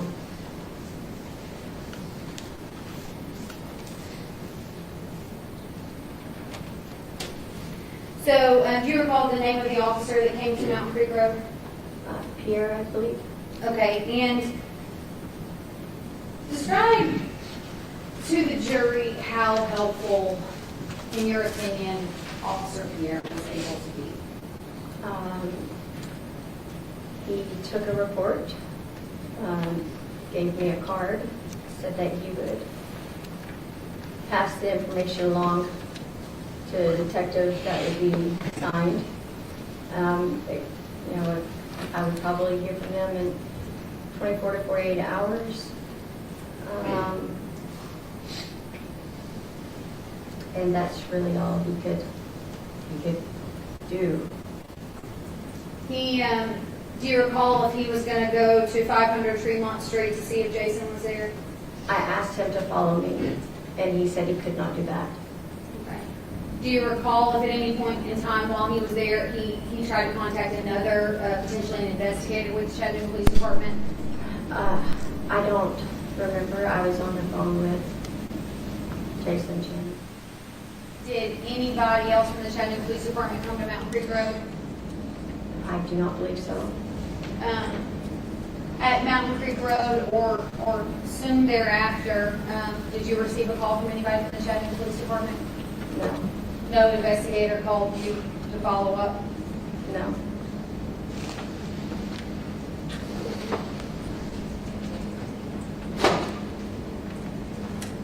So did Officer Pierre leave Mountain Creek Road?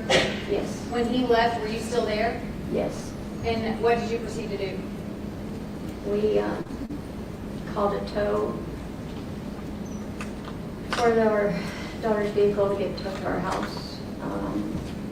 We continued knocking on doors, showing pictures of my daughter, asking if anyone had seen her. We talked to the security officer at the apartments to see if he could help us with footage since we knew the timing when her vehicle entered there, so we could see if Jasmine was driving the vehicle, so we'd know where to start looking. We started calling friends and family asking for help to look for her. Let me pause right there. Did you speak with the security officer at Mountain Creek Road? I did. Do you recall his name? I do not. That's okay. Did Officer Pierre assist you in contacting that security officer? Do you recall? I'm not sure. Okay. But you did speak to the security officer on this night? I did, and then he actually called me back, and we went back there to look at security footage after he was able to get it. And did you view that security footage? I did. Did it show your daughter's vehicle arriving at Mountain Creek Road? It did. Did you see who was inside? No, he couldn't tell. Okay. All right. So back to what you all did after that. You stayed at Mountain Creek Road. You talked to the security officer. At what point did you leave Mountain Creek Road? Shortly after that, we went to 500 Tremont Street. Why? Jason Chen said that's where he lived. What was at 500 Tremont Street? It was a abandoned house that was under construction. We spoke to some neighbors, asking, showing Jasmine's picture and asking if they had seen her. Did you go other locations as well after you left Mountain Creek Road? I did. By this time, there is multiple people sending in messages to Jasmine's best friend Bailey and about where he possibly lived, people that had worked with him. You say him, you mean Jason Chen? I do. Okay. I remember went to Mr. Burrito downtown because I guess above there is apartments that he, somebody called in and said that he lived there. He did priorly live there, but it wasn't there no more, so we just kept going and looking at any place that, And who all was with you? Did anybody else join the search party? Yes, Travis Pace and his girlfriend Jackie. I'm not sure of her last name. Travis is Jasmine biological father. Correct. Anybody else? And his girlfriend at the time, Jackie. And then later on in that evening, a friend of ours, Wayne Tubbs, had joined us too. Is there anywhere else throughout the night that you went looking for Jasmine before you arrived at 110 Tremont? I don't remember everywhere that we went. It was, I had slept a couple of days and we were just searching everywhere. Once the security officer from the apartments had got back with us, we were, last we just spoke to Chen's parents, which they just said, don't call back again. And we went back to the apartments to view the security footage.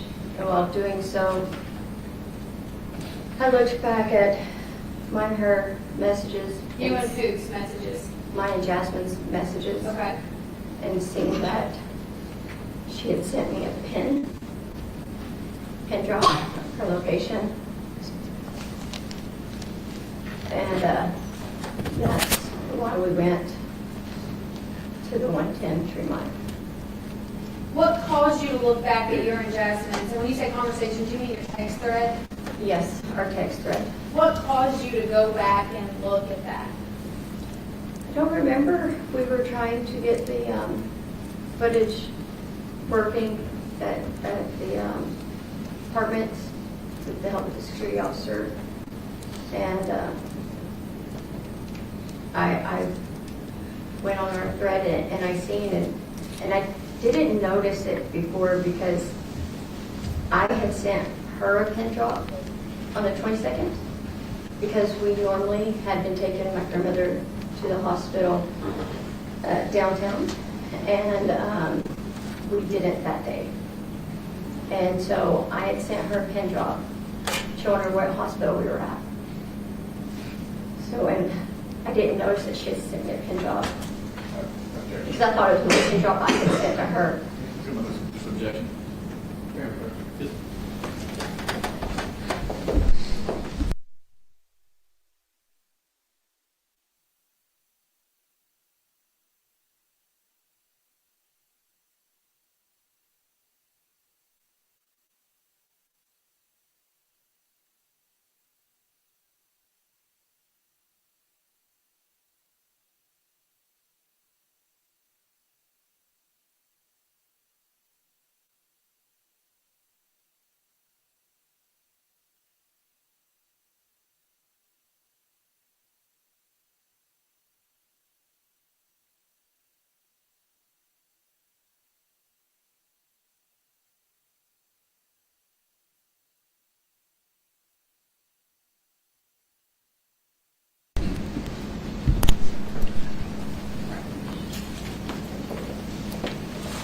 want to clear something up, Katrina. When you say that you located a pin drop, which is basically location sharing, you said from her, being Jasmine, you don't actually know whether it was her or not, but it came from her phone. Is that correct? So you can't testify whether or not she actually sent the pin drop? No. But did you have her number saved in your phone? I do. And did it come from what Her was phone line. her phone line? Okay. And do you recall approximately the day and time that that location was shared from that phone with you? It's November 23rd at 2:18 in the morning. 2:18 a.m.? Yes, ma'am.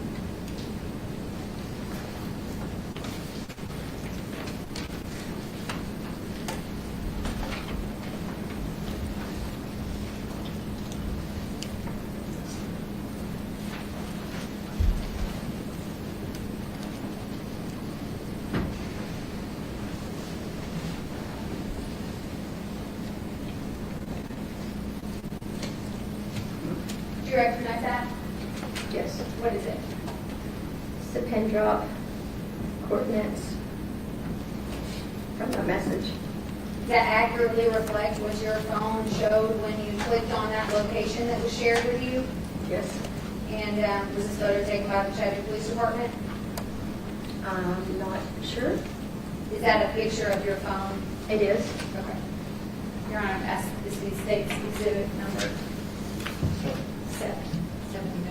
Objection. It could be one. I would say this could be one, Judge. They go together. So 7.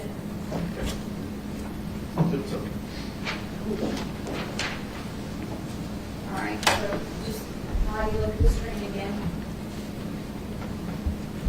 Is this what was shared with you from your daughter's phone?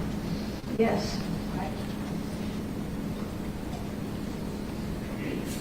And is that another photo?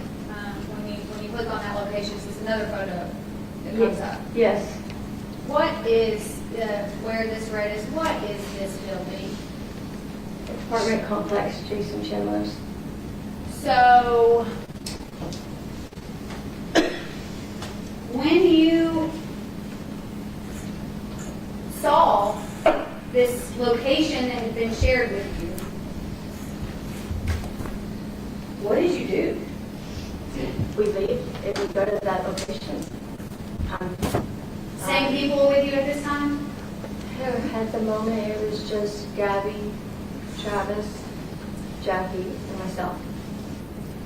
Wayne Tubton met up with us later on in the evening after we arrived there. What was your reaction when you saw this location drop? I was scared because that was not normal. Jasmine had never sent me a pin drop location in the middle of the night. At the time that you saw the location drop, did you know of anybody that lived or No. frequented this building? No. So you traveled to this location. Do you recall what the address was? I believe it's 110 Tremont Street. Okay. And it's an apartment building, is that correct? Yes.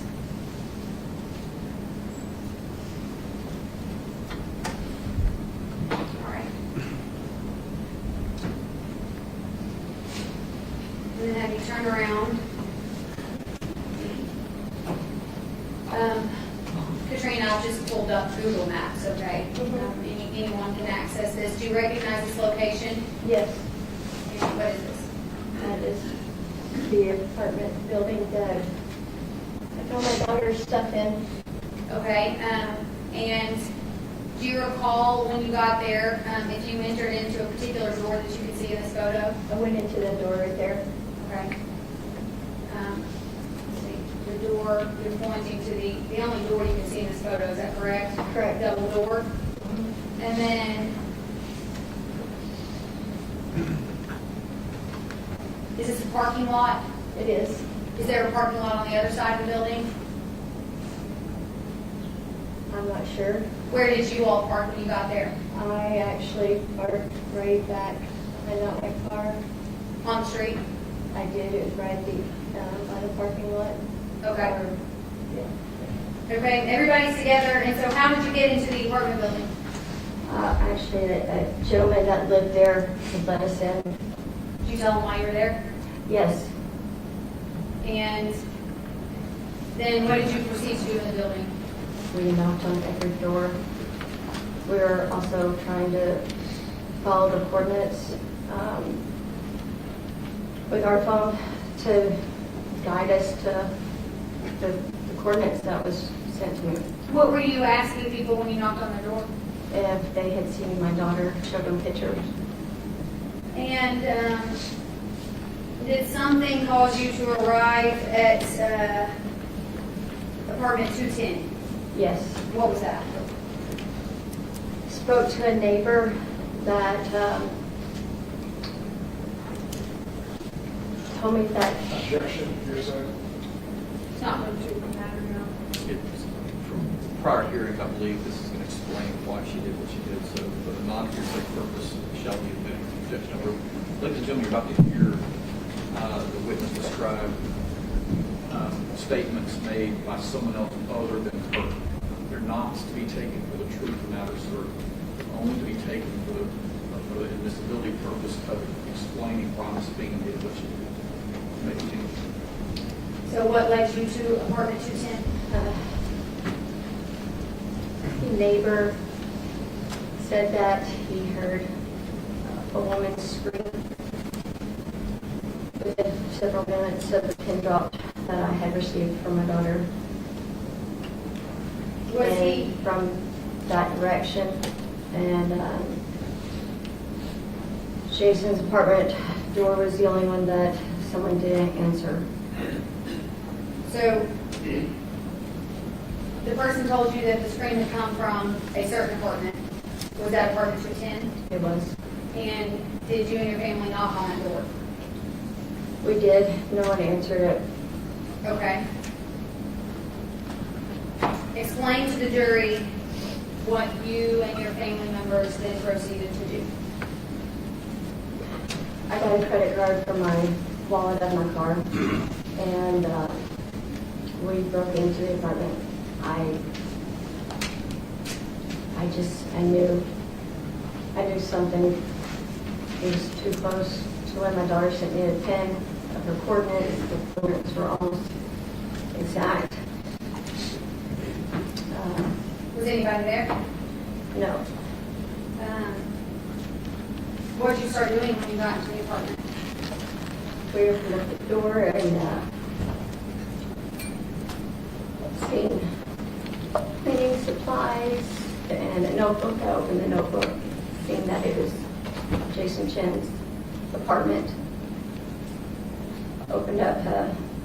How did the notebook let you know that it was Jason's apartment? It had his name on it. Okay. Opened up desk drawers, found my daughter's ID and credit cards that I had seen on the counter. A little travel bag of hers. So you located some of Jasmine's belongings? I did. And you mentioned a desk. Where, when you walk in the door to Jason's apartment, can you describe to the jury where the desk was at? You walk in, it would be to your right. Okay. And who was it that opened that drawer of his desk? I don't remember if it was myself or Travis. They were all right together.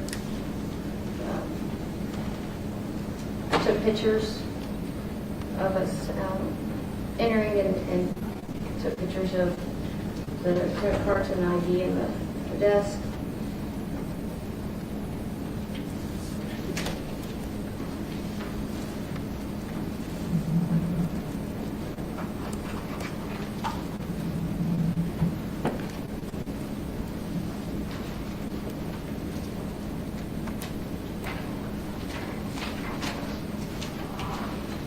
Do you recognize this photo? Yes. What are they? Jason Chen's apartment door, and right when you first walk into his apartment. Does that photo depict the desk that you were just testifying to? Yes. Is that what you recall looking like on November 23rd, 2022? Yes. Your Honor, that's being states next to exhibit. Exhibit 8. I'm sorry, you said 2 exhibits? There are 2 photos, too. Let's make them 8 and 9. Looking for it. And then switch mark. 8 and 9.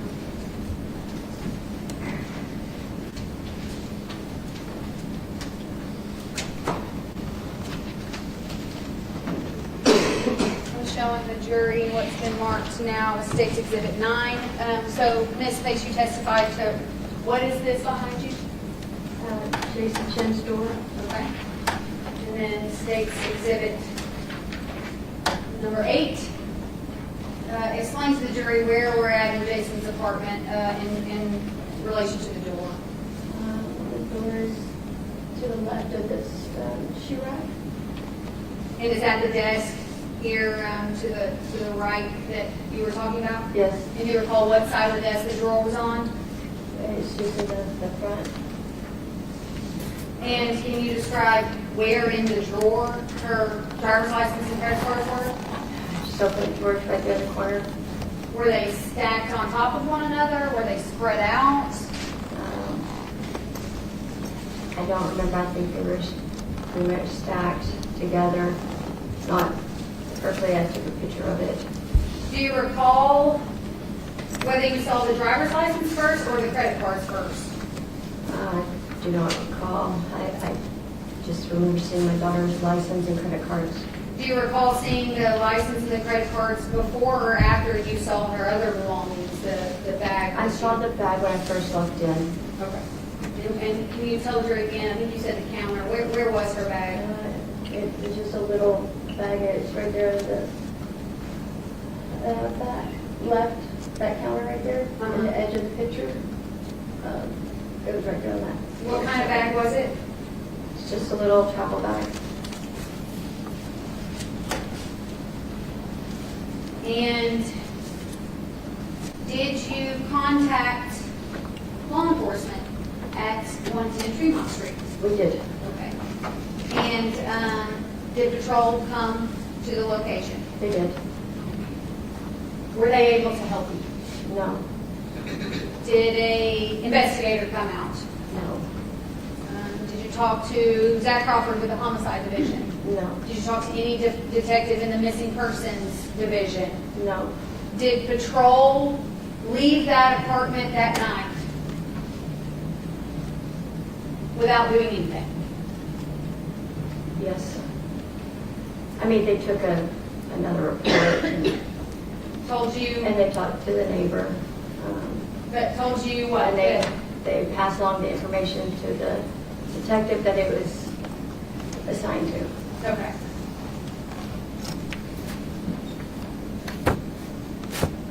When patrol left the apartment building that night, did you and your family members also leave? We went down to our vehicles and we waited until the police left.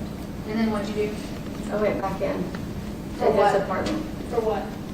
To get whatever, anything that I thought I could use to help find my daughter. Were you frustrated? I was scared. Did you take items? I did. What'd you take? I took electronics, phones and tablets and How many phones? Do you recall how many phones you found in Mr. Chen's there was apartment? multiple. Okay. And what else? Notebooks. I don't remember what all. There was a. How many times do you think you went back into Jason's apartment? Like 2 or 3 times after that.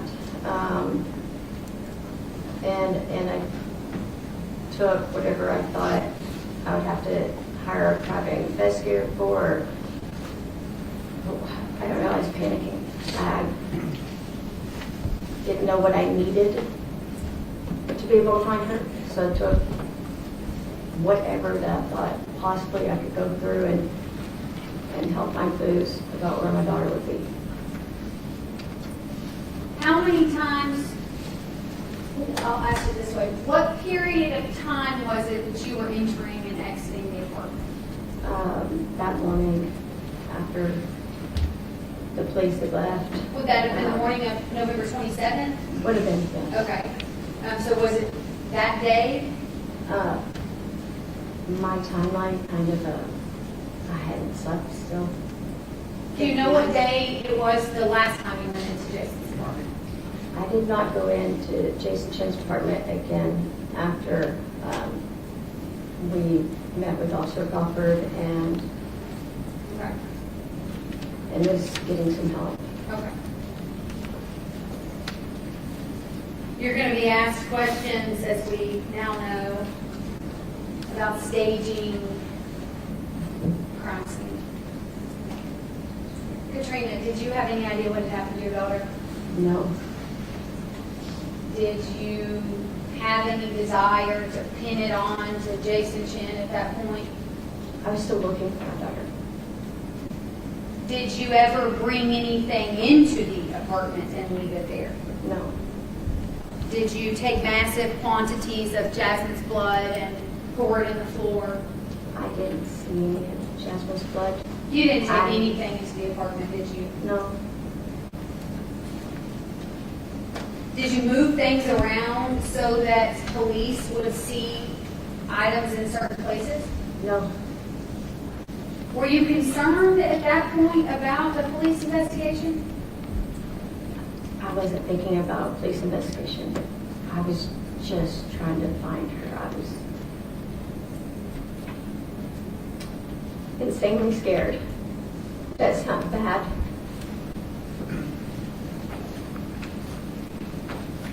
What's going on?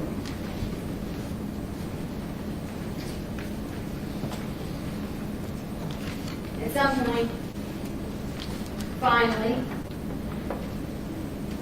did investigators with the Chattanooga Police Department get involved? Yes. What was the first contact you had with them? Well, Officer Tomlin, I had sent the pictures and the information I had myself and her friends had collected, and he had informed me not to call him on weekends. He would get back to me in normal business hours. Do you know Officer Tomlin, do you know what division of CPD he worked with? I don't. Okay, but you talked to him and I'm sorry, continue. And then after that,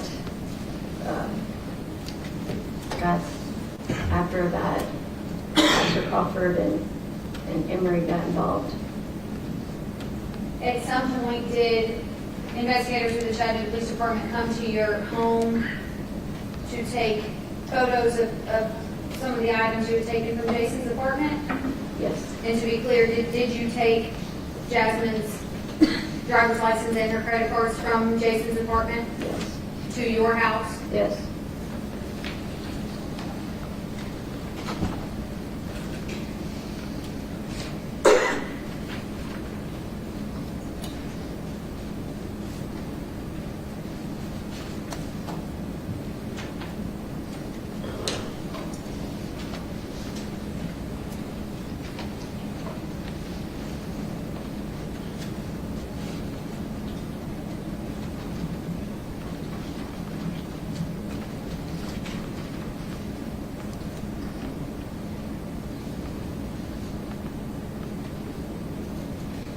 Do you recognize these photos, Katrina? Yes. Were those photos taken at your home? Yeah. Are those photos taken of items that you took from Jason Chen's apartment? Yes, you see that these 4 photos, I believe there's 4 judge of these next 4 exhibits. 10 through 13.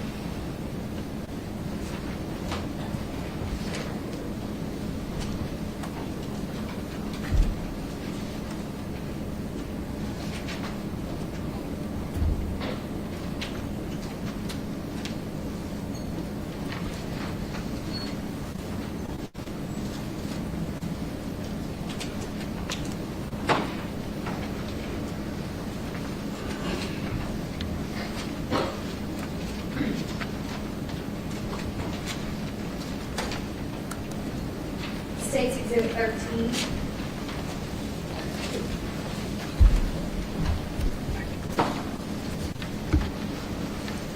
Katrina, is that your daughter? It is. Is that her valid driver's license? Yes. Underneath that driver's license, are those her credit cards that you took from Jason Chen's apartment? Yes.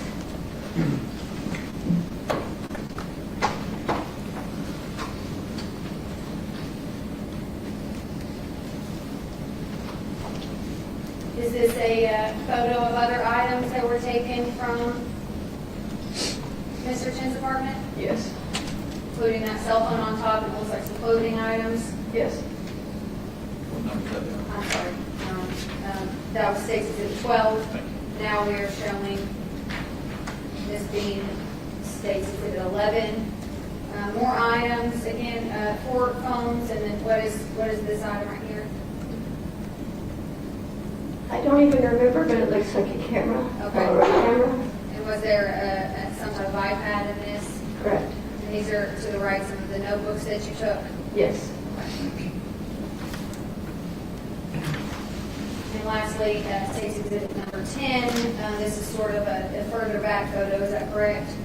And it shows, again, Jasmine's driver's license and credit card, is that correct? Yes. Did you also allow investigators to view and potentially collect items from the pool house that Jasmine was staying in? Yes. Describe the pool house for the jury.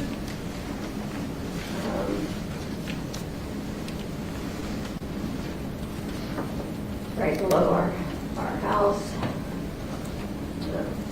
in front of a pool. Their place to sleep? There is. Was Jasmine staying there temporarily, or was that her place of residence long term? She was staying there temporarily. Why? Because we've had been working on the house at the bottom of our driveway. It was almost finished. It was for her. So she was living in a pool house while her house was being built.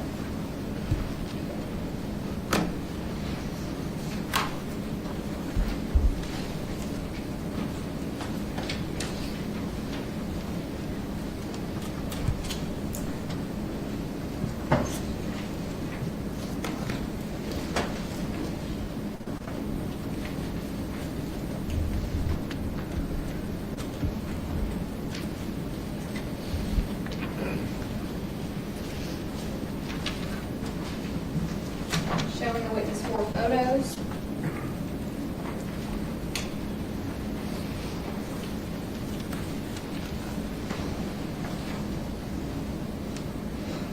Do you recognize those photos? I do. What are they? They're the outside of my pool house and the inside of it. Were those photos taken the week of November 23rd, 2022? Yes. Is that what the pool house looked like at that time? Yes. Does it show some of Jasmine's belongings? Yes. Your Honor, I'd ask that these 4 photos be displayed next to us. 14 through 17.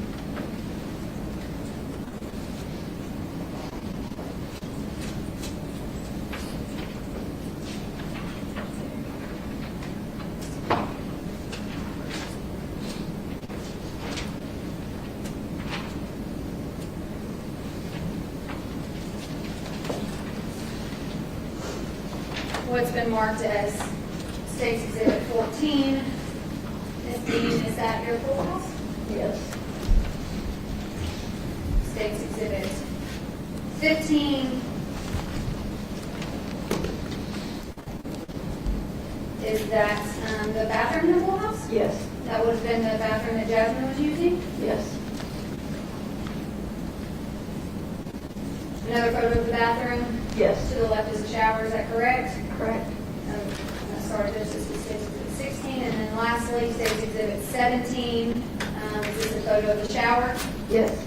Would you agree that the item there located at the base of the shower is a toothbrush? It is. Is that a toothbrush? It is. Let's be clear about something for the jury, Ms. Bean. police department came to your home on this night, correct? Did you ever go back to Jason's apartment after the police department came to your home on this night? No, Why? because I felt like they were gonna help me.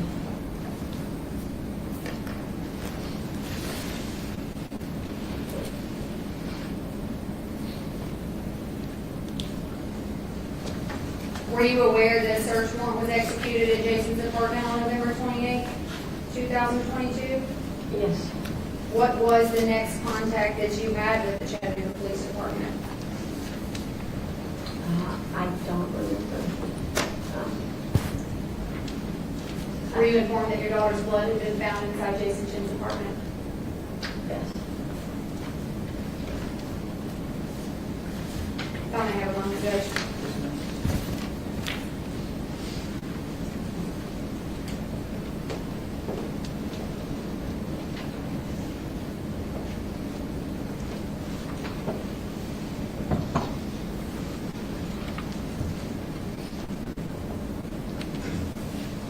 Katrina, you've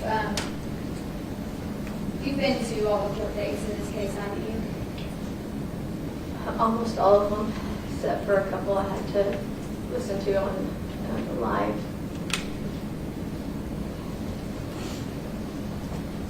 You've never heard the defendant admit that he murdered your daughter? Ever? No. First time you heard that story was today? Yes. Is that what affected you when you were first? Yes. Yes, it was. Nothing further, Judge.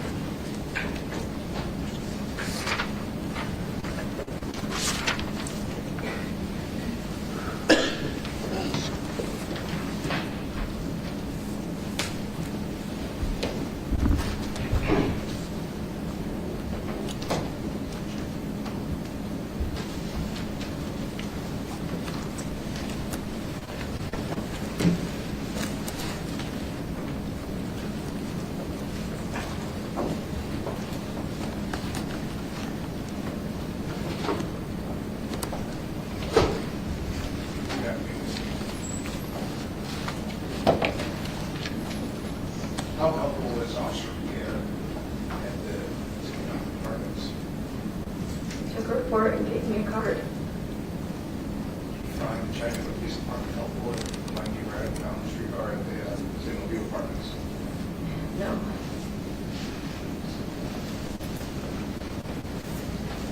You then went from there to Waffle House.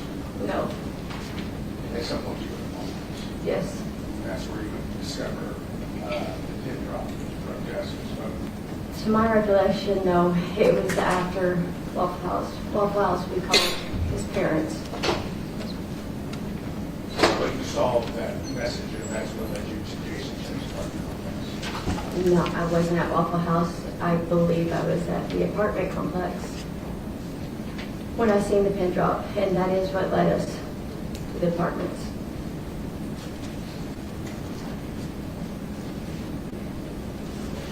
You were interviewed by police about what happened at Jason's apartment, weren't you?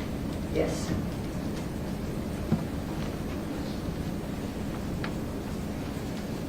What did you tell the police about how you got inside? That we knocked hard and that it opened up. That was a lie. It was.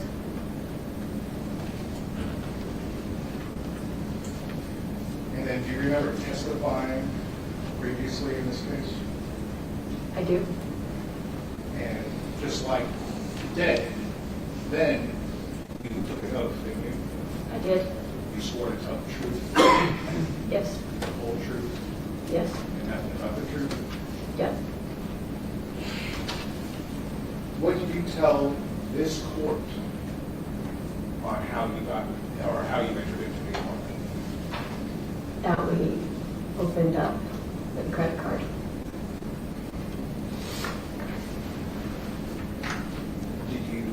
say during that hearing who opened the door with the credit card? I don't remember. If you saw a copy of your transcript of your testimony of that day, would that refresh your memory? Sure.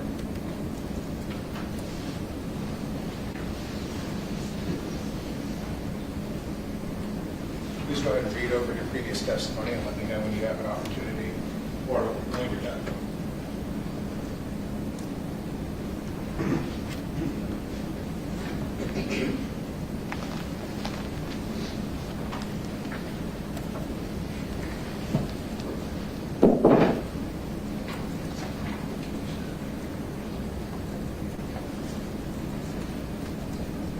Okay.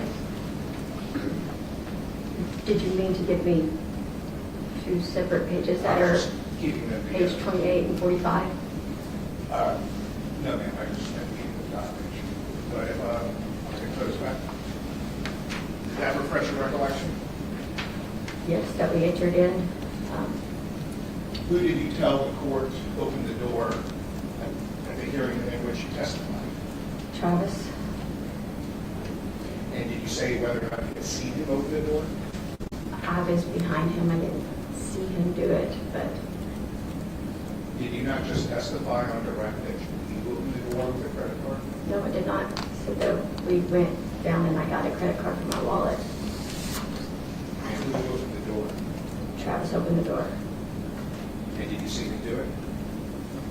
I was behind him. I can't say that I seen him or watched him do it, but he was opening it and then we got in, so.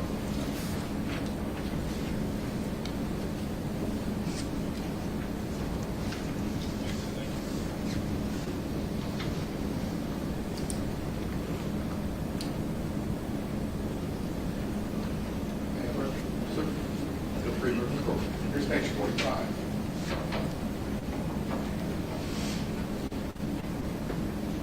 You can read that and let me know if that refreshes your recollection.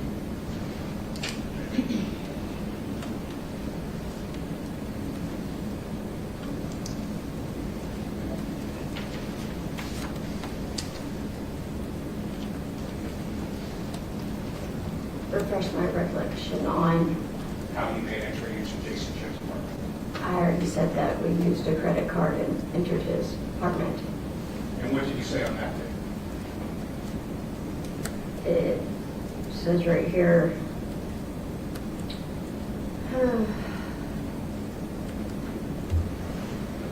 you asked, would you remember whether or not someone had to use a credit card to jimmy the door open for you to get in? I said, I don't remember, actually. And I believe that was because you were asking about the next time we got in, not the original time. Why would you have to use a credit card to get in a second or third time after you've already opened? Because I'm assuming it was locked. And so after the first time of entering the apartment, you didn't unlock the door? Pardon me? After the first time of entering the apartment, you didn't unlock the door? Did I unlock the door? You did not unlock the door? I don't know. I don't remember the details of if a door was locked or if a drawer was opened or a cabinet or who did it. I don't remember those details. Those were not relevant details to me in the moment because who opened a cabinet or a door or it. Why is your testimony different today than it was? It isn't. And I'm recalling it to the best of my ability for something that happened 2.5 years ago that I hadn't slept and that I was scared to death. So when I asked you back in February of last year, so you went in there, how did you get into the apartment? You said, I don't remember. Oh, well, that was for the second time. And I don't remember. And you're saying that you went back into the apartment 2 or 3 times? Yes. After you had gone through Jason's apartment, well, let me ask this, how many people went into Jason's apartment? I don't know. You don't know? I can't count that I was there. Who else? Gabby and Travis. I don't know who else, if anyone else went in. And after you found out Jasmine was in there and called the police, Yes, how many police officers responded? 2 or 3. Did any of those officers go inside? Yes, Were you aware that they were wearing body cams? I wasn't.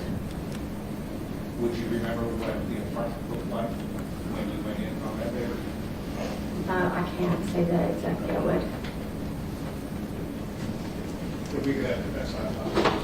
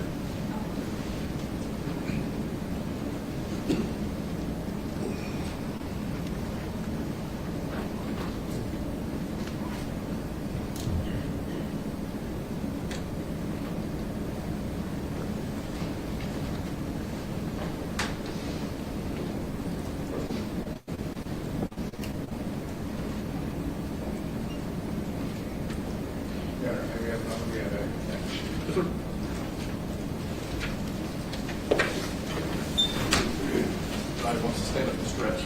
Do so. Gallery two.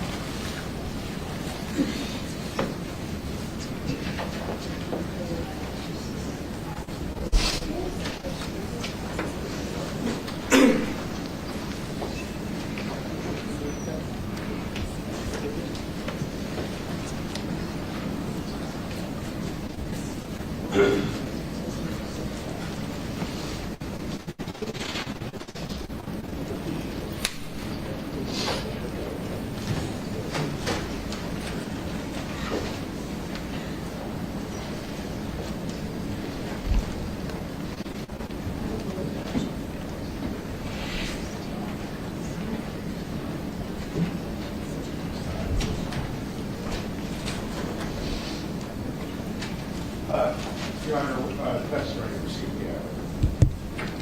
Already proceed. Can we approach, Judge?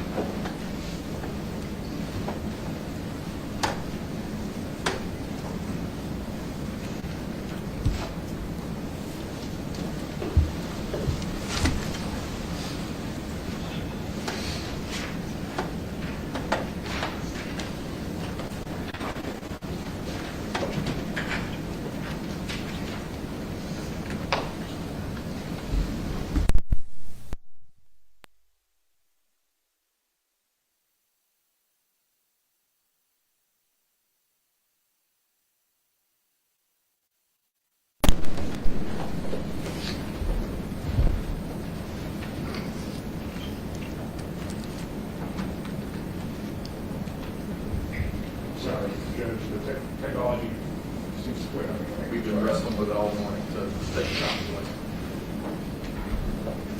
May I personally? Yes, sir. Feel free to go to the court.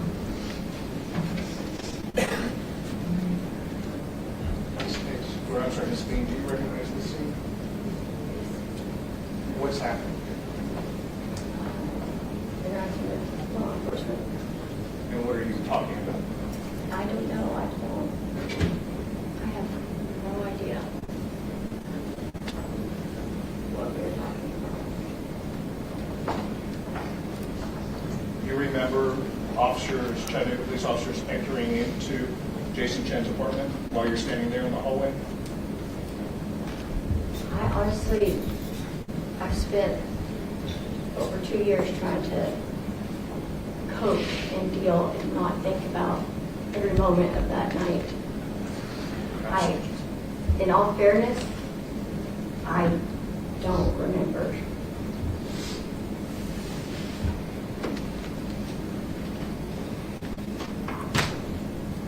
So you wouldn't remember what the apartment looked like if I were to show you the video of it? I would remember some of it, I'm sure, but to be able to recall every detail of the apartment, no, I couldn't. You said that you didn't move anything around the apartment, did you? No, Do you know anyone else that did? I don't know. Did anyone, and what the state described as your search warrant, do you know that they went into the apartment without you? I don't know. Has anyone told you they moved around things in Jason Chen's apartment to make it look more incriminating? No.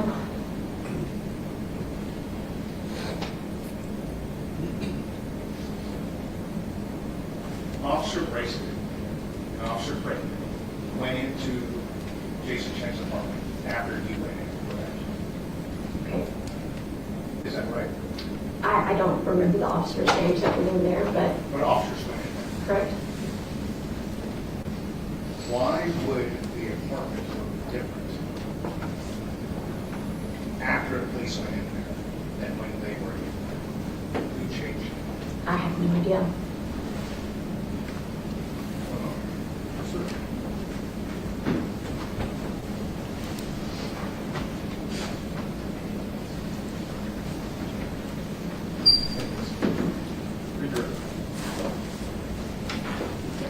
Katrina, to what extent would you have gone to find your daughter? Did you believe that she could have been in Jason Chen's apartment that day? Yes. Did you believe at the time that there could be things in the apartment that could lead you to your daughter? Yes.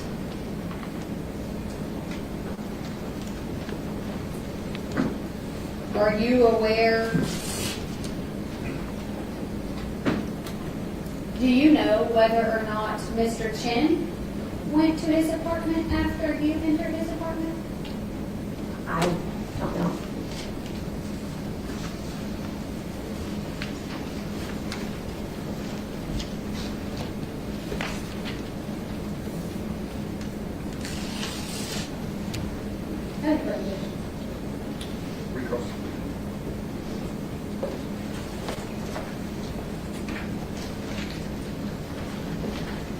You said you would do anything to find your daughter?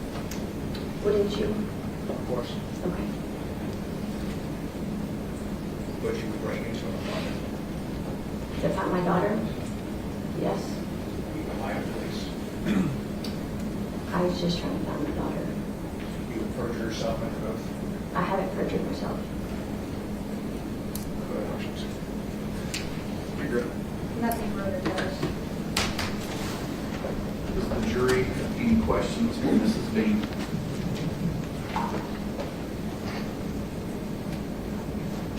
Ms. Bean, Mr. Bill.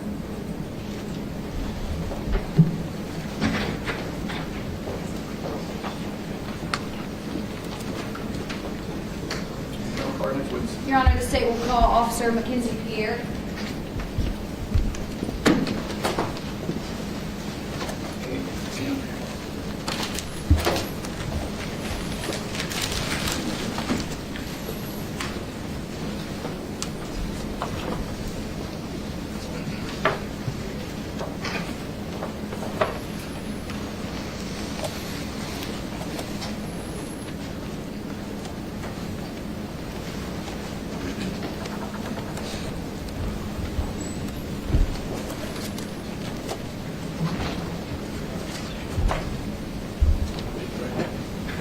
swear or affirm that the testimony about to give the truth, the whole truth, and nothing but the truth, so help you God? I swear.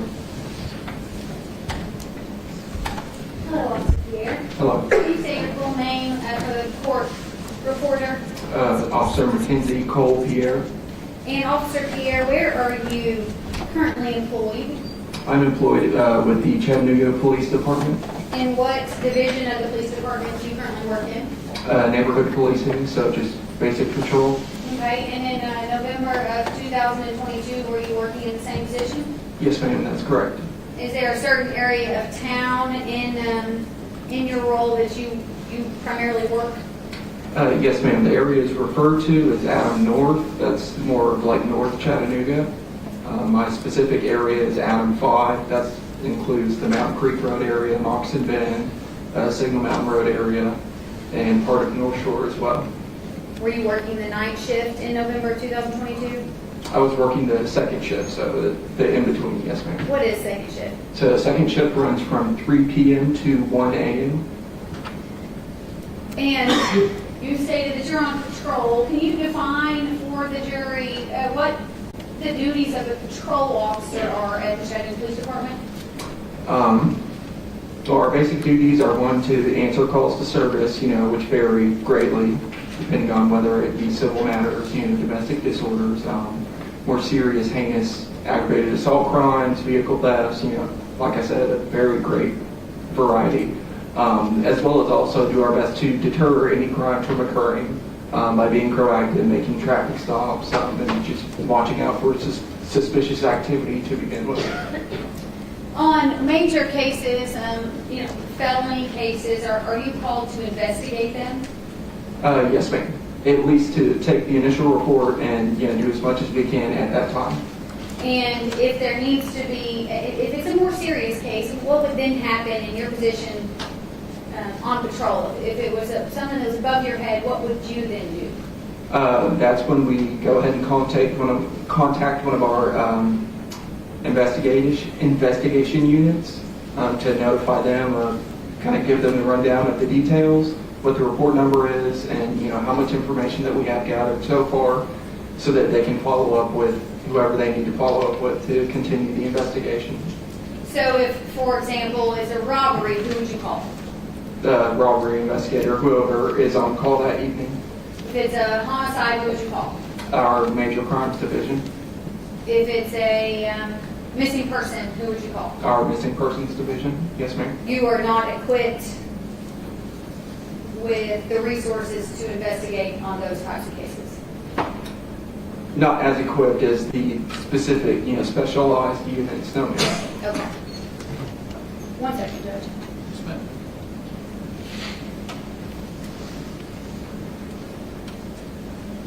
I apologize.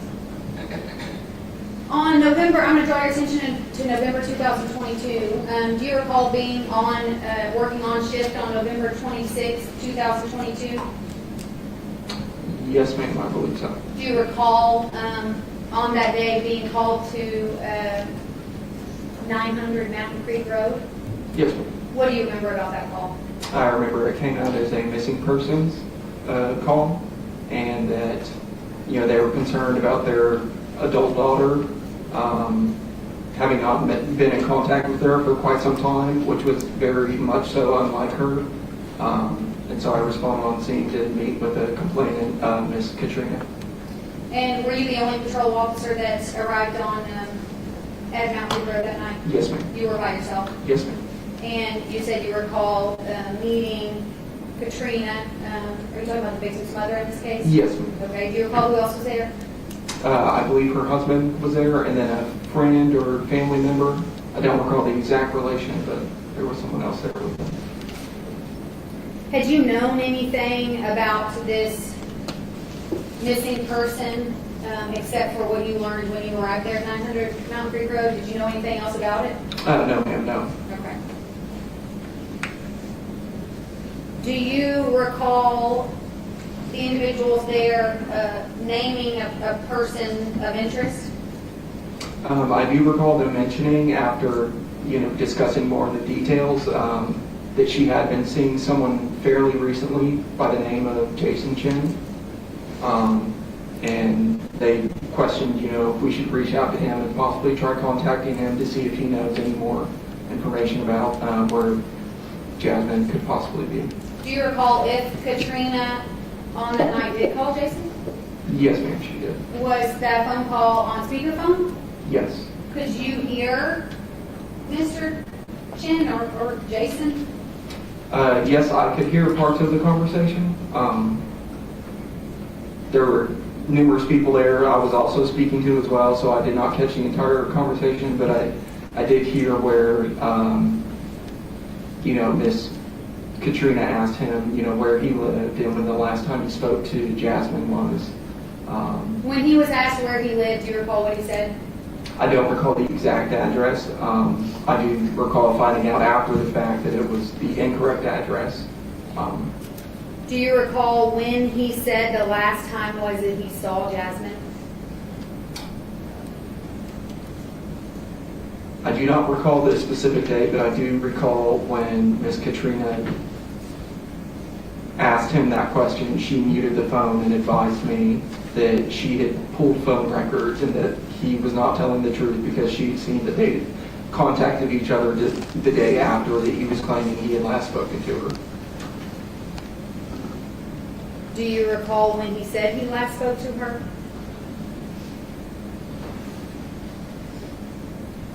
Not the specific day, no. Okay. Did you ever try to visit the location that he said he lived at?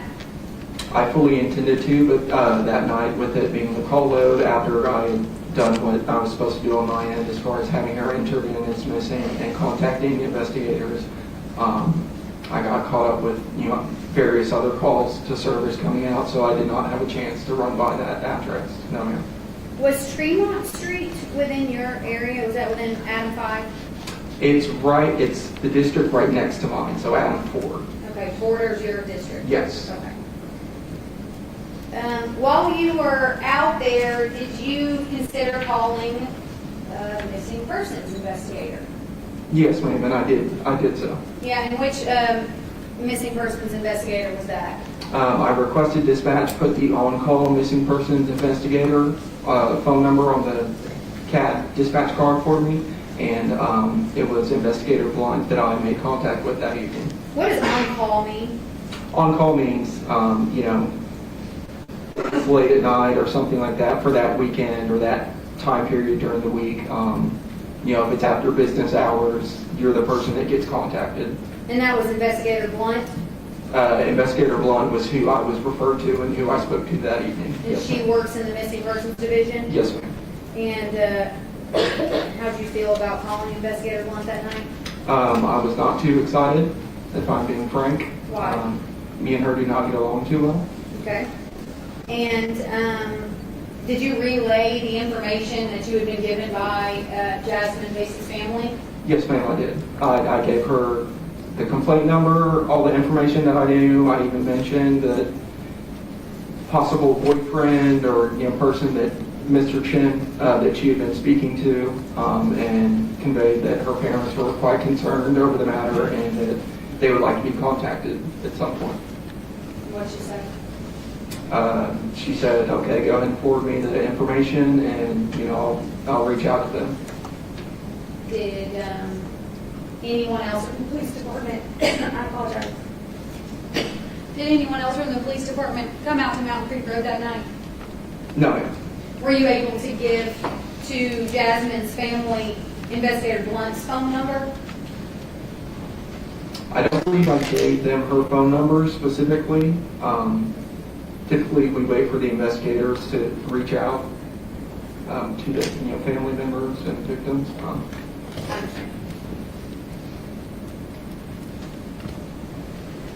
So, to your knowledge, that night, while you were there, Investigator Blunt did not speak with the Pace family?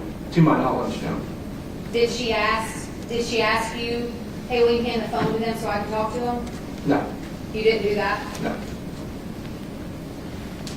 So, in your capacity as a patrol officer, what were you able to do for Jasmine's family that night? So for that evening, I explained to them, which I also did, that I had Jasmine entered into the NCIC, national database as a missing person, so that if anyone was ever to locate her and run her information, it would pop up bright red on the screen, missing person.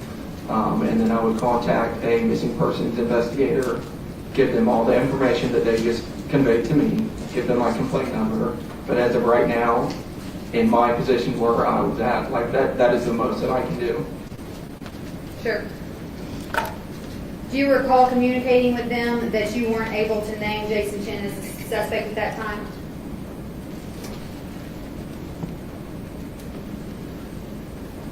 I don't recall specifically stating that. Were you able to name Jason Chen as a suspect at that No, time? absolutely not. Okay. Do you recall contacting the security officer for the apartment building? Absolutely, yes, ma'am. Do you recall speaking with him? Yes. Did you ever meet him? Oh, I've known him my entire career here. What's his name? Scott Miller. Okay, so did he come out that night? Yes, ma'am, he did. And you spoke with him? Yes, and he spoke with family members as well. Did you recall if he was able to search for any video from the apartment complex? I know he explained to me that it would be hard to try to get it pulled up that evening, but that would be something that he would be working on, that hopefully the following day he would be able to have access to. Did he confirm that there were video cameras on the property? He advised that there were cameras. He was just unsure about the angles and if they were going to be able to capture anything. Sure, okay. That night or any time thereafter, were you able to do anything else for Jasmine Pace's family? No, ma'am, it's not. The only further thing I had was, I believe, a day or two after taking the initial report, I was contacted by another missing persons investigator, Investigator Tumlin, who also asked me for all the details and the complaint number of the incident. What day was that? I don't recall if it was a day or two after, but it was sometime shortly after the initial report was taken. And you relayed all of the information you had to him as well? Yes, ma'am. Nothing further, Judge.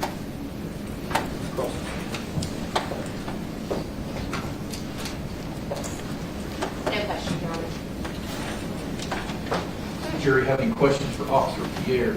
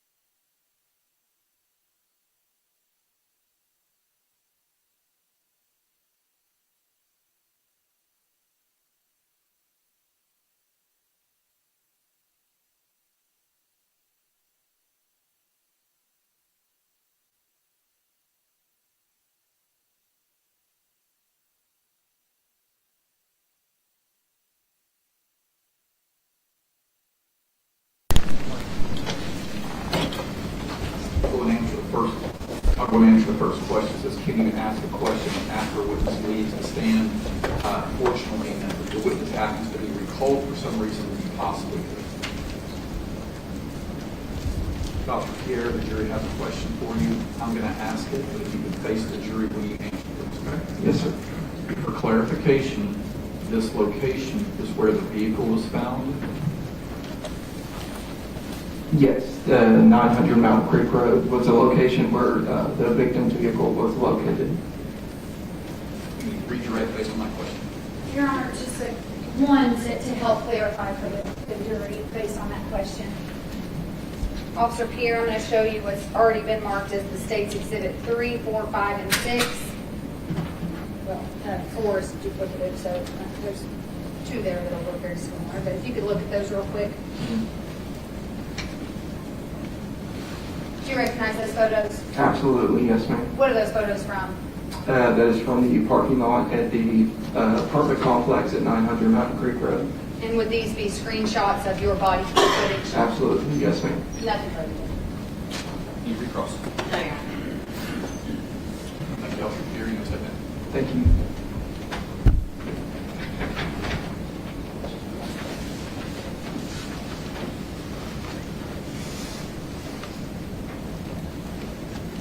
General Code of Service. Your Honor, the state would call Megan Bean.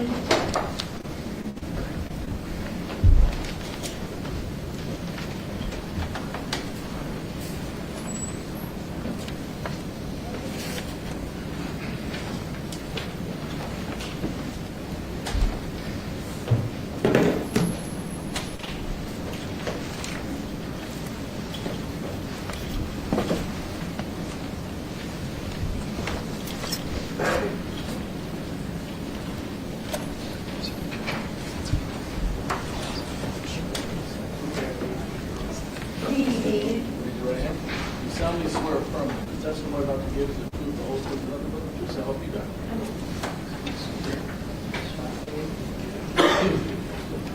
Your Honor, may you approach?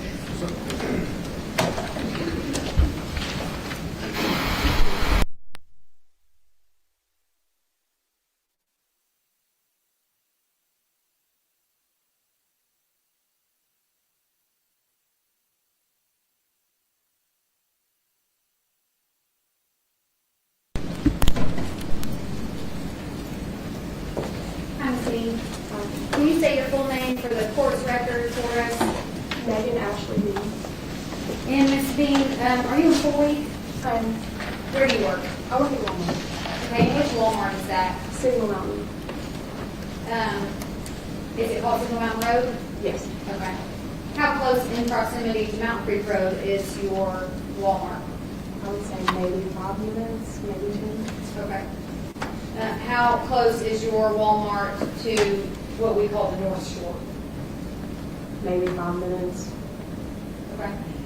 Do you know how close your Walmart is to Suck Creek Road? Okay. And in November of 2022, were you also employed at the Walmart? Yes, ma'am. Okay. And what is your role? Explain to the jury what your role at Walmart is.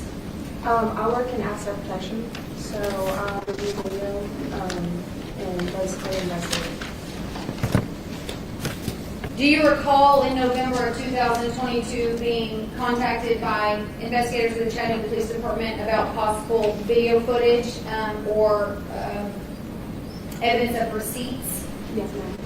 And do you recall who that was? I don't remember the name exactly. A female, male? It was a male. Okay. And is that something typically in the normal course of your job that you would be asked? Yes, ma'am. What type of video system does the Walmart on Signal Mountain Road have? We have basically video. It accesses all of the registers. It accesses the sales floor, back rooms, anything that you really need to look at in the store. Who has access to that video equipment? Only the people in my position. Okay. And you know how to use that video equipment? Do you often pull security footage for law enforcement? Yes, ma'am. Is that one of your roles? Yes, ma'am. Do you have any way to pull receipts from past purchases? Yes, ma'am. And how do you do that? We have a certain system that we go through, so we can either use a credit card or if we have a date or a specific time, and we know the register, we can also pull it that way. Okay, and so do you recall what the investigator who came to see you, were they asking for a receipt, or were they asking for video, or were they asking for both? Both. And did they specify a time frame for you? Yes, ma'am. Were you able to pull that up for them? Yes, ma'am. Did you go through that with them, or did you let them go through it? I went through it with them. And did they signify that they were going to need to take some of that footage from you? Yes, ma'am. And did you, in fact, pull some of that footage and give it to the Chattanooga Police Department? I gave it to the detective. That was there with you, okay. And were you able to tell from that footage at what time, did the footage show a purchase? Yes. Were you able to connect footage to a specific receipt of purchase? Yes, ma'am. And were you able in the Walmart system to pull, again, for lack of a better term, that receipt? Yes, ma'am. Did you do that for investigators? I did. Did you give it to them? I did. I'm going to show the witness. Jump drive, you'll look at that. Have you seen this before? I have. Have you seen it plugged into a computer before? Yes, ma'am. What's on there? It is basically the video footage of Jason Chen and him selecting certain items, going throughout the store, proceeding to the self-checkout, and paying for stuff. Do you recall what day the video was from? I believe it was November 23rd. And were you able to, based on reviewing that video, were you also able to pull the receipt that was connected to that purchase? Yes, ma'am. Are there multiple video angles on that? Yes, ma'am. Okay. Is one of them from a register? Yes. Is it self-checkout? Mm-hmm. Okay.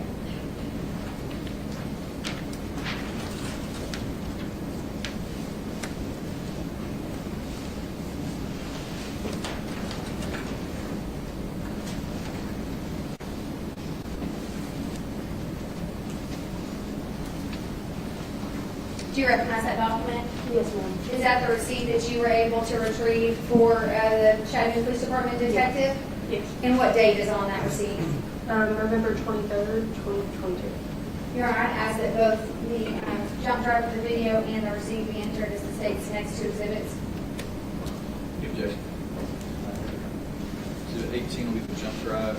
Exhibit 19 will be the receipt. Excuse me.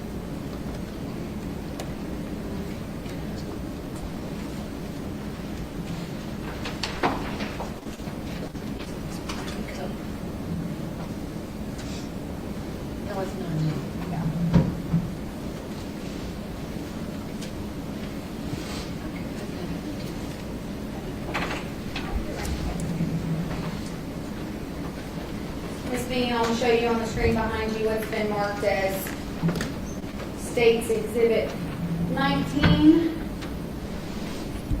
I've lost my pointer. Who knows where it's at? Oh, there we go. All right, so this is the receipt that you gave to the detectives. Again, can you, this date down here, 11/23/22, would that have been the date of the purchase? Yes, ma'am. And then if I can point you in the direction of, well, is that time correct? Yes, ma'am. Are dates and times on these receipts normally correct? Yes. Okay.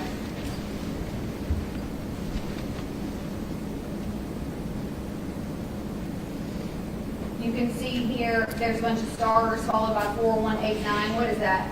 That would be a card. It would be a debit card. Would 4189 be the last four digits? Yes, ma'am. And then you can see here expiration date, Yes, ma'am. 0526. Yes, ma'am. Would that be the expiration date of the card? It would.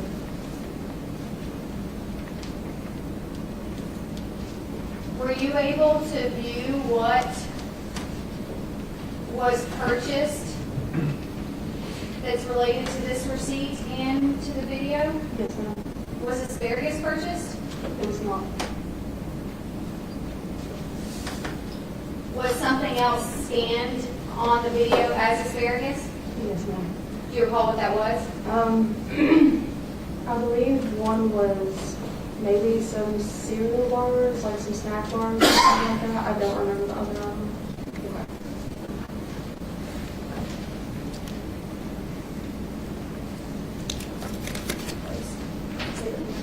Up here, the state has no further questions for this witness.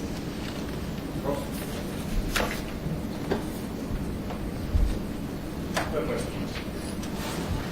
Jury, have any questions for Mrs. Bean? All right, Ms. Bean, thank you very much. Ms. Bean.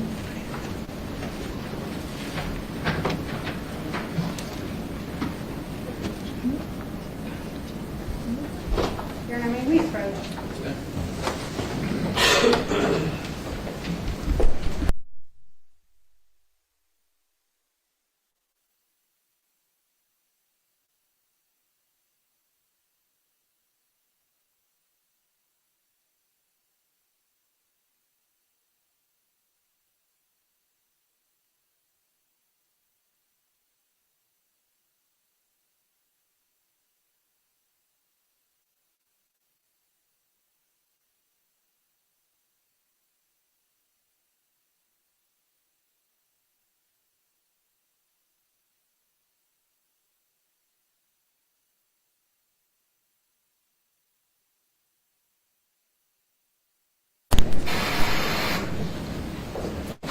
gentlemen, it is 10 minutes after 4. It's time to take an afternoon break. Or have the jury step into the jury room. We'll have you back in 15 minutes. And everyone in the gallery will be back. And that clock says 4:25.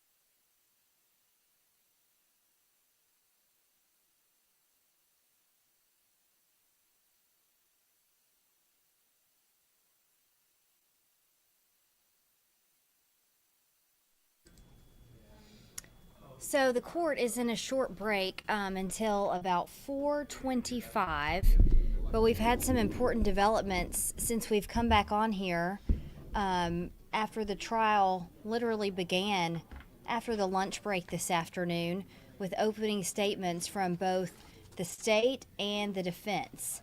So let's go through for just a moment some of their key points here. You're looking at, of course, District Attorney Cody Womp. She was the first to give her opening arguments today. Some of the things she had to say, she told the jury, again, this jury from Nashville, that Chen stabbed Jasmine Pace, who was 22 years old, 60 times. She told them that Jasmine's family was then forced to take matters into their own hands because they couldn't get help from Chattanooga police. They said that they were able to track Jason Chen, his whereabouts, in the hours after Jasmine Pace died by using the location of his cell phone. Also, something that they brought up, they said the SIM card of Jasmine's phone was found with Chen in Nashville in an eyeglasses case. So tying her to him, something that they allege he took with him after her murder. They also said that Chen's fingerprints were found on the trash bag inside the suitcase that contained Jasmine's body. And speaking of that suitcase, they presented that very suitcase to the jury. The suitcase, they said, that Jasmine Pace's body was found inside of on the side of Suck Creek Road. They said her one of her wrists was bound to one of her ankles, and then her other wrist was bound to her arm. Describing a very graphic scene of a body wrapped in trash bags and then stuffed into that suitcase. Cody Wamp literally pulling that suitcase back and forth in the middle of her opening statements. In just a second, I'm going to pull up some of the sound so you can hear from both attorneys. But first, I want to kind of recap both of their points. Or actually, let's listen to Cody Wamp now, and we'll pause it when we get to the defense attorney. So let's start there. 6 p.m. on November 23rd, 2022, Jason Chen leaves his apartment with a suitcase. I'm going to humbly ask that you find Jason Chen guilty of murdering Jasmine Pace in the first degree and then of using her corpse. Jasmine looked at his phone and saw all these messages. Okay, so let's pause there for a second. We'll back that up so you can hear the beginning of it when we come back to it. So you saw Cody Wamp with that suitcase, and you saw her talking about that evidence there. So now let's go to the defense's opening argument. Some of their key points there. A big surprise for a lot of people watching this trial. The defense attorney, Josh Weiss, basically said, I'm not going to waste your time today. We admit that Jason Chen killed Jasmine Pace, but he said it was a crime of passion, not a premeditated murder, which that is the charge that he's facing. Weiss says that Jasmine, as she was in Chen's apartment with him that night, found texts from other girls on his phone and got angry. They claim that Jasmine came at Chen first with a broken wine bottle. So this is the defense that they are starting to lay out here in their opening statements. At the end, he said Jason Chen is guilty, but not of the crime he is charged with. So they're trying to get the jury to believe he did kill her. They admit that he killed her, but they're saying it was a crime of passion. So now let's go back to our sound bites here. Looked at his phone.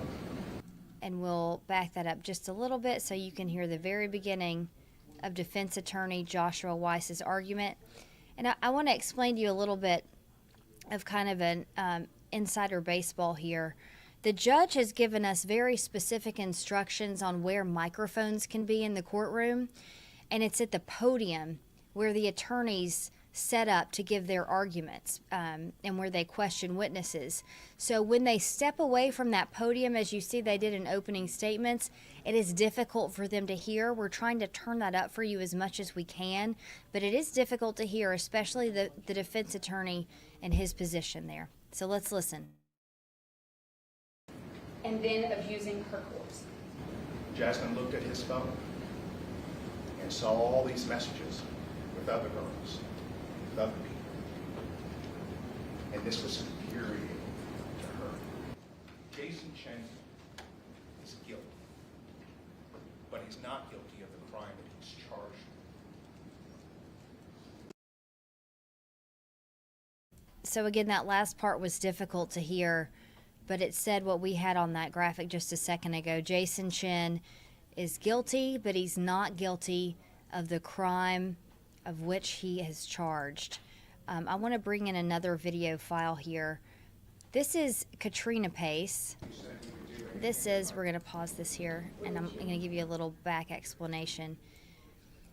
This is Katrina Bean is her name now. Her former last name was Pace, Jasmine's mother. We've seen her a lot during this testimony. She is the first witness called by the state. She says that she was talking with her daughter over text and then stopped hearing from her daughter, got very, very concerned, and went and tried to do some things to figure out where they could find her. She used the My Chevy app, which is an app with her daughter's car, to track her location. She then called Chattanooga police. She says she didn't get much help from them, and so she started asking around. She says she talked to Jason Chen on the phone as well, who gave her a fake address of where he lived. She ended up on Tremont Street, where Jason Chen did live, and she admits that she used a credit card to go into Jason Chen's apartment, and inside she found Jasmine's ID and her credit card. Now, under cross-examination, the defense was asking her why she would go in to Jason Chen's apartment without the police, and asking her what she would do to find her daughter. And this is what Katrina had to say. You said you would do anything to find your daughter? Wouldn't you? Of course. Okay. Would you bring into an apartment? To find my daughter? Yes. You can lie to police. I was just trying to find my daughter. You would perjure yourself under oath. I haven't perjured myself.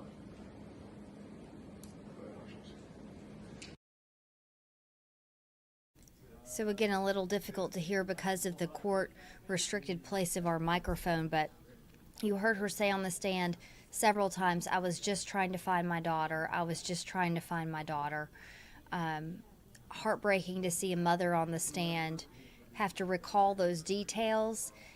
Katrina Pace testifying that her grandmother died around this same time, so she was very emotional. And she went back and found a pen that Katrina Pace had sent her from Jason Chen's apartment. I do see that Mary Beth Mangrum, our reporter from inside the courtroom, is joining us now. I'm going to bring her in here. She only has a short break, so I want to give her just a few minutes to tell us what's going on. Mary Beth, hard to hear that testimony from Katrina Pace. What was it like in the courtroom during that? Yes, yeah. I mean, it was so quiet. You could hear a pin drop whenever Katrina Bean was discussing exactly how this has affected her and her family in this 2-year-long wait that they've been waiting for this trial to begin. So yes, it was very silent. You could hear that everyone was listening to what she had to say. And then, as we heard Mary Beth, she went into that apartment looking for items, and we heard her repeated answer of why she did it. Yes, yeah, exactly. For Katrina Bean, it's very clear that her whole motivation was to find her daughter, Jasmine. And it's very clear that her family had that same sentiment. That was the one thing that I noticed, she was repeating throughout her testimony. None of this would have happened if it wasn't for the search of her daughter. And tell us, too, other family members are expected to testify. As per usual, they made them leave the courtroom, right, when the state started questioning witnesses? Yes, yeah, that's true. They are trying to keep those witnesses separate as they do plan to testify. Okay, we know you only have a minute or so left before court starts, so thanks so much. We do see that court is coming back on, so we'll let Mary Beth go. We'll bring back up the court feed. We'll let you hear what's to come. It looks like they're having a little conference there. So again, we've heard from just immediately before that break, a Walmart employee who testified that that Jason Chen came to the Walmart and bought peroxide and some other items. We know that the prosecution is also going to talk about purchases possibly at a Walgreens. That came from a preliminary hearing, and possibly see some video of him making those purchases. The prosecution laying out a case that he tried to clean his apartment of Jasmine Pace's blood after. I think the first row, perhaps.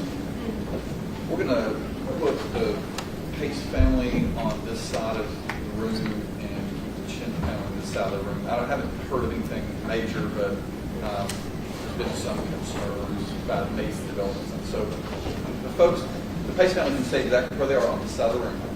The folks sitting behind it on the third row, I gotta have you please move back one row.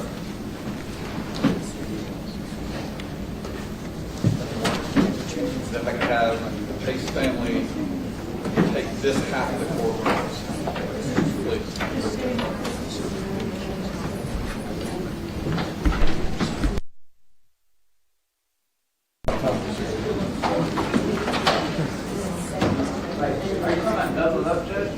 One row. No, hey, take as many rows as you need on this half. Okay, just this half. Yes, sir.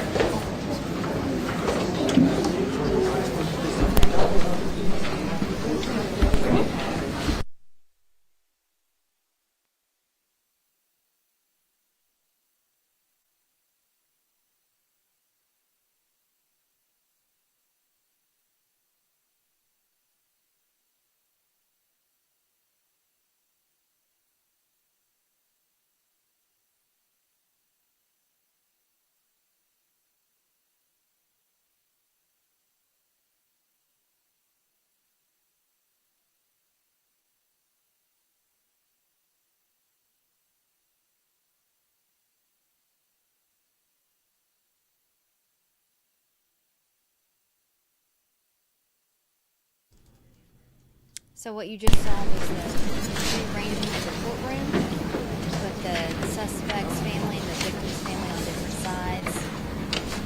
Presumably now the jury is coming back into the courtroom. Of course, we don't show the jury members.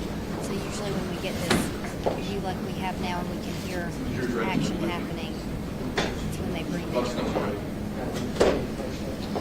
Yes. So we're still in state's witnesses there. A short afternoon break. We're expecting them to call their next witness next, as soon as the jury is seated when they get back to witnesses here.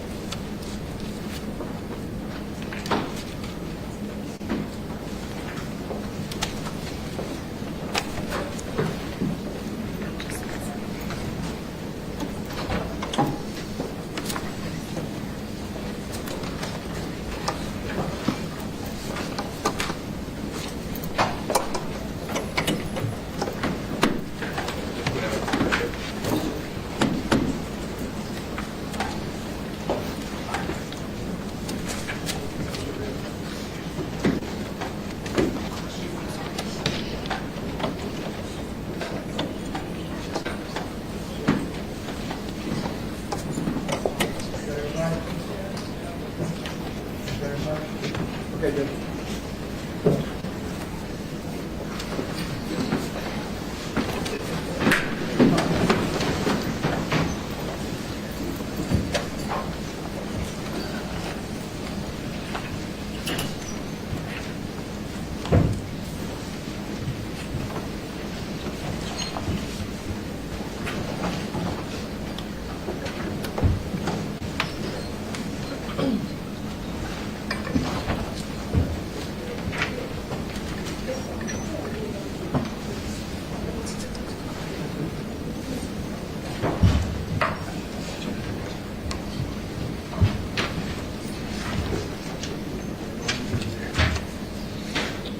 Back in the courtroom, please be seated. Call your next witness. Your Honor, the state of President Hamilton stand.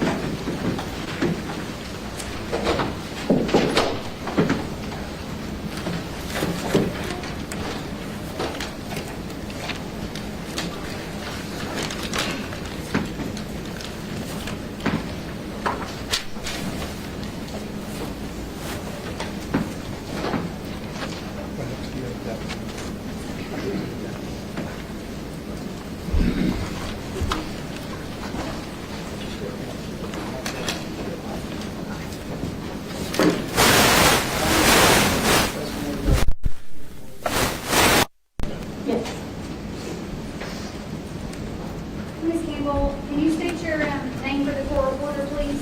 Kelsey Campbell. And Ms. Campbell, where are you employed?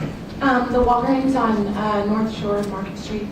Okay, and how long have you been at the At that store about 4 years. What's your position at that Walgreens? The store manager. Were you the store manager at that Walgreens in November of 2022? Yes, ma'am. Okay. Okay. I'm going to draw your attention back to 2022. Do you recall at some point being approached by investigators with the Chattanooga Police Department about potentially looking at video footage from your store? Yes. Do you recall who that was? Detective Cantrell. Cottrell. Okay. And can you describe for the jury what kind of video system Walgreens at the corner of Market and Fraser has?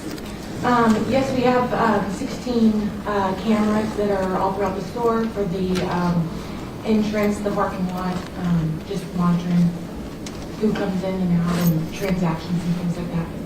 Is that video footage kept and stored in on servers that Walgreens has? Yes. How long is it stored for? I believe it's 60 days. Okay. And do you have access to that footage? Yes. And did you have access in November of 2022? Yes. When police department investigators came to see you, did they tell you what they were looking for? They just said that there was an ongoing investigation and needed to access the cameras to just review some of the footage. And did you allow them to access that footage? Yes. Did you remain with them while they were accessing that footage? I came in and out of the office while they had access to it, yes. Do you recall what date range they were looking for specifically? It was like the week of Thanksgiving. I think it was like the 22nd Okay. to the 28th or something like that.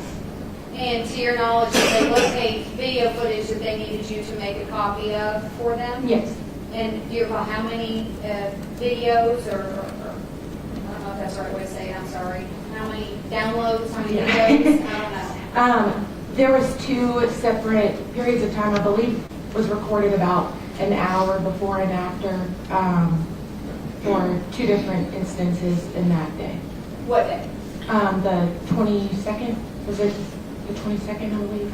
I'll show you some Okay. materials to see. But that day, they took 2 separate Sets of video, yes. sets of video with them. Yes. And you have access to be able to actually extract that video from the server and give it to law enforcement? Yes. Do you do that in the normal course of your job? Yes. Okay.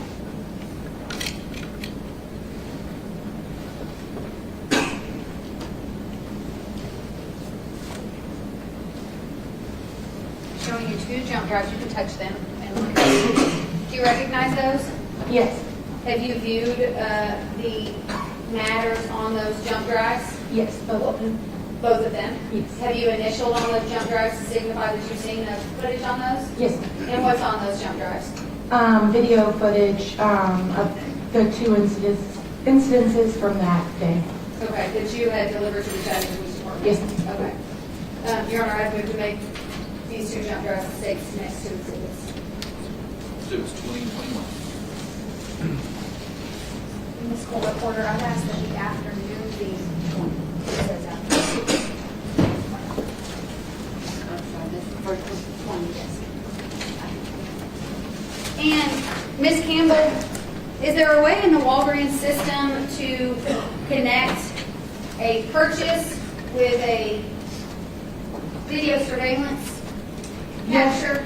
Typically, if we have a dollar amount or the last 4 of a card number, we can search and find times when those purchases were made, and then we'd use that to look at the video to see what happened. Do you recall if that was done for law enforcement as it relates to these 2 videos? Yes. Did you look up the receipts that were connected with those 2 videos? Yes. And how did you do that in this case? By card number, by the videos? Do you recall? It was by the card numbers. They had left up the screen where they had looked at one transaction, and then I looked up to see if there was any other purchases that day, and found another one, which was the second, I believe the second set of videos that we found. Okay. And you were able to extract those receipts for law enforcement? Yes. Were you also able to look at the receipts and verify that they coordinated with the 2 videos that you had given law enforcement? Yes, because you'll see the time that it happened and the register number, so you can relate the 2 together. Okay, Your Honor, Mayor.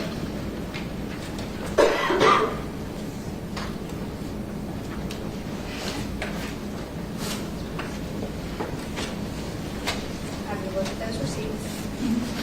Do you recognize those? Yes, ma'am. What are they? Receipts from my store on the 23rd of November. are those the receipts that you gave to law enforcement related to the video footage? Your Honor, I'd ask that these be marked as states next to exhibits. Next two exhibits? Yes, Your Honor. 22 and 23.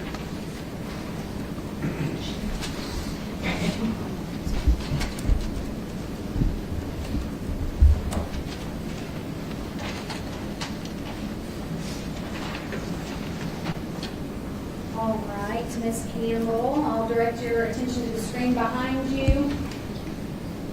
We were unsure on the date earlier, but can you tell me what that date says? Yes, November 23rd of 2022. Okay, and Your Honor, for the record, I'm referring to State's Exhibit 23. This is a receipt from the Walgreens at North Market Street? Yes. Okay. And payment details, what does this indicate to you right here? That is the card with the last 4 digits of the card that was used when they purchased the items. Okay. And would 1:41 p.m. be the correct time of the purchase? Yes. State's Exhibit number 22. Again, same things as the receipt that you pulled for law enforcement? Yes. And is the date the same, 11/23/22? Yes. Would the time of 7:03 p.m. be accurate? Yes. Okay. And again, payment details, can you read the last 4 digits of that card? 4189. Ms. Campbell, are you familiar with the North Shore area? Fairly, yes. Do you know how far away from Tremont Street or the Tremont Apartments the Walgreens that you're the manager at is? It's within a couple blocks. Nothing further there.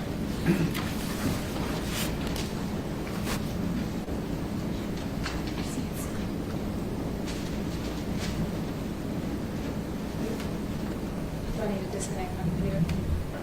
You can do what you want. If that's a question. Okay. Any questions for Mrs. Campbell?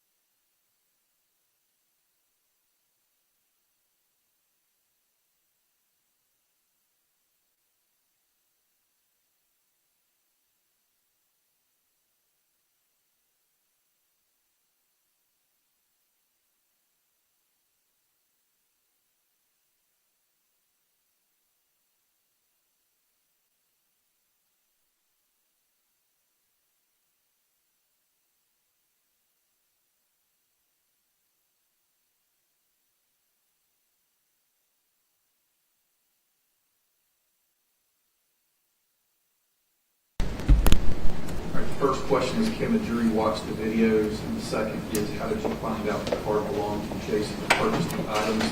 This information will be provided by another witness. Thank you, ma'am.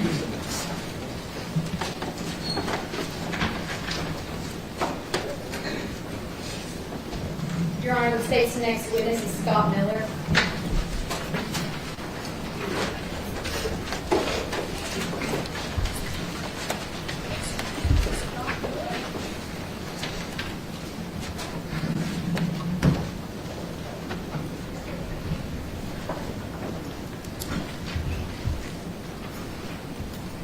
Yes, sir. You're just going to go right this way? Yes.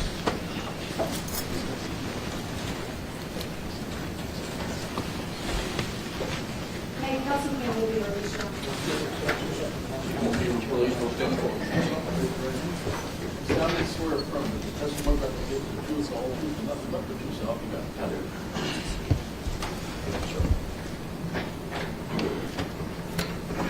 Councilman Miller, can you state your full name for the record? Ibby Thomas, Scott Miller, Okay, and Mr. Miller, where are you employed?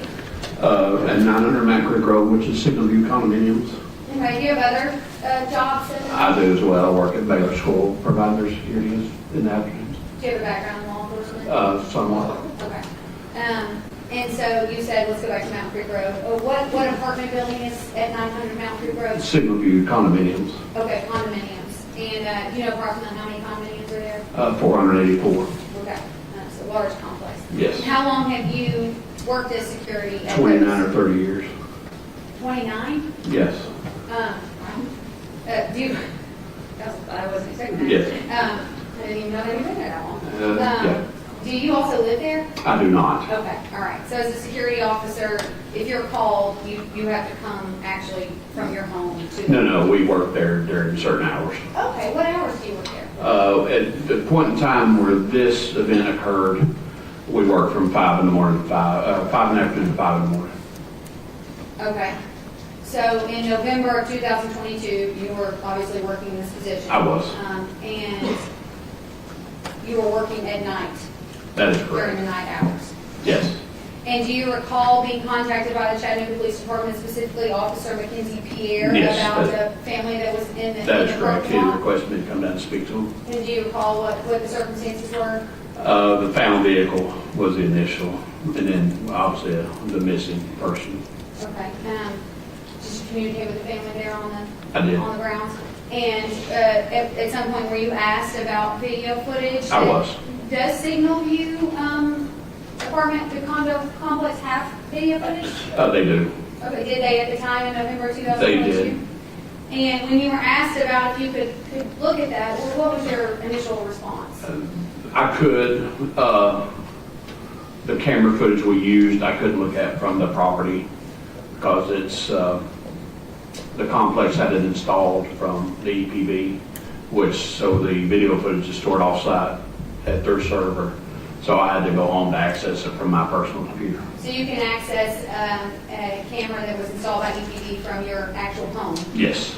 And do you often access that camera when the need arises? Yes, if I'm questioned about a certain time frame. And does that happen every so often? Yes, it does. Okay. And on this night, did you let the parties or the police know that you were going to have to go home to look for that? I did. Were you instructed by anyone as to what specific time frame you were supposed to look for? I believe so from the evidence that her mother had provided me from the time frame of when the car had arrived there. That which narrowed down the time frame. Do you recall at some point the family coming back after their first visit? Did they come back to Mountain Creek? They did. And what was that for? We discussed, I believe, footage and then some phone data that they were discussing about our phone pinged to the different location. Did you review the video footage there with them? That footage that I did not because I cannot. Did you retrieve it at that time for the Pace family, Jasmine's family, or did you later give it to the Chattanooga Police Department? I remember later giving it to the Chattanooga Police Department. Okay, and do you recall what day that video footage was from? Oh, I have no idea. You would have to tell me what day it was from. Okay, so I just know it was around Thanksgiving. Okay, and you pulled the footage at the request of the Chattanooga Police Department. Yes. And it was from the Signal View condos, which Yes. you had access to. That is correct. All right. And you jump drive. You recognize that jump drive? I do. Have you seen what's on there? I have. What is on there? This is footage from the camera that is mounted on the front of the office that aims toward the pond area at the complex. In fact, did you review that, what was on that jump drive with me as well? I did. Okay, did you write your name on there to signify you had seen it? I did. Okay, and does it accurately reflect what the property looked like in November of 2022? It does. Okay, and this is the exact video that you gave to the Chattanooga Police Department? It is. I'd ask that this be introduced to the specific judge. Exhibit 24. I'm sorry, my colleague reminded me that our jury is not from Chattanooga, they don't know what EPD is. Do you know what EPD is? It is the electric power board for our, the city-owned electric power board. Okay, so they... They provide security cameras, footage, internet service, and other things. Okay. And at some point, on the video footage, can a vehicle, a white SUV vehicle, be seen coming into the property? That is correct. In the direction that that vehicle is traveling on the video, is it towards the area that Jasmine Pace's vehicle was located? Yes, it would be about 100 yards or so away from where it was left. Okay. Nothing further, Judge. Charles.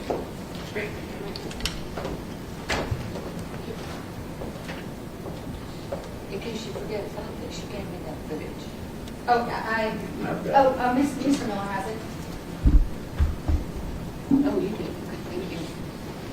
Mr. Miller, we will likely see that video later, but does the video show an individual getting out of the vehicle? No, it does not. And does it show any person driving the vehicle? It does not. From the angle, it's too far away. Okay. And how long did it take you to retrieve that video? Probably a few hours. And when did law enforcement come back to you though and request for it? Probably the next day.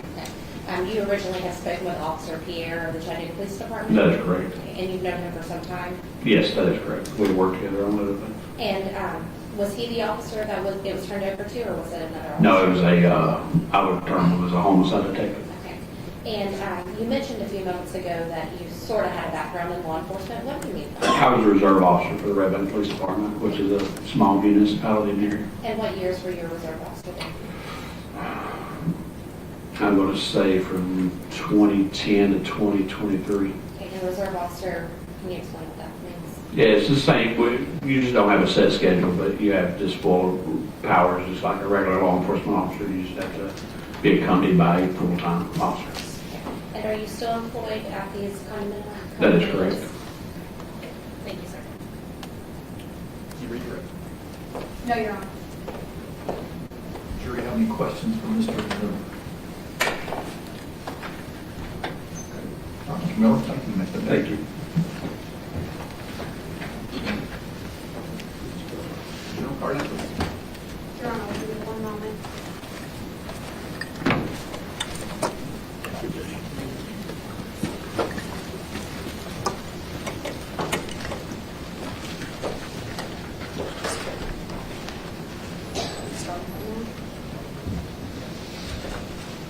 Your Honor, this witness will be lengthy. In fact, I'm absolutely confident he'll go into tomorrow. So it's just up the schedule at this point is up to the court because we'll be able to begin, but certainly won't get through all of this direct examination. We started a little late today, so I'd like to get as much done as we can today. Sure.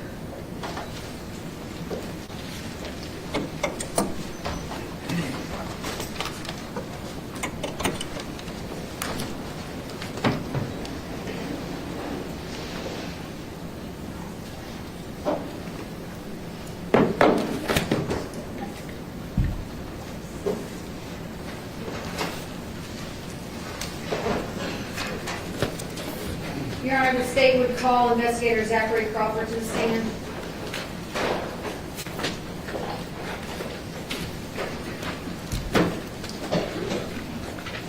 You may read it.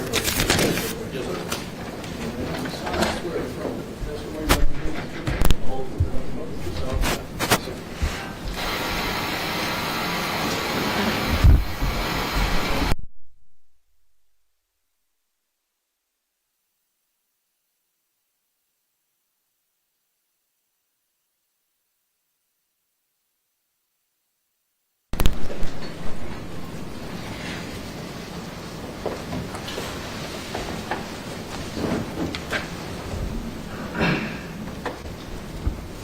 Investigator Crawford, can you state your full name for the court's record?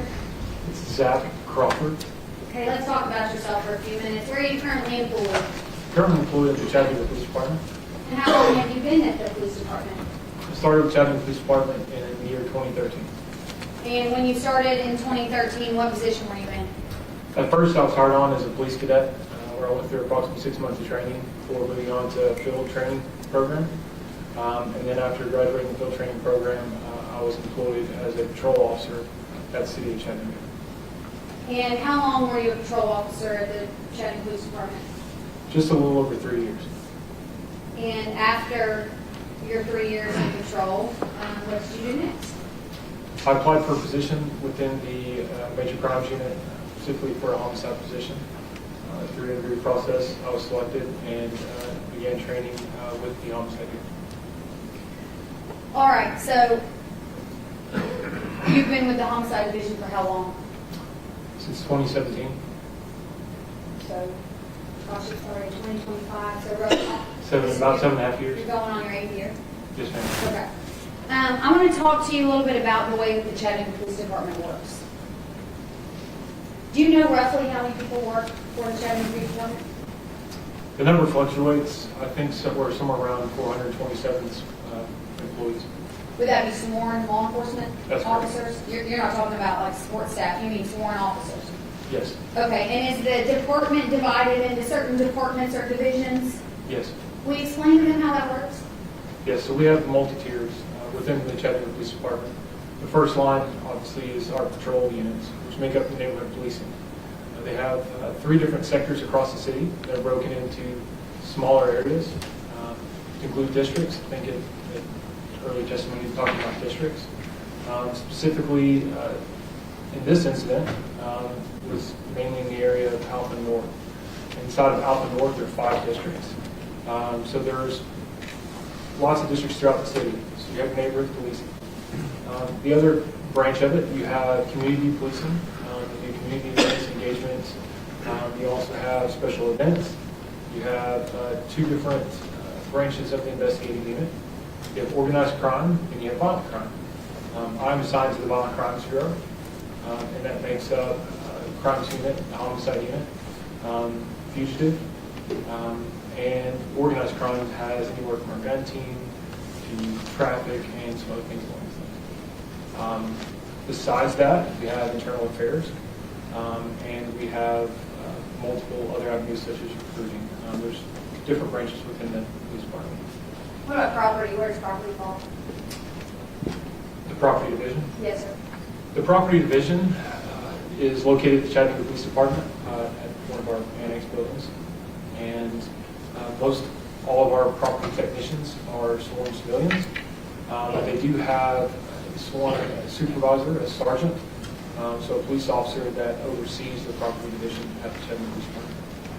What you heard Officer Pierre testify, but what typically would patrol, at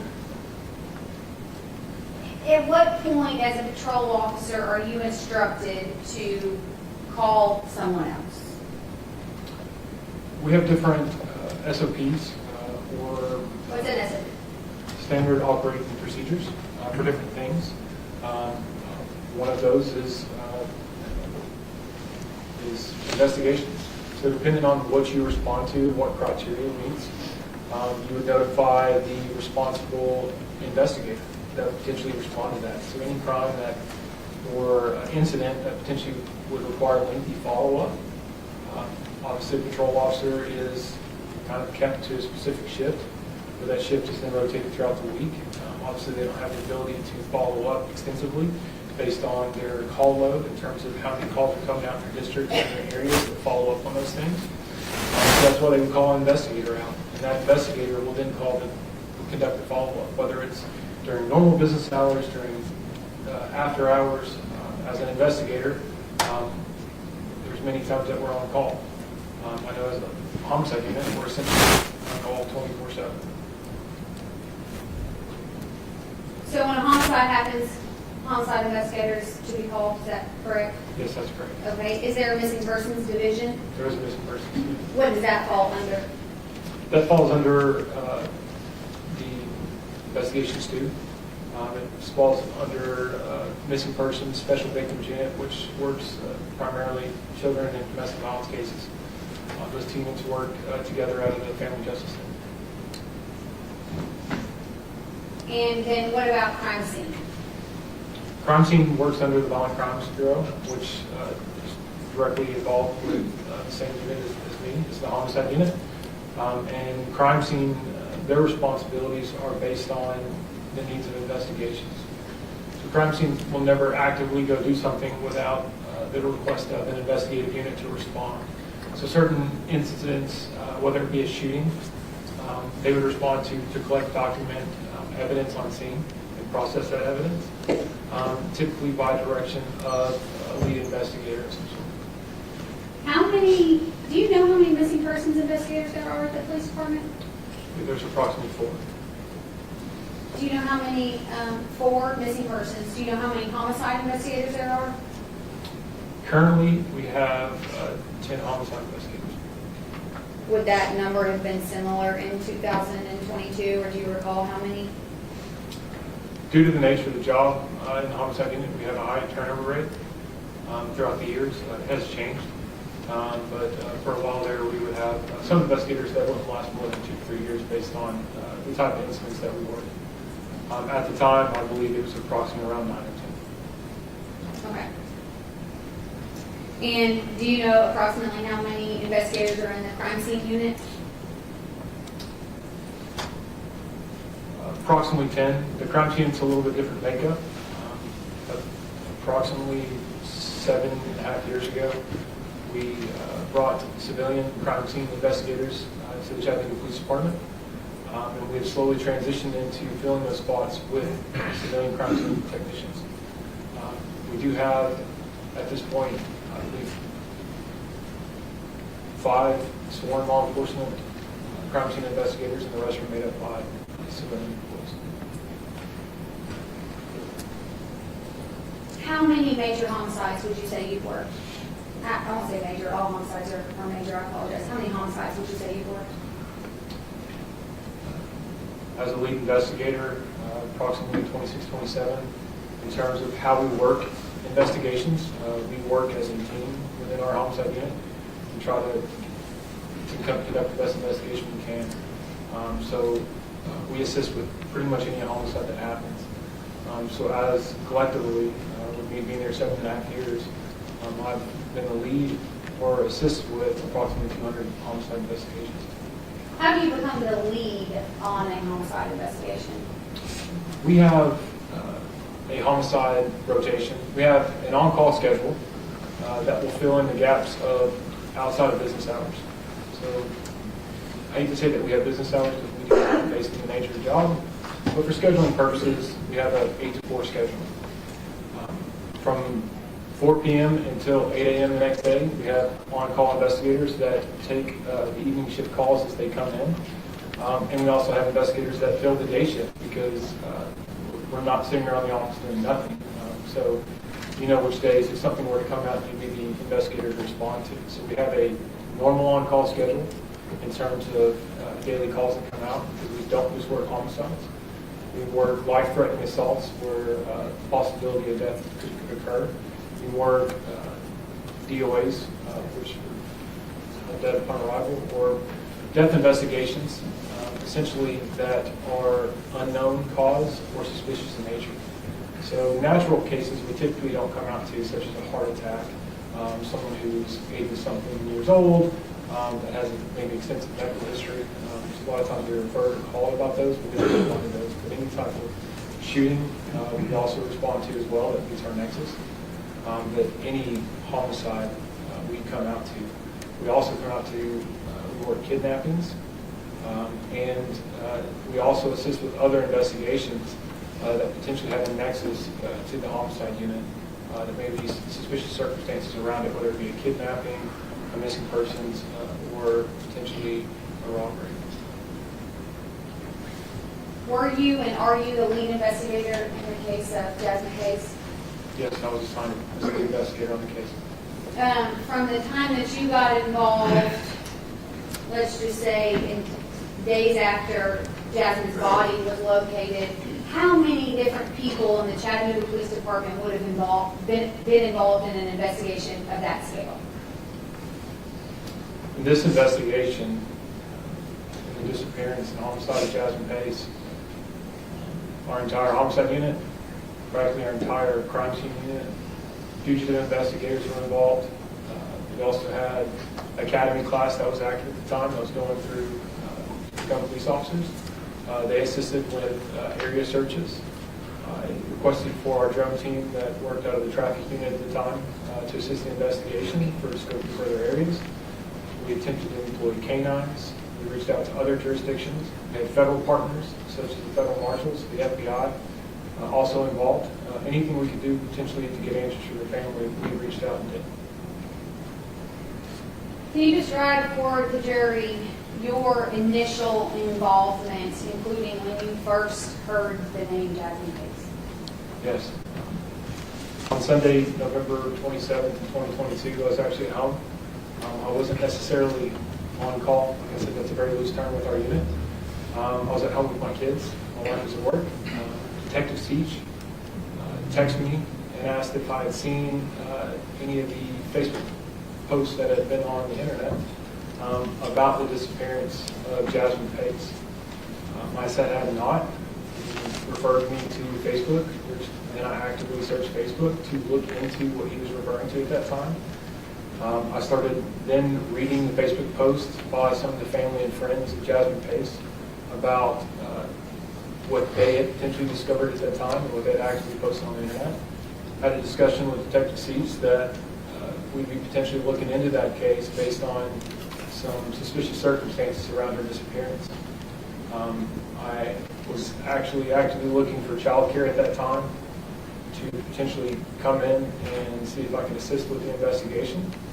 And at approximately 6 p.m. that evening, I was actually called by my supervisor. So approximately about 30 minutes after Detective Siege starts the conversation about it, I was called by my supervisor about the same case, which then I turned found child care and came in to assist. So at the time that you first learned about it, you had not heard from any missing person investigator at the Chattanooga Police Department? No, I had not. Are you now aware that they knew about it, they just did not contact anybody from the CPD Homicide Division? Correct. I didn't find out directly that missing persons was involved until I spoke with my supervisor, Sergeant Emery, who's Lieutenant Emery.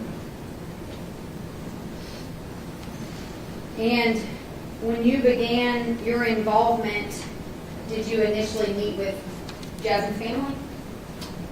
My first involvement actually called Detective Seach and requested him come in. I was advised at the time of initial response. I was going to respond to the service center to speak with Investigator Tumlin about his findings in the investigation to see how we could assist and potentially lend our expertise in the matter on how we could potentially help them locate Jasmine Pace and also potentially go over the details to see if there was anything that was suspicious at the time that potentially could link to something else. So I notified Detective Siege. Lieutenant Emery advised he would be responding as well. I knew that I was going to talk to Investigator Tumlin. Once I responded that evening, just after 7 p.m. To our police station, I was then greeted by Investigator Tumlin, which I had a short conversation about what he had found at that time, because there wasn't much that had been done at that point. And he notified me that the victim's family would be at the police station at around 7:30 p.m., which then I decided to further wait on details till we spoke further with the victim's family. Did you speak with the victim's family? I did. And based on that conversation, did you become aware of Jason Chen? Yes, I did. And what was your basis of knowledge as to who Jason Chen was and how he was related to the investigation at that point? At that point, at the beginning stages of speaking with Investigator Tumlin, reading the Facebook post, and also speaking with the victim's family, I realized that Jason Chen was a potential significant other, whether it was dating or some sort of other type of relationship where they would meet up. I didn't know the exact circumstances other than that they had been talking and seeing each other for a few months. At that point, I did learn that he had not reached out to Investigator Tumlin and the potential, missing person of his significant other. But Investigator Tumlin was not able to give you very much information, is that correct? No, he was not. Did Investigator Blunt ever give you any information? I never talked to Investigator Blunt due to her not responding and not assisting with the investigation. Based on information that you received from Jasmine's family, did the Homicide Division seek a search warrant for Jason Chen's apartment? Yes, we did. And was that search warrant issued? It was. And were you present when the search warrant was executed in Jason Chen's apartment? Yes, I was. All right, I'm going to start. Can you flip the backlights off for me, deputies? By having you turn around to this screen, and we're going to switch screens in a second. Let me ask you this. At 110 Tremont, the jury's now heard this address many times. Are you familiar with North Chattanooga? Yes, I am. How long have you lived in Chattanooga? Almost my entire life, other than a few years I spent in the military, and a year and a half I lived in Illinois with my wife. Okay. So were you familiar also with Tremont Road, Tremont Street? Tremont Street as well before this investigation began? Yes, I was. Okay.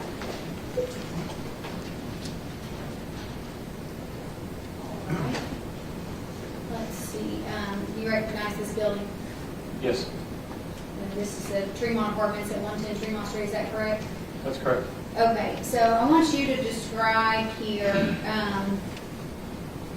sort of the layout of the building and the surroundings of the building based on your investigation into Mr. Chen's apartment. If you don't mind, just sort of walk the jury through what we're looking at, what's on the left side, what's on the right side. Just for, I'll describe, so this is going to be the actual front of the Tremont Apartments at 110 Tremont Street. The door you see here at the bottom is going to be the main entrance. There's actually a keypad right here, which is the main access into the building. There are 3 separate other exits, the way that they're designed. This would actually be from looking on the left side over here where the cars are direction towards would be north. So the road runs north and south. So this would actually be the west side of the building. On the right side, over here on the picture, is going to be the south side of the building. There's a parking lot. There's a parking lot area, as you can see, that butts up to the side of the apartment complex. And there's it's hard to tell from the picture, but there's a ramp here to an exit as well. On the north side of the apartment complex, it's very similar setup, just a little bit smaller parking space. Essentially, you have a few parking spots just around this corner. There's another exit as well. On the back side of the apartments, there's also one more additional exit. But that parking is for an additional location and not those apartments itself. Specifically, this apartment complex we refer to as the North Shore area. If you're not familiar with Chattanooga, it's historically been called the North Shore area. Essentially, we have the Tennessee River that runs through downtown. And the main part of downtown Chattanooga is on the south side of the river. And this smaller community on the north side of it is essentially the North Shore area. This is actually fairly closely located to Coolidge Park, which is right across the road from it. And Investigator Crawford, over here, I'm shining this little red light. What is this? That's going to be a dumpster enclosure. At the time that we first served the search warrant, there was 2 blue, large-sized dumpsters that were located inside there. Did the police department investigate those dumpsters? We did. Okay. And looking back at this building, can you help the jury understand where in the building Mr. Chen's apartment was? Correct. By looking at this, it would actually be on the right side.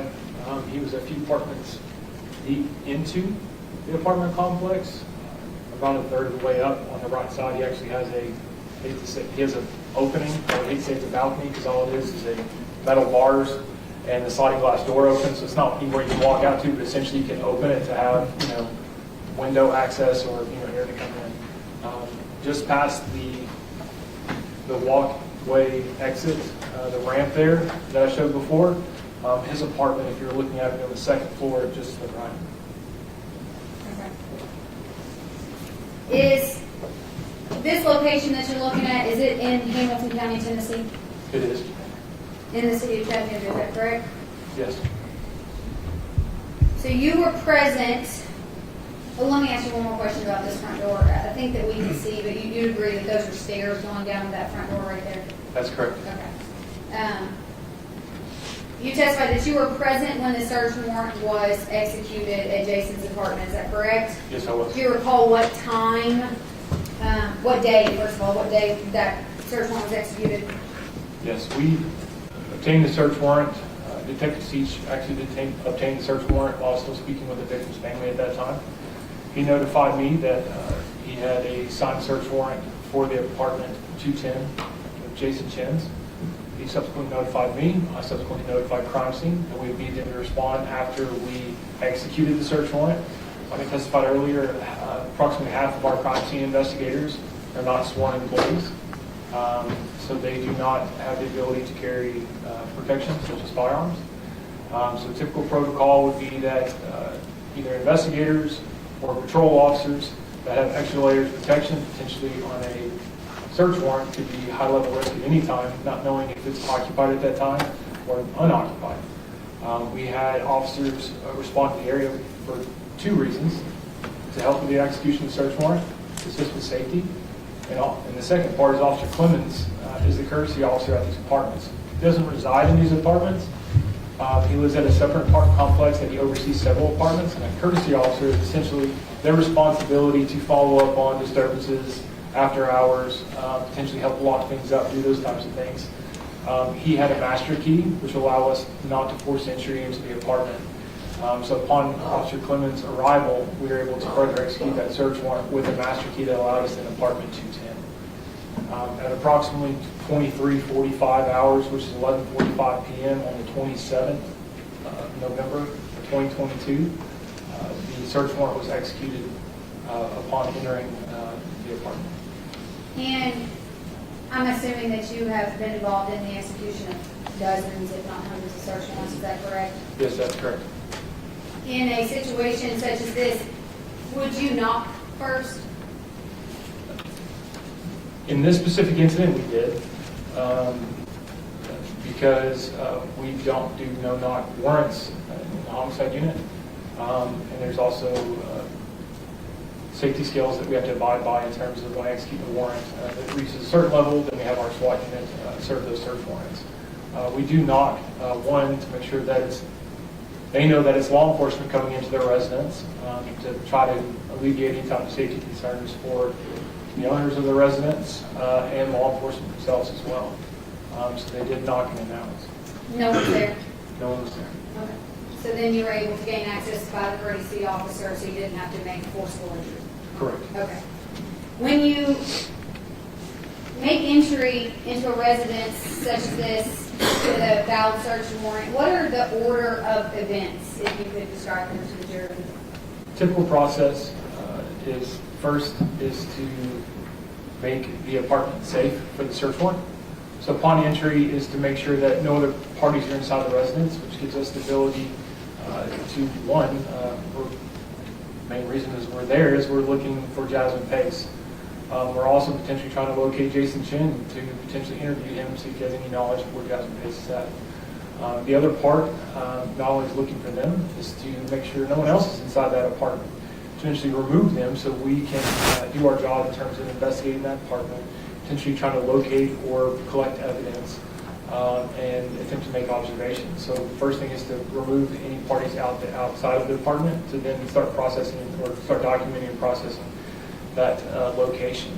So at first we would either send, it's a very tough question to ask based on circumstances, circumstantial or different circumstances on who goes inside the apartment to make it, or a residence or whatever it may be to make it safe.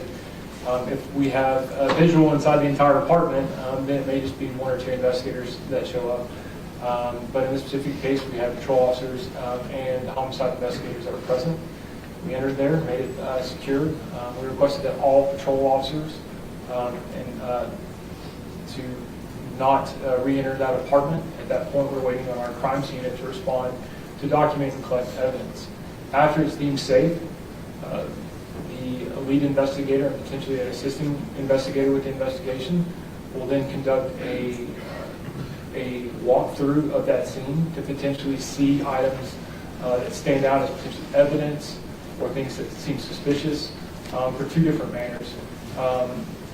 One is to make sure that we don't attempt to further alter or change the scene, to make sure that, as soon as you walk in, you're not walking into a puddle of blood. Or sometimes in some investigations that we have too, there's potentially a deceased person just on the other side of that door. We don't want any further contaminants or anything altered And also we're able to make observations that we can pass to the crime scene investigators about what we want collected and documented. The jury is going to see in a moment and later this week lots of pictures of Mr. Chen's apartment, Investigator Crawford. They're going to see some pictures where items, one photo of a certain area where it looks different than it does in another photo. Can you explain to them how the photographing and processing of a crime scene works? Yes. The first stage is the photographing and crime scene location or potential search warrant, whatever it may be. The first set of photographs for documentation purposes is to take general photos of the apartment, potential items of evidence, or things that stick out, or whatever's part of the search warrant that we're executing. They will take photographs of those things. They will then follow those photographs up with a secondary set of photographs with evidence markers. Once they've documented it with photographs and video, they will go back through and place evidence markers on different pieces of evidence. And at that point, they will then take a second photograph of that, specifically focusing in on whatever that piece of evidence or something that sticks out. We're documenting those specific things with evidence markers, and potentially getting closer up shots. After that, there will be a collection phase. They will document it with evidence markers, close-ups, multi-different angles potentially of those, with the camera. After those items of evidence are collected, or whatever the photograph is taken, those other items are then collected by the crime scene unit where they're documented and placed into bags of evidence at that point. Then we conduct another set of photographs to show the condition of which, once we finish the search, what the residence, apartment, whatever it may be, is left in to document our entire process. There is a possibility that that process continues, where you potentially you do a search at first, items of evidence are collected. Like I said, they'll do the first two phases of documentation of photographs based on potentially what items of evidence are seen or observed. We always attempt to do a second walk-through search of the apartment to make sure we didn't miss anything else. So that process could start again with another set of photos of potentially different set of items that maybe it's an evidence marker there before, but there's an evidence marker there now. So sometimes there's the same angle and it appears that something's been moved. If you were to observe all the photographs chronologically, obviously it would make the most sense. But obviously there's potential, depending on what angle of the photos, you may see a photograph of a notebook in a certain place, and then there's a different angle of the same one, and the notebook's not there, it's potentially been removed as evidence in the case. Okay, all right, thank you. That was helpful. So if we're talking about a crime scene and you come in after a search warrant's executed and you see this lying on a table, for example, and you can see I've got a piece of paper over a pen. Crime scene may take a photo of this, is that correct? That's correct. But then crime scene might remove this and take a photo of this, is that correct? Correct. And then crime scene might remove both of these, collect them as evidence, and take a picture of that, is that correct? That's correct. When you entered into Jason Chen's apartment, did you have any idea what happened to Jasmine Pace? You didn't know, you didn't know where she was? No, I didn't know where she was. And other than the information that you used to obtain the search warrant, you didn't know what had happened? Correct. Okay. And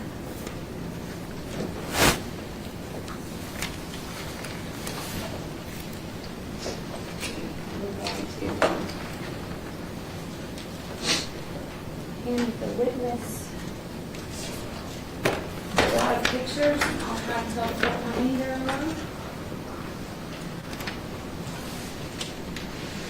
You know, if you can do a batch of pictures, it's fine, scan them in, or mark them, and you can get into the direct testimony.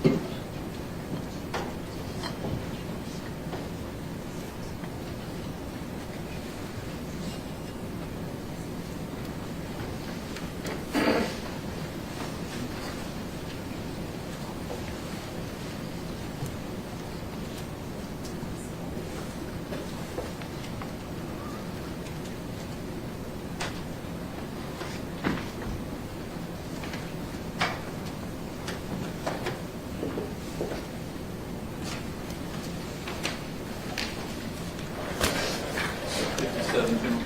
Yes, Your Honor, if my math is correct. So it'd be 25 through 81. Investigator If my Crawford? math's correct. Yeah. We'll go back to mine and see if we're right there. I'll ask you to just take a second and look through these photographs.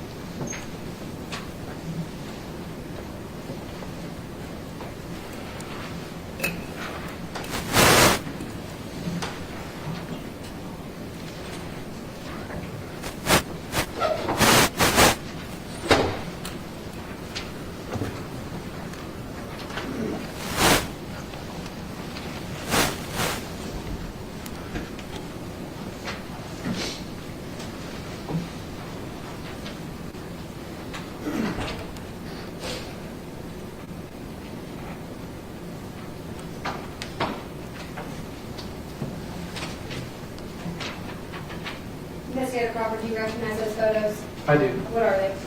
The photographs within inside apartment 210 at 110 Street. Is that Jason Chen's apartment? That's correct. Do you recognize those photos as photos that were taken at the time the search warrant was executed on November 28, 2022? That's correct. Do they accurately represent what Mr. Chen's apartment looked like in November of 2022? That's correct. And were you present when most, if not all, of those photos were taken? I believe so. Your Honor, I'd ask that these photos become State's Exhibits 25 through 80. 25 for 81. And I know this is going to take That's the okay. court reporter a second. I apologize. Step up and Judge. stretch. Take your time.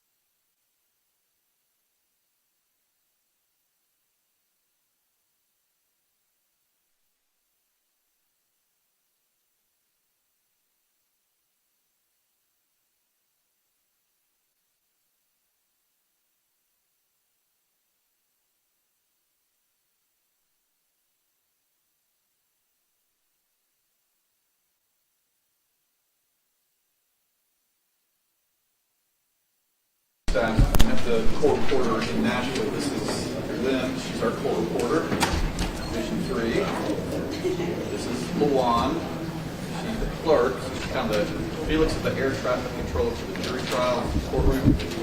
Lawan is the air traffic controller for all the cases. So you see lawyers talking to her throughout the house. Every now and then we got students come visit. We got one here from ETSU visiting with us, criminal justice major.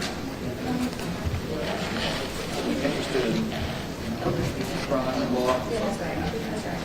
Mason Smith. Now that's our team. Randy Biggs. He's also part of the team that's here around the line. Or the clerk's team. Her nickname is Ruckus. Usually when she shows up in court, something bad is going to happen or about to happen. It's kind of a ruckus.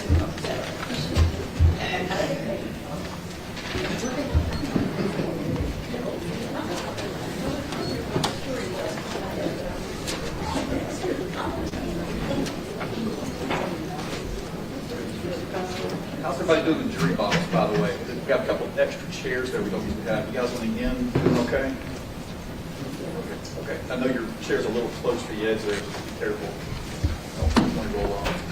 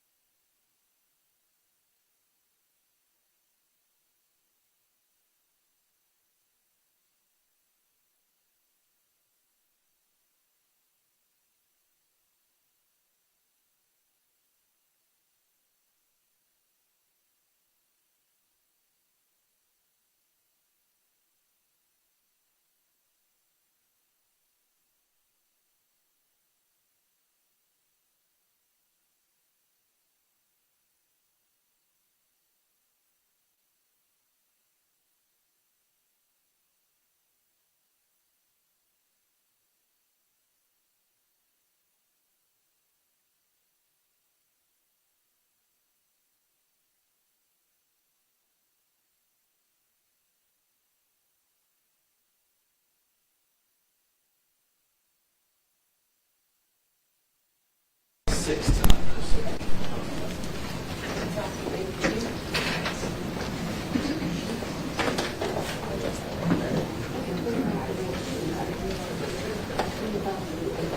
I counted incorrectly, Your Honor. 25 pictures, 58 pictures, 25 for 82. Okay, 25 for 82.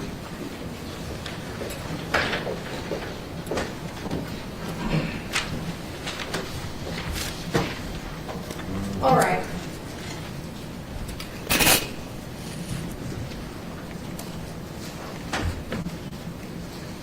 If you'll turn around the screen behind you.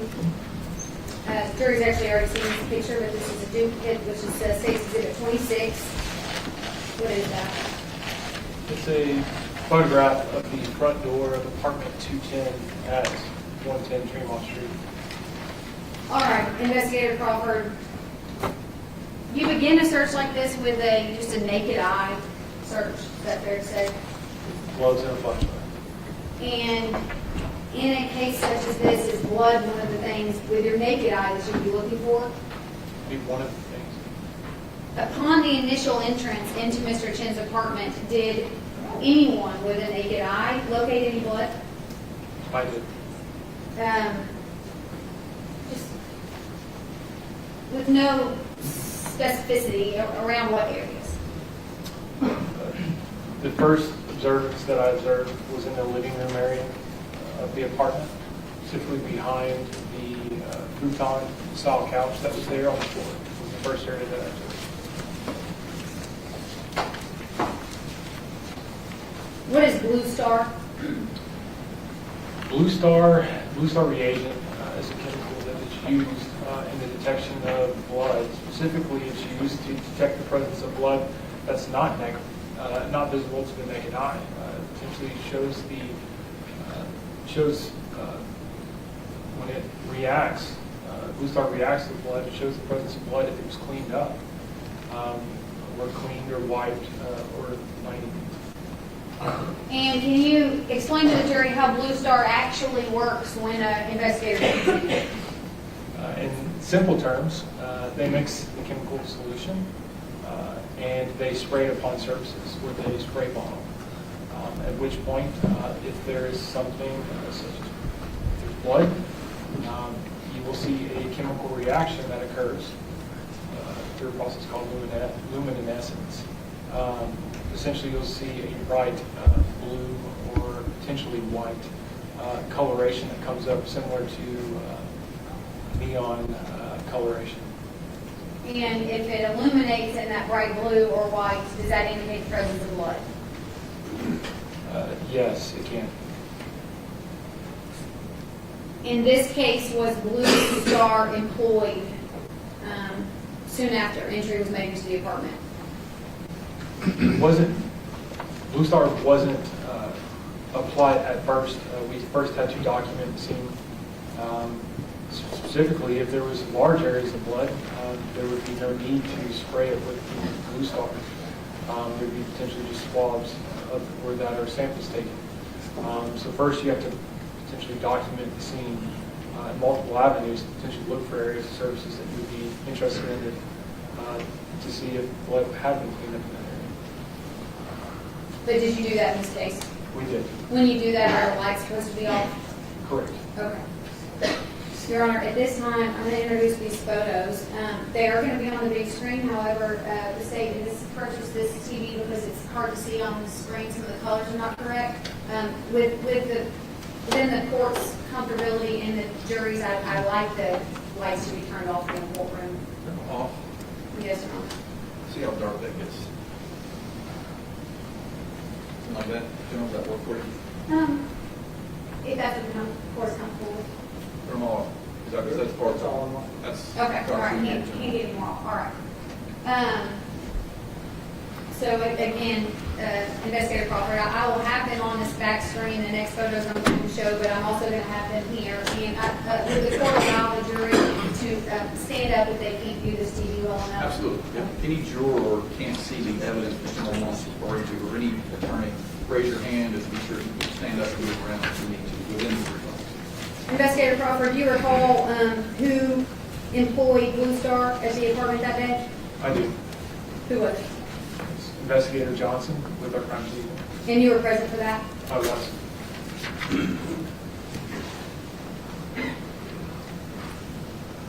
On the large screen and on this screen is State's Exhibit 25.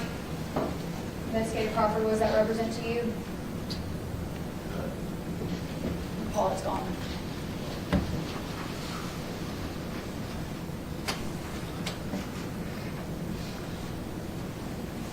Generally, moving the TV closer to the jury will help. Feel free to do that. I can watch it on the big screen. Okay.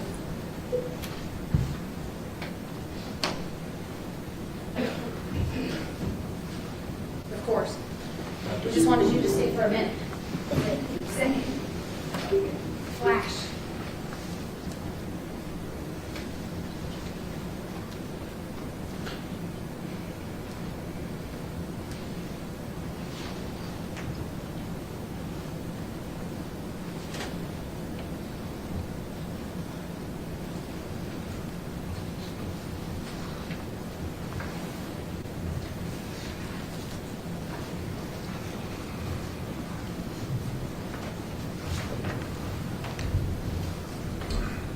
All right. Investigator Crawford, did this indicate to investigators that there is a possible presence of blood in what are the blue areas? Correct.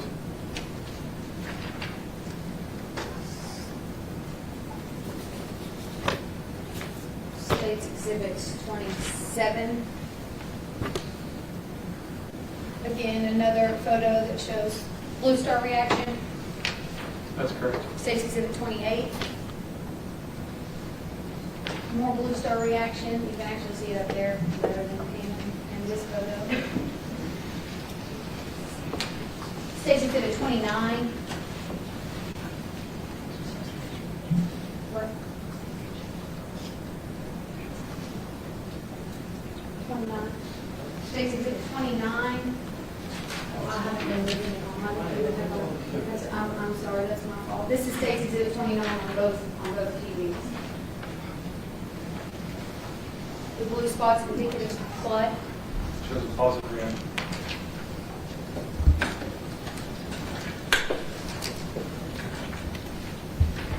States Exhibit 30. Where in Mr. Chen's apartment are we standing at this point, Investigator Crawford? Currently, this photograph is taken from the perspective inside of the single bedroom. It's actually pointing down through what appears to be a hallway. It's actually, what you see is that the lighter colored area at the bottom of the photograph is going to be a carpeted area. You see a door frame. Just past that is a tiled area. It's going to be a small bathroom on the left-hand side. Essentially, you have a shower. On the right-hand side, you have a toilet, sink, and mirror. Directly through that goes into the living room and kitchen area back towards the front door of the residence. And on the television screen, if General Moyle has, you'll have to look here because you can't see it up there because the lighting's not good. There's a piece of carpet missing. That's correct. Who did that? Crime scene. Collected that piece of carpet as evidence? Yes, they did. Okay. States Exhibit 31. Again, same view, just different lighting. That's in correct. Mr. Chen's bedroom. That's correct. So what you can see in this right-hand side over here, is that Mr. Chen's bed? Yes.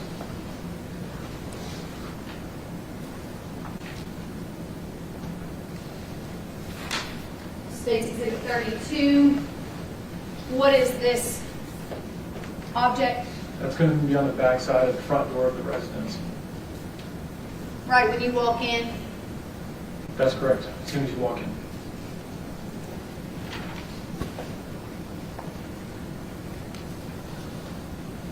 States Exhibit 33. Another angle, same doorway? That's correct. This shows States Exhibit 34. This shows a little bit of different angle. Again, you can now see this, the removal of this carpet was done by the crime scene unit. Yes, that's correct. For what purposes would that have been? During the initial walkthrough and documentation of the scene, we observed a dark reddish brown discoloration on the carpet that was consistent with blood. They collected that carpeted sample at that time prior to Blue Star being administered. They wouldn't want Blue Star administered to potentially saturate that blood or potentially be moved to at that time. Okay, and then lastly, States Exhibit 35. That's going to be a photograph of the bathroom sink inside of that small bathroom area. You can see, do you mind if I have a laser pointer? Say that again? Laser Oh, pointer. no, sure. Since this one is there's multiple areas of, do you mind if I approach the screen? No, go ahead. If the board doesn't mind. Please, go down. Be sure to speak up, investigators, so the jury can hear you, and the court can hear you. Yes. Sorry. Laser light was activating with the TV. Inside this photograph, you will see a picture of, like I said, the bathroom sink inside of the single bathroom inside of the apartment. On the photograph, it may be hard to tell from where you're sitting, but there's multiple areas where you see a positive blue star reaction. You can see this bright colored area here. Since we're in, if you back out on the sink itself, you can see the reaction on top of the sink. And here it appears to be shading product right there. If you look down in the sink, you can actually see what appears to be a positive reaction inside the sink and went down towards the drain. Thank you, Investigator Crawford. Your Honor, the last time we turned back on is now the condition of the drain. Investigator Crawford, you mentioned, talking about that carpet, you mentioned discoloration. Were there multiple spots of discoloration on the carpet that you could see with the naked eye? Yes. And in your experience as a homicide prosecutor, what did the discoloration appear to be? That's it. What did I say? Prosecutor. Oh, I'm sorry. No, you are not a prosecutor. As an investigator, in your years of experience, what did that discoloration appear to be? Blood. So is that one way, the discoloration on the carpet, is that one way the crime scene would have known what areas of carpet to collect? Correct. Obviously, the discoloration, the reddish brown color, depending on the different stages, and how fresh it is, how old it is, if it had been attempted being cleaned up, any areas that had been presumable blood were attempted to be collected at that time. You saw in a lot of those photos there was yellow markers and yellow tape. Who did that? Our crime scene. Is that how they evidence what they have collected and what stands out to them as possible evidence in the case? Whether it was their observation or an investigator's observation, such as myself asking certain items to be documented and collected, they use the yellow evidence markers to document those during photographs. When would you say that this investigation became a homicide investigation? Upon first spray of the Blue Star reagent, I was actually standing in the kitchen area. Upon the first administration of the Blue Star reagent, upon first spray, it illuminated an extremely large area inside the living room area. The most I'd seen at that point in my homicide career. I'd seen that intense and that wide of an area in terms of reaction to Blue Star.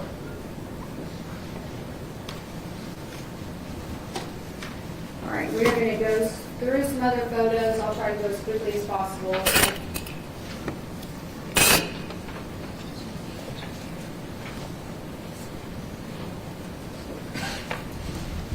They'll all be behind you from this point forward. Investigator Crawford. All right, so again, just orient on State's Exhibit 36, just orient the jury. This is going to be a photograph documenting the front doorway, specifically the where the locking mechanism goes into the door. We document every time we enter in to document if there's signs of forced entry. Standard practice to document it. Upon entry into the apartment, did you smell any odors of marijuana? No. In your experience, both in patrol and as an investigator, have you had the chance to smell marijuana? Yes, I have. In raw form? Yes. And in smoked form? Yes. And did you smell it in this apartment in any form? No.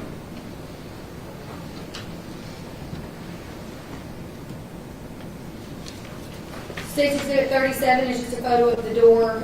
Did you witness any forced entry, signs of forced entry on the door or the photo number 36 or 37? No, not your typical signs of forced entry. There's scratches on the door frame, but they're not truly indicative of forced entry. Are we, this State's Exhibit 38, are we looking in from the front door That's correct. This is the point of view as you enter through the front door of the apartment. Once again, it's been described as a shotgun-style apartment. It's not. It's more long than it is wide. Essentially, you can see the 3 or 4 separate rooms, however you want to describe it: the living room, the kitchen, the bathroom, and then the entry into the back bedroom.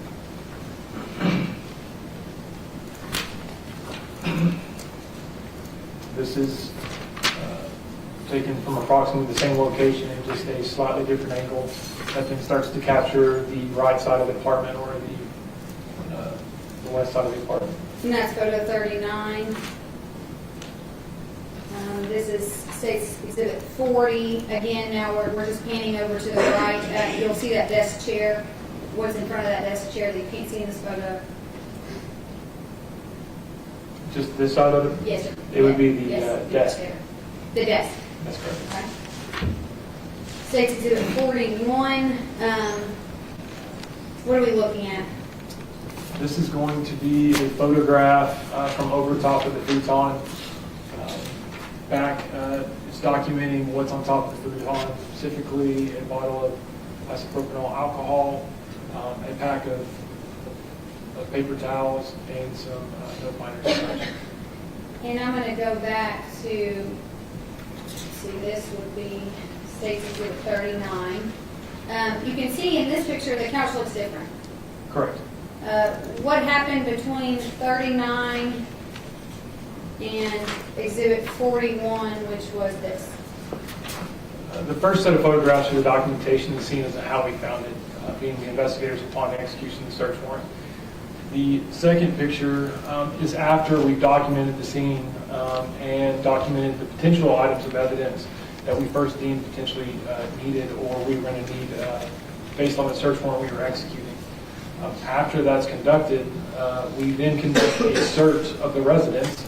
Because first we document things in plain view without attempting to open or do anything to potentially alter the scene. A search has then been conducted where now you see that the black duffel bag has been removed, and once we removed that black duffel bag, it showed us this bottle of isopropyl alcohol and the paper towels. So going back to State's Exhibit 40, you're saying the black bag is what I'm circling here that says Nike on it? That's correct. And then 41 would show what was underneath that bag, which is what you can see depicted in this photo. That's correct. State's Exhibit 42. In this photo from the door, you can now see the defendant's desk. That's correct. State's Exhibit 43. Now, would we be standing nearer to the desk, looking back towards Mr. Chen's bedroom? Yes, that's correct. Photo of the kitchen in Mr. Chen's house. State's Exhibit 44. Yes, that's correct. Standing in front of the bar, State's Exhibit 45 in Mr. Chen's apartment. Yes, that's correct. What do you recall was in that high value box right there? It's essentially industrial terrain wrap, like packaging wrap that you would find that potentially people would wrap like pallets or larger objects with. State's Exhibit 46 is a photo of Mr. Chen's kitchen with cabinets open. That's correct. Another angle, State's Exhibit 47. That's correct.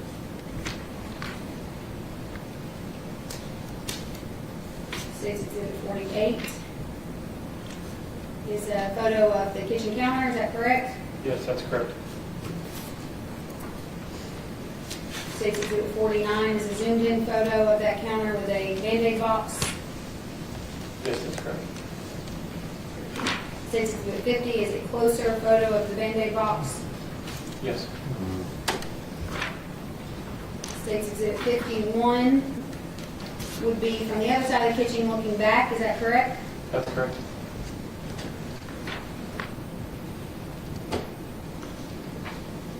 State's Exhibit 52 is a photo of a small laundry room in Mr. Chen's apartment. Yes, that's correct. Were there clothes in that washing machine right there? And there's a pair of gray sweatpants. State's Exhibit 53, taken probably close to the laundry machine, looking back into Mr. Chen's bedroom. Yes, that's correct. This is a photo of Mr. Chen's bathroom sink. Yes, that's correct. That is State Exhibit 54. Another photo of the bathroom sink. Again, why, one more time for the jury, why would this photo 55 have had nothing on the sink and 54, which you can see here, would have had things on the sink? Once again, once the search was conducted, items have to be moved sometimes to see what's under them. Whether, in this case, obviously to see multiple items stacked upon each other to see every item under, or potentially see if other evidence, such as potentially blood or anything else, is potentially located. Obviously, those items have to be removed. At which point, that's why you see what appears to be men's boxer briefs on the floor. In this photo, do you know what that item is? It's a box of Band-Aids. Close-up of Mr. Chen's sink is Exhibit 56. That's correct. A photo of the light switch in Mr. Chen's bathroom is 57. What's significant about this photo? You can see just under the left light switch, you can see a dark discoloration. To my naked eye at the time, I observed that potential blood transfer.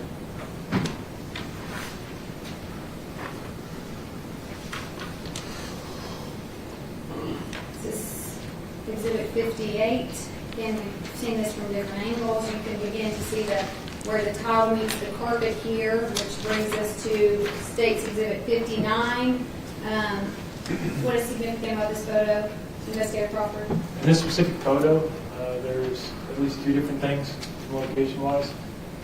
In the specific grout line, directly in the middle here, you can see a dark discoloration that has a reddish-brown tint that leads into the edging of the carpet, specifically right here. To my naked eye, I believe that to be blood, to be the presence of blood stuck in the grout. The second part, you can start to see at the edge of the carpeted area and the tile area is another dark discoloration up here, which also, to my observations, is reddish brown and consistent with blood as well. And Investigator Crawford, I'll point your attention over here to the grout on the left. You can see on the bottom is darker than the top. Is that correct? That's correct. So when you say dark discoloration, do you mean that the difference potentially between this and that, or this and that? Correct. If you were to see, just seeing these two pictures without seeing the rest of the grout lines, you can clearly tell that in this middle section between the bedroom and the kitchen/living room area, you could see a dark discoloration that was different than the other side, maybe closer to the actual toilet, which they would appear. It had all appeared that someone attempted to clean it up. It didn't appear that it was completely fresh, but I knew that in my experience with home ownership that grout is obviously extremely difficult to clean unless you know exactly what you're doing. State's Exhibit 60 is just a photo of Mr. Chen's shower. That's correct. State's Exhibit 61, another photo looking into the shower. Correct. State's Exhibit 62, another view from the bathroom into the shower. That's correct. All right, now, State's Exhibit 63. This is a new picture for the jury. Can you describe where we're at? This photograph would have been taken from essentially the bathroom area looking into the single bedroom. On the right side, you can see the cabinetry, you can see a TV, you can see the carpeted area. Directly up back is the, I'll call it the balcony, though it's not. You can see the sliding glass door that opens up. To the left, you can see what appears to be the ending of Jason Chen's bed. You can also see things that we observed in the carpeted area. Specifically earlier, we observed the pictures that were taken from his room when the Blue Star reagent was applied. In those pictures, you can see a small carpet section that had been cut out in the form of a square/ring rectangle. That specific location is right here in the picture. You can tell from there. There's a dark red, brownish discoloration right here, where we believe to be suspected blood as well.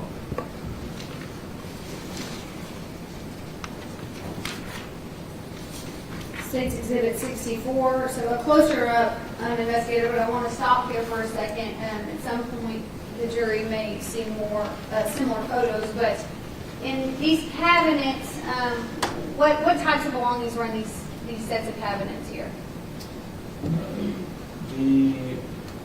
It's essentially matching style cabinets. You have normal open cabinets with like small shelving in the top ones, like a two-part cabinet. The bottom ones are set up essentially like a closet. You've got a coat hanger that runs. They put their t-shirts, pants hanging from them. So you'll see clothes within those. You'll see other items, larger items that maybe not be clothes that are shoved in under bottom, as potential storage space. And you'll also see the pull-out drawers, which I would say typically based on the dynamics of the apartment, will be where people have other items of clothes as well. This cabinet on the right, what was located in the bottom, underneath what would have been hanging clothes, what was located in the bottom part of that cabinet? There was a small travel size suitcase, which you would assume to be like a 1 to 2 day venture. They make, typically there's 3 different normal sizes for suitcase. You have the extremely large one, 50, 52 inches. Then it goes down to approximately 10 inches to around a 40-inch suitcase. And then below that, you have your 30-inch, essentially the ones you could actually pack on an airline. At the bottom of that, there was a Samsonite small suitcase that was located there. You're familiar with the suitcase that this case was found inside of? Correct. Was this suitcase smaller than that one? This case was, yes. And then in the other cabinet on the left-hand side, underneath what would be the hanging clothes, what was located in that space? A void. Nothing? There was a gap where I believe something was possibly there based on the rest of the dynamics of the room, on how the clothes are hanging, how things were put there. I believed on how things were stored there, that there was a void that at the time I believed to potentially be, they say, not the initial walkthrough, during the morning hours around 7:45 a.m. on the 28th. That's when I made the observation that it was potentially a suitcase, and it's for the fact of the square section that was missing was consistent with the suitcase size. Most people, when they have travel-size suitcases, the smaller ones, they also have the larger ones. Sometimes they come in sets, sometimes they don't. But I know that most people have, especially if they fly, will have several different sizes of suitcases, more than just a small size. So I believe at that time it was potentially a suitcase or maybe another larger duffel bag of some sort that would require, a square section. 65, just another angle there where we can now see the end of Mr. Chen's bed. Again, those windows would point out to the parking lot on the right side of the building if you're looking at the front of the building. Correct. Okay. State's Exhibit 66 is a photo of Mr. Chen's bed. You can see some type of drapery on the wall to the left, or some type of art that's hanging. Is that correct? Yes, that's correct. Okay. And what can you? I'm not sure if there should be another photo. State's Exhibit 67, this again just would depict some of that dark discoloration that you've already testified to. Yes, that's correct. 68 is a closer up. Is that correct? That's correct. Now, we're back looking the other way in the apartment. Do you see something on the bed there at the top left corner? Yes. What is that? It's a knife with a kitchen-style knife with a sheath on top of it.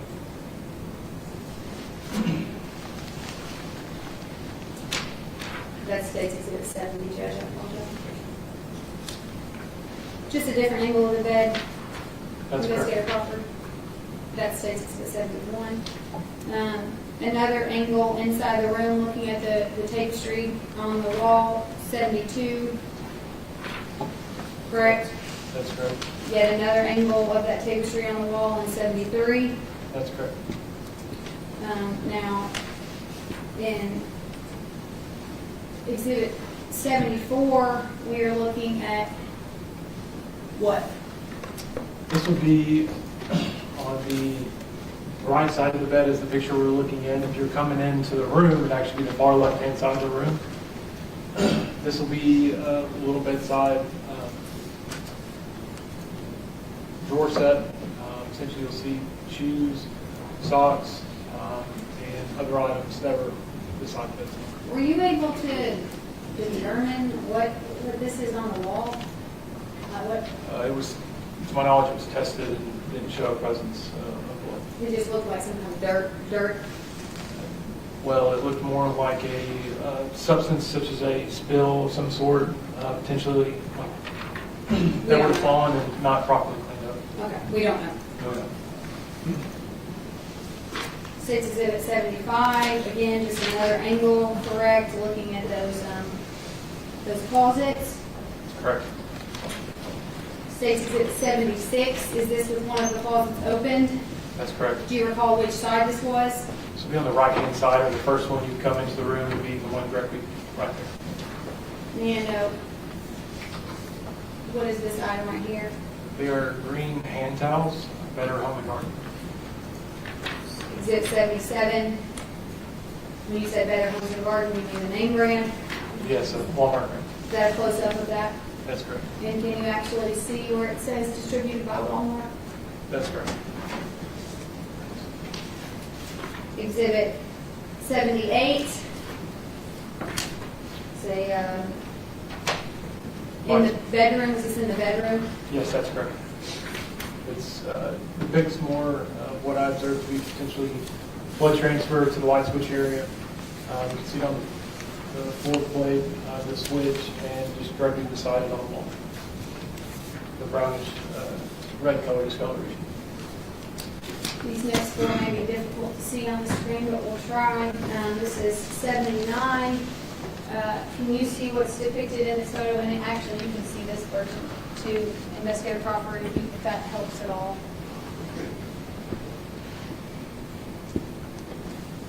There's a few things in this photograph. Here's this. Once again, there appears to be potential blood transfer to the bottom edge of the doorway. You can see small speckled areas there. And in the on the floor, you can see discolorations that are reddish brown as well, that are consistent with blood transfer from somebody's foot. Is it fair to say, Investigator Crawford, that in this photo, the physical photo, that spot there, this spot appears to be more red in color? Correct. The photograph depicts it better than the screen. States Exhibit number 80. Again, here I can give you this in this photo. You can use this. What's significant about this photo? First is the documentation of hair on the ground. And then there's also further discolorations, which appear to be blood transfer as well. States Exhibit 81, this is where this photo is going to be more helpful to you, Investigator Crawford. Use that to point out the significance of that photo.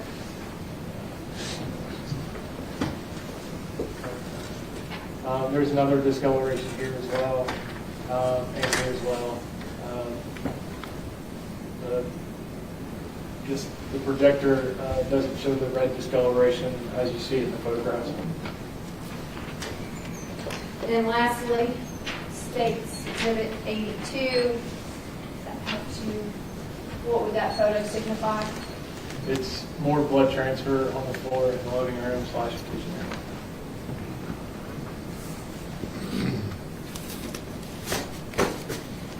Your Honor, will you approach?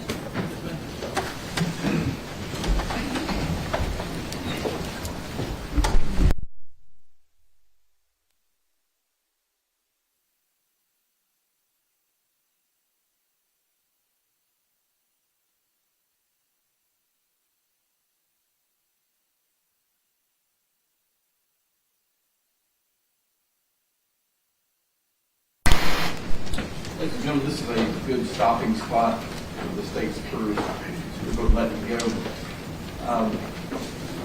Being sequestered, a lot of the jury instructions I typically have to give about not being exposed to media hopefully won't be an issue, but I do have to tell you, you still can't communicate with anyone about this case at all, not even fellow jurors. It includes court officers, the bailiff, it includes the lawyers, the court, your own thoughts, opinions, or reactions. I think it would be hopefully impossible for you to research this, but you never know, you may get exposed by something you see in a TV in a bar. So you cannot let yourself be exposed to that if possible. Do not form or express anything about the court until we submit it to you for deliberation for all of the proof. Are you taking the dinner tonight? You know where they're going for dinner? Yes, sir. Where are they going?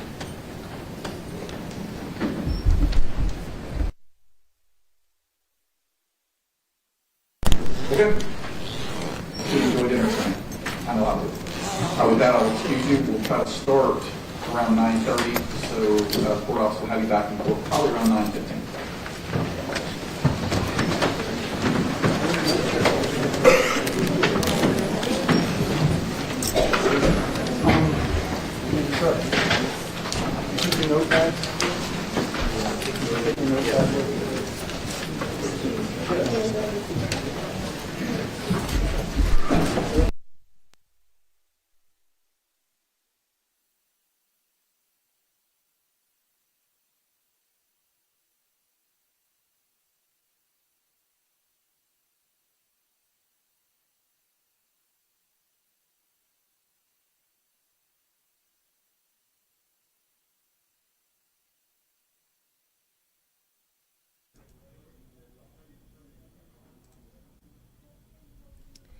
So welcome back to our News Channel 9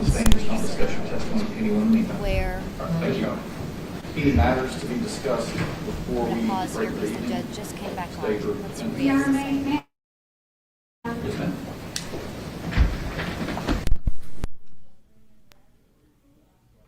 Okay, so we'll pause when they come back and explain any matters that they want to discuss from today. They're having a conference up at the judges' bench, as we've seen them do several times throughout the day. If you're watching our live stream, as thousands of you have throughout the day, you'll know that the audio goes down when that happens, so that we don't hear instructions or things that the jury shouldn't hear. The jury was there. They were just removed from the courtroom a few moments ago, and they're going to start testimony again tomorrow at 9:30 a.m. I want to go through a little bit of what we learned today.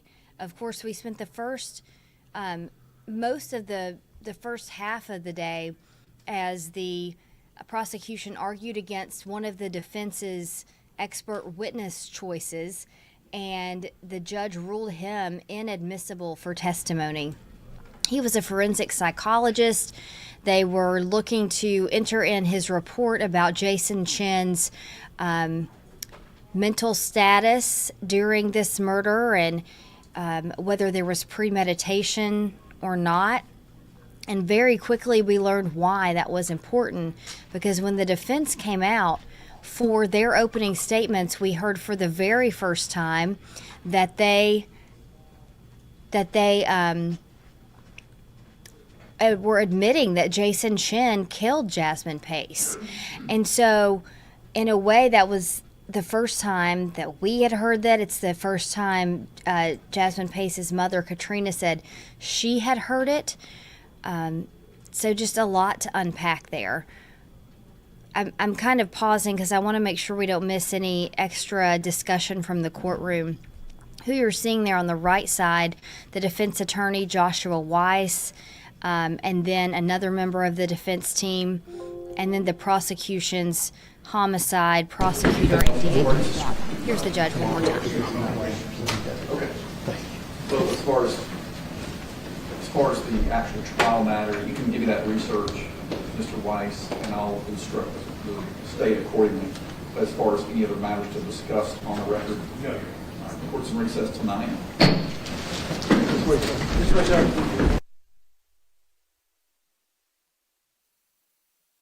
All right, so court has now officially moved to recess. We will have our legal analyst, Bill Speak, joining us in just a few moments. First, though, let's look at a recap of today's happenings with News Channel 9's Meg Doyle, who was in the courtroom today.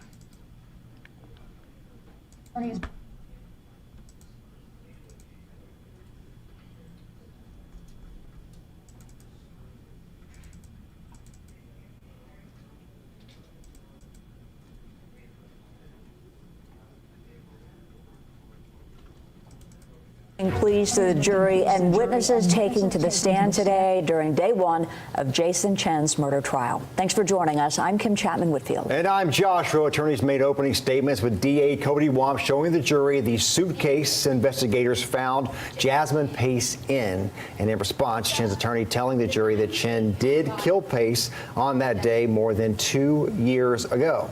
Wamp described the injuries to the jury and the dozens of stab wounds found on Pace's body. She says Chen's actions were cold and calculated. However, Chen's attorney, Josh Weiss, says they were not. Instead, what happened that night was a result of passions and a reaction to a fight gone wrong. He didn't do it with premeditation. This is a voluntary manslaughter case.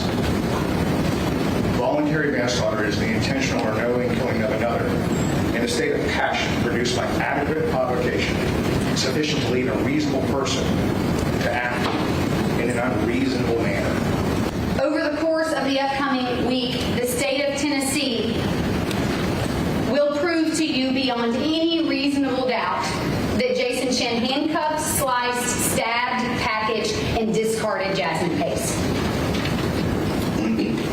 I ask that you carefully consider this evidence. Now, we've had two reporters in the courtroom today, both keeping track of this trial. Let's go live now to News Channel 9's Meg Doyle with what she's taken away so far. Meg.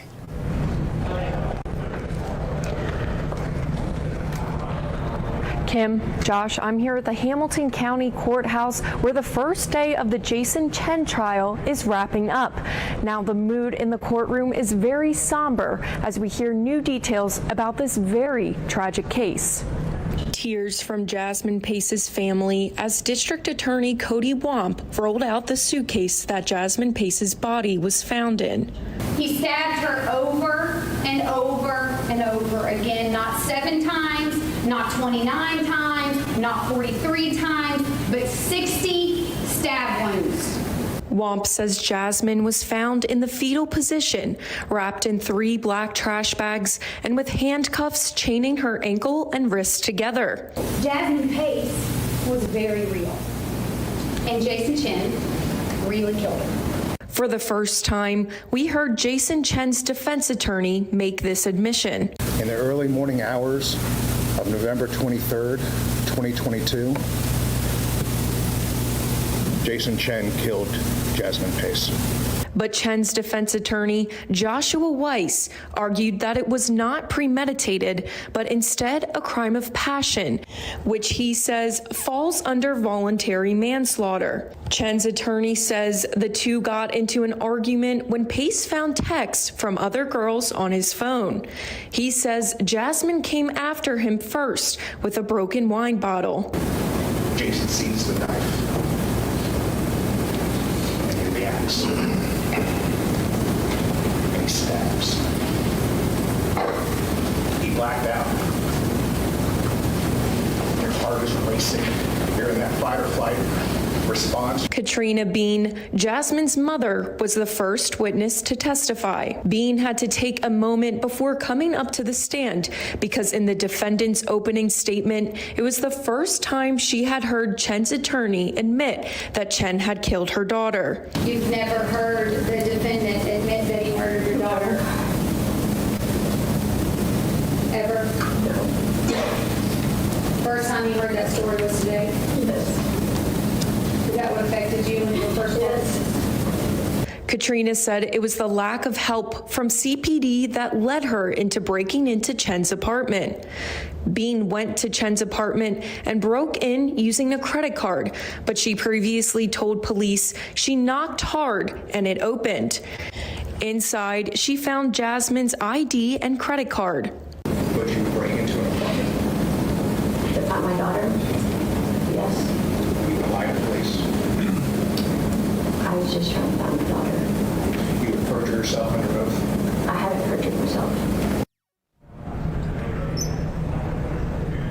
Bean said she took several items from Chen's apartment, including notebooks and cell phones. Now she then took a picture of those items and sent it to an officer within CPD who told her not to contact him on the weekends. Reporting for News Channel 9, I'm Meg Doyle. Josh. So we heard a lot of the happenings of the day. Bill Speak is joining us now. Bill, thanks so much for your time. I know you got to watch some of that, and I want to walk us through some of the things that we learned today. Of course, we spoke during the lunch break about what happened before lunch, but really everything getting started after lunch with opening statements. And the first thing that we saw was District Attorney Cody Wamp wheel out that suitcase, inside of which they found Jasmine Pace's body. Talk about why evidence like that is brought out in an opening statement. What are you hoping to achieve by that if you're the DA? Well, first of all, there's a dramatic, sensational part of bringing that kind of evidence out. For people to actually look at a suitcase and to visualize a human body being put in there, it can kind of strike a jury emotionally and really focus them to bear down on the case. That's a unique part of this case, is obviously the body being found in a suitcase left on the side, by the river. And so bringing it out and showing it to the jury, makes an impression that will last throughout the trial. Then we got to see some of the arguments laid out from DA Cody Wamp. A lot of these we've heard in previous hearings as they've talked about what evidence they would allow or not. They talked about Chen stabbing Pace 60 times, the fact that Jasmine's family was forced to take matters into their own hands. You hear this kind of repeated over and over, how they tried to ask CPD for help and they just weren't getting the help that they need to, or that they needed at the time. A big theme already in this case, Bill. Yes, and here today was a pretty sensational day in terms of understanding the theory of the case on both sides. We now know from the defense attorney that this is going to be a mens rea case, or a mental state case. It's not going to be an identification case. Many trials, was the individual the one who actually committed the murder? That's a whole issue for a jury to decide. None of that will be on the table in this case. It's going to come down to what was in the defendant's mind at the time of the commission of the act. And so the state is going to be very methodical, as they have been today, laying out piece by piece their evidence. But with the defense's opening statement and the admission that Ms. Chen actually killed her, there's going to be a real fine focus on what happened prior to the killing. The medical examiner is going to be becoming incredibly important in this case. And that's, the thing that most of us had never heard before. From the first time we hear the defense attorney say, "I'm not going to waste your time," he did it. Jason Chen killed Jasmine Pace, but them saying it was a crime of passion, that Jasmine saw text from another girl on Jason Chen's phone, and that enraged her. And they're claiming, in fact, that she went after him first with that broken wine bottle. So as you and I talked about even before the break, the state of mind. And so he's charged with premeditated murder. They sound like they're going for voluntary manslaughter. At the end of this, the jury can decide either one, correct? But the difference in punishment is significant. Obviously, with first-degree murder conviction, it's a life sentence.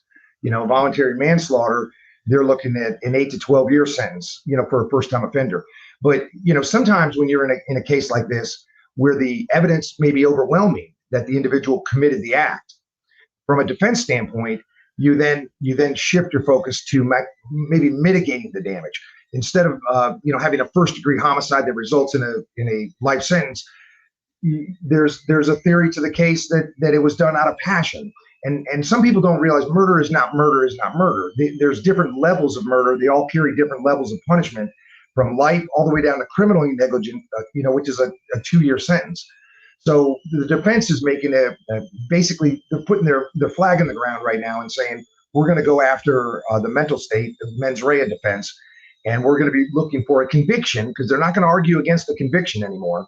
They're going to argue for a conviction, but on a lower felony, on a D felony involuntary manslaughter. It's a very effective strategy, I think, at this point, and it does set up a situation where there was a confrontation that took place in a house, and there's only one individual who can testify as to what happened.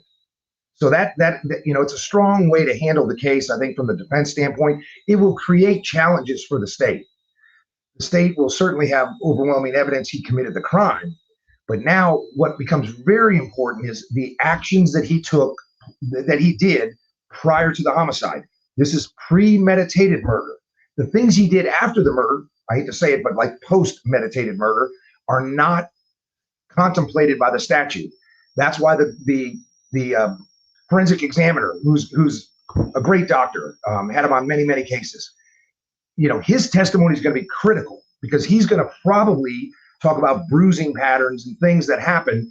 And there's the way someone bruises while they're still alive is different than post-mortem bruising.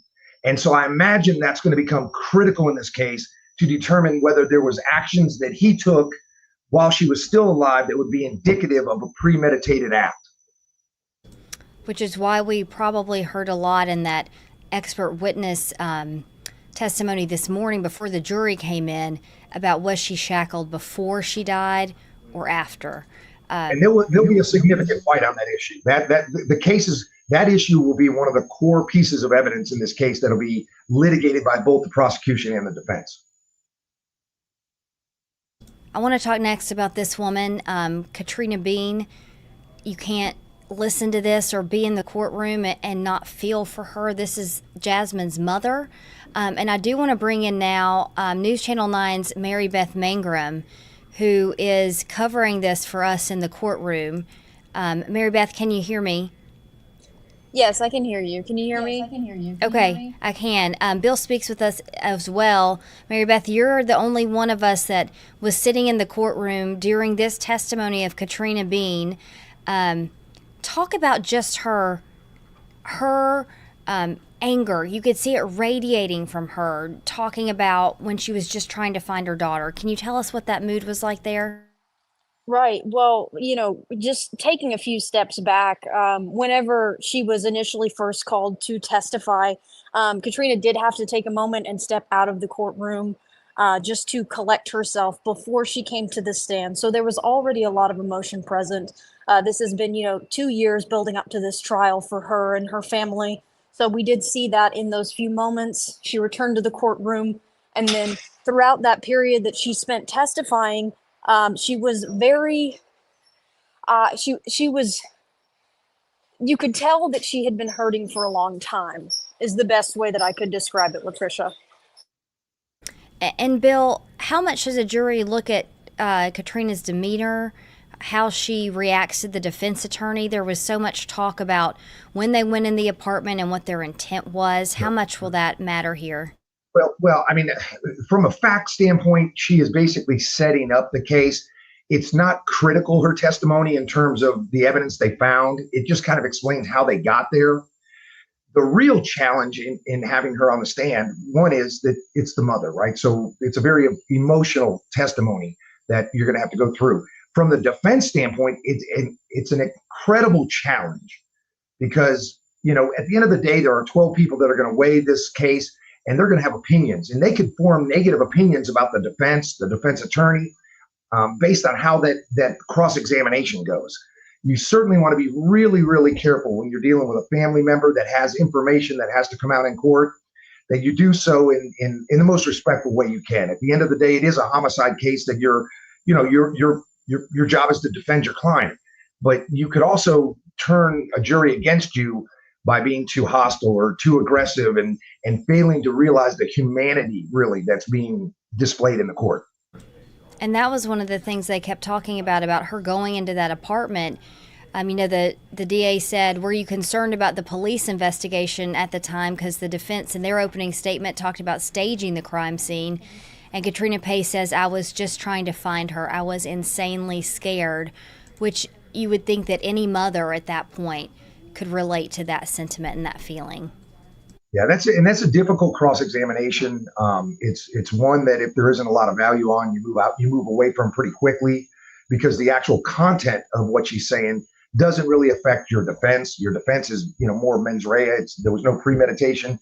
Certainly, she wouldn't be able to help you or hurt you really on premeditation. If she could hurt you, you'd have to address those issues.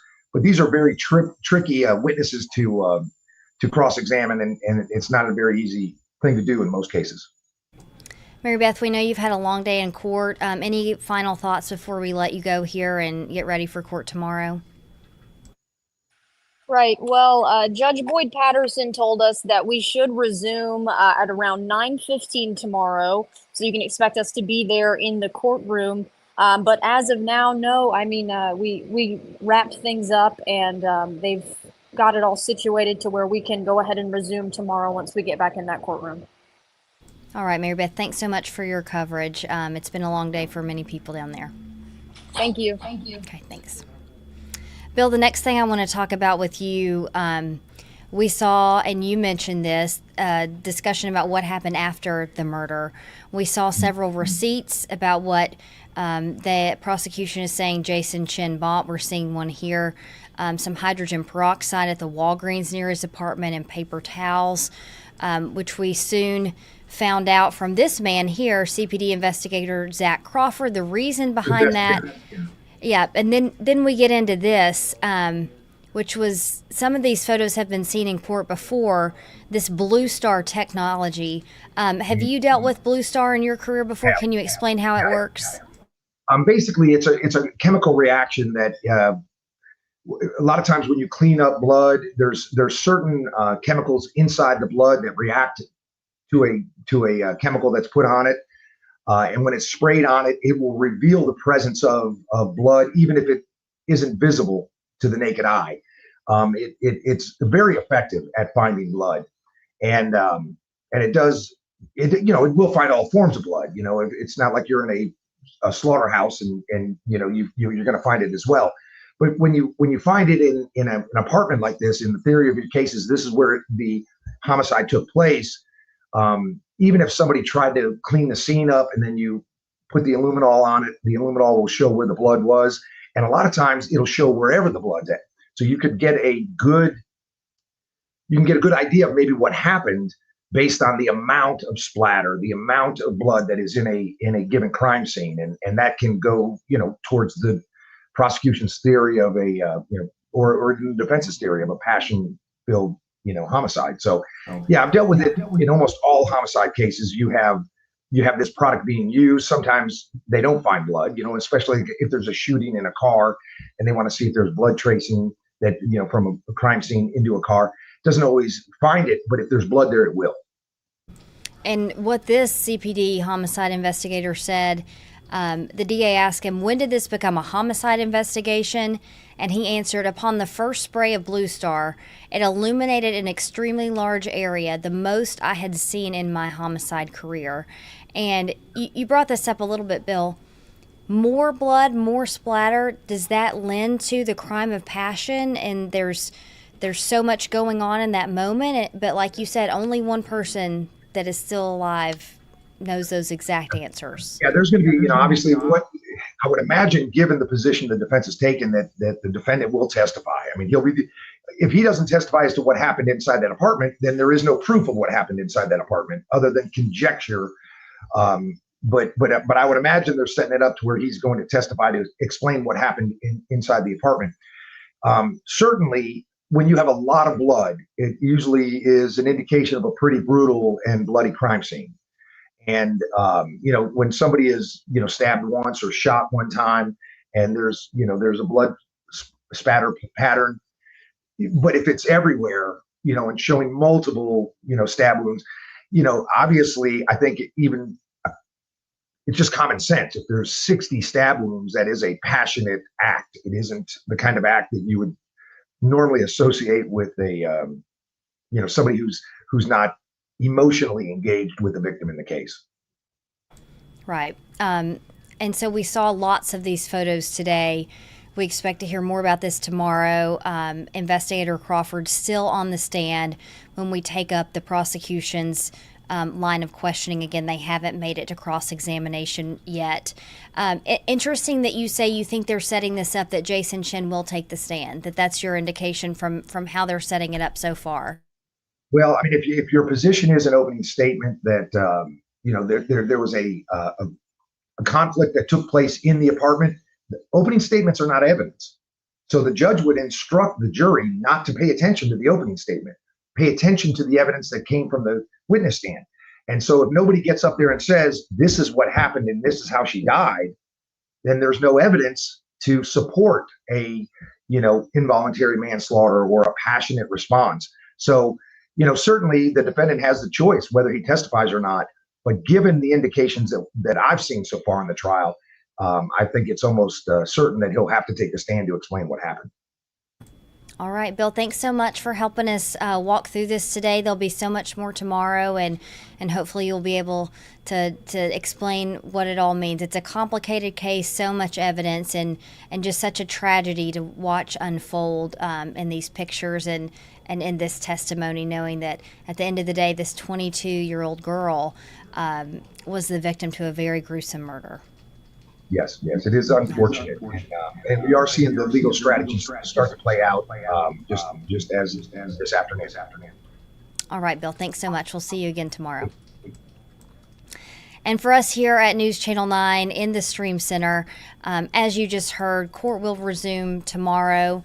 The judge asked the jury to be ready at 9:15. He said it will probably begin at 9:30 a.m. We'll be ready here walking you through all of the testimony and the evidence tomorrow. We'll bring in that legal analysis after. And of course, you can follow this live stream on YouTube, on Twitter, on Facebook, and on our reporters who are in the courtroom on their social media as well. Thanks for joining us today. We'll see you back here tomorrow as day 2 of the Jason Chen trial continues.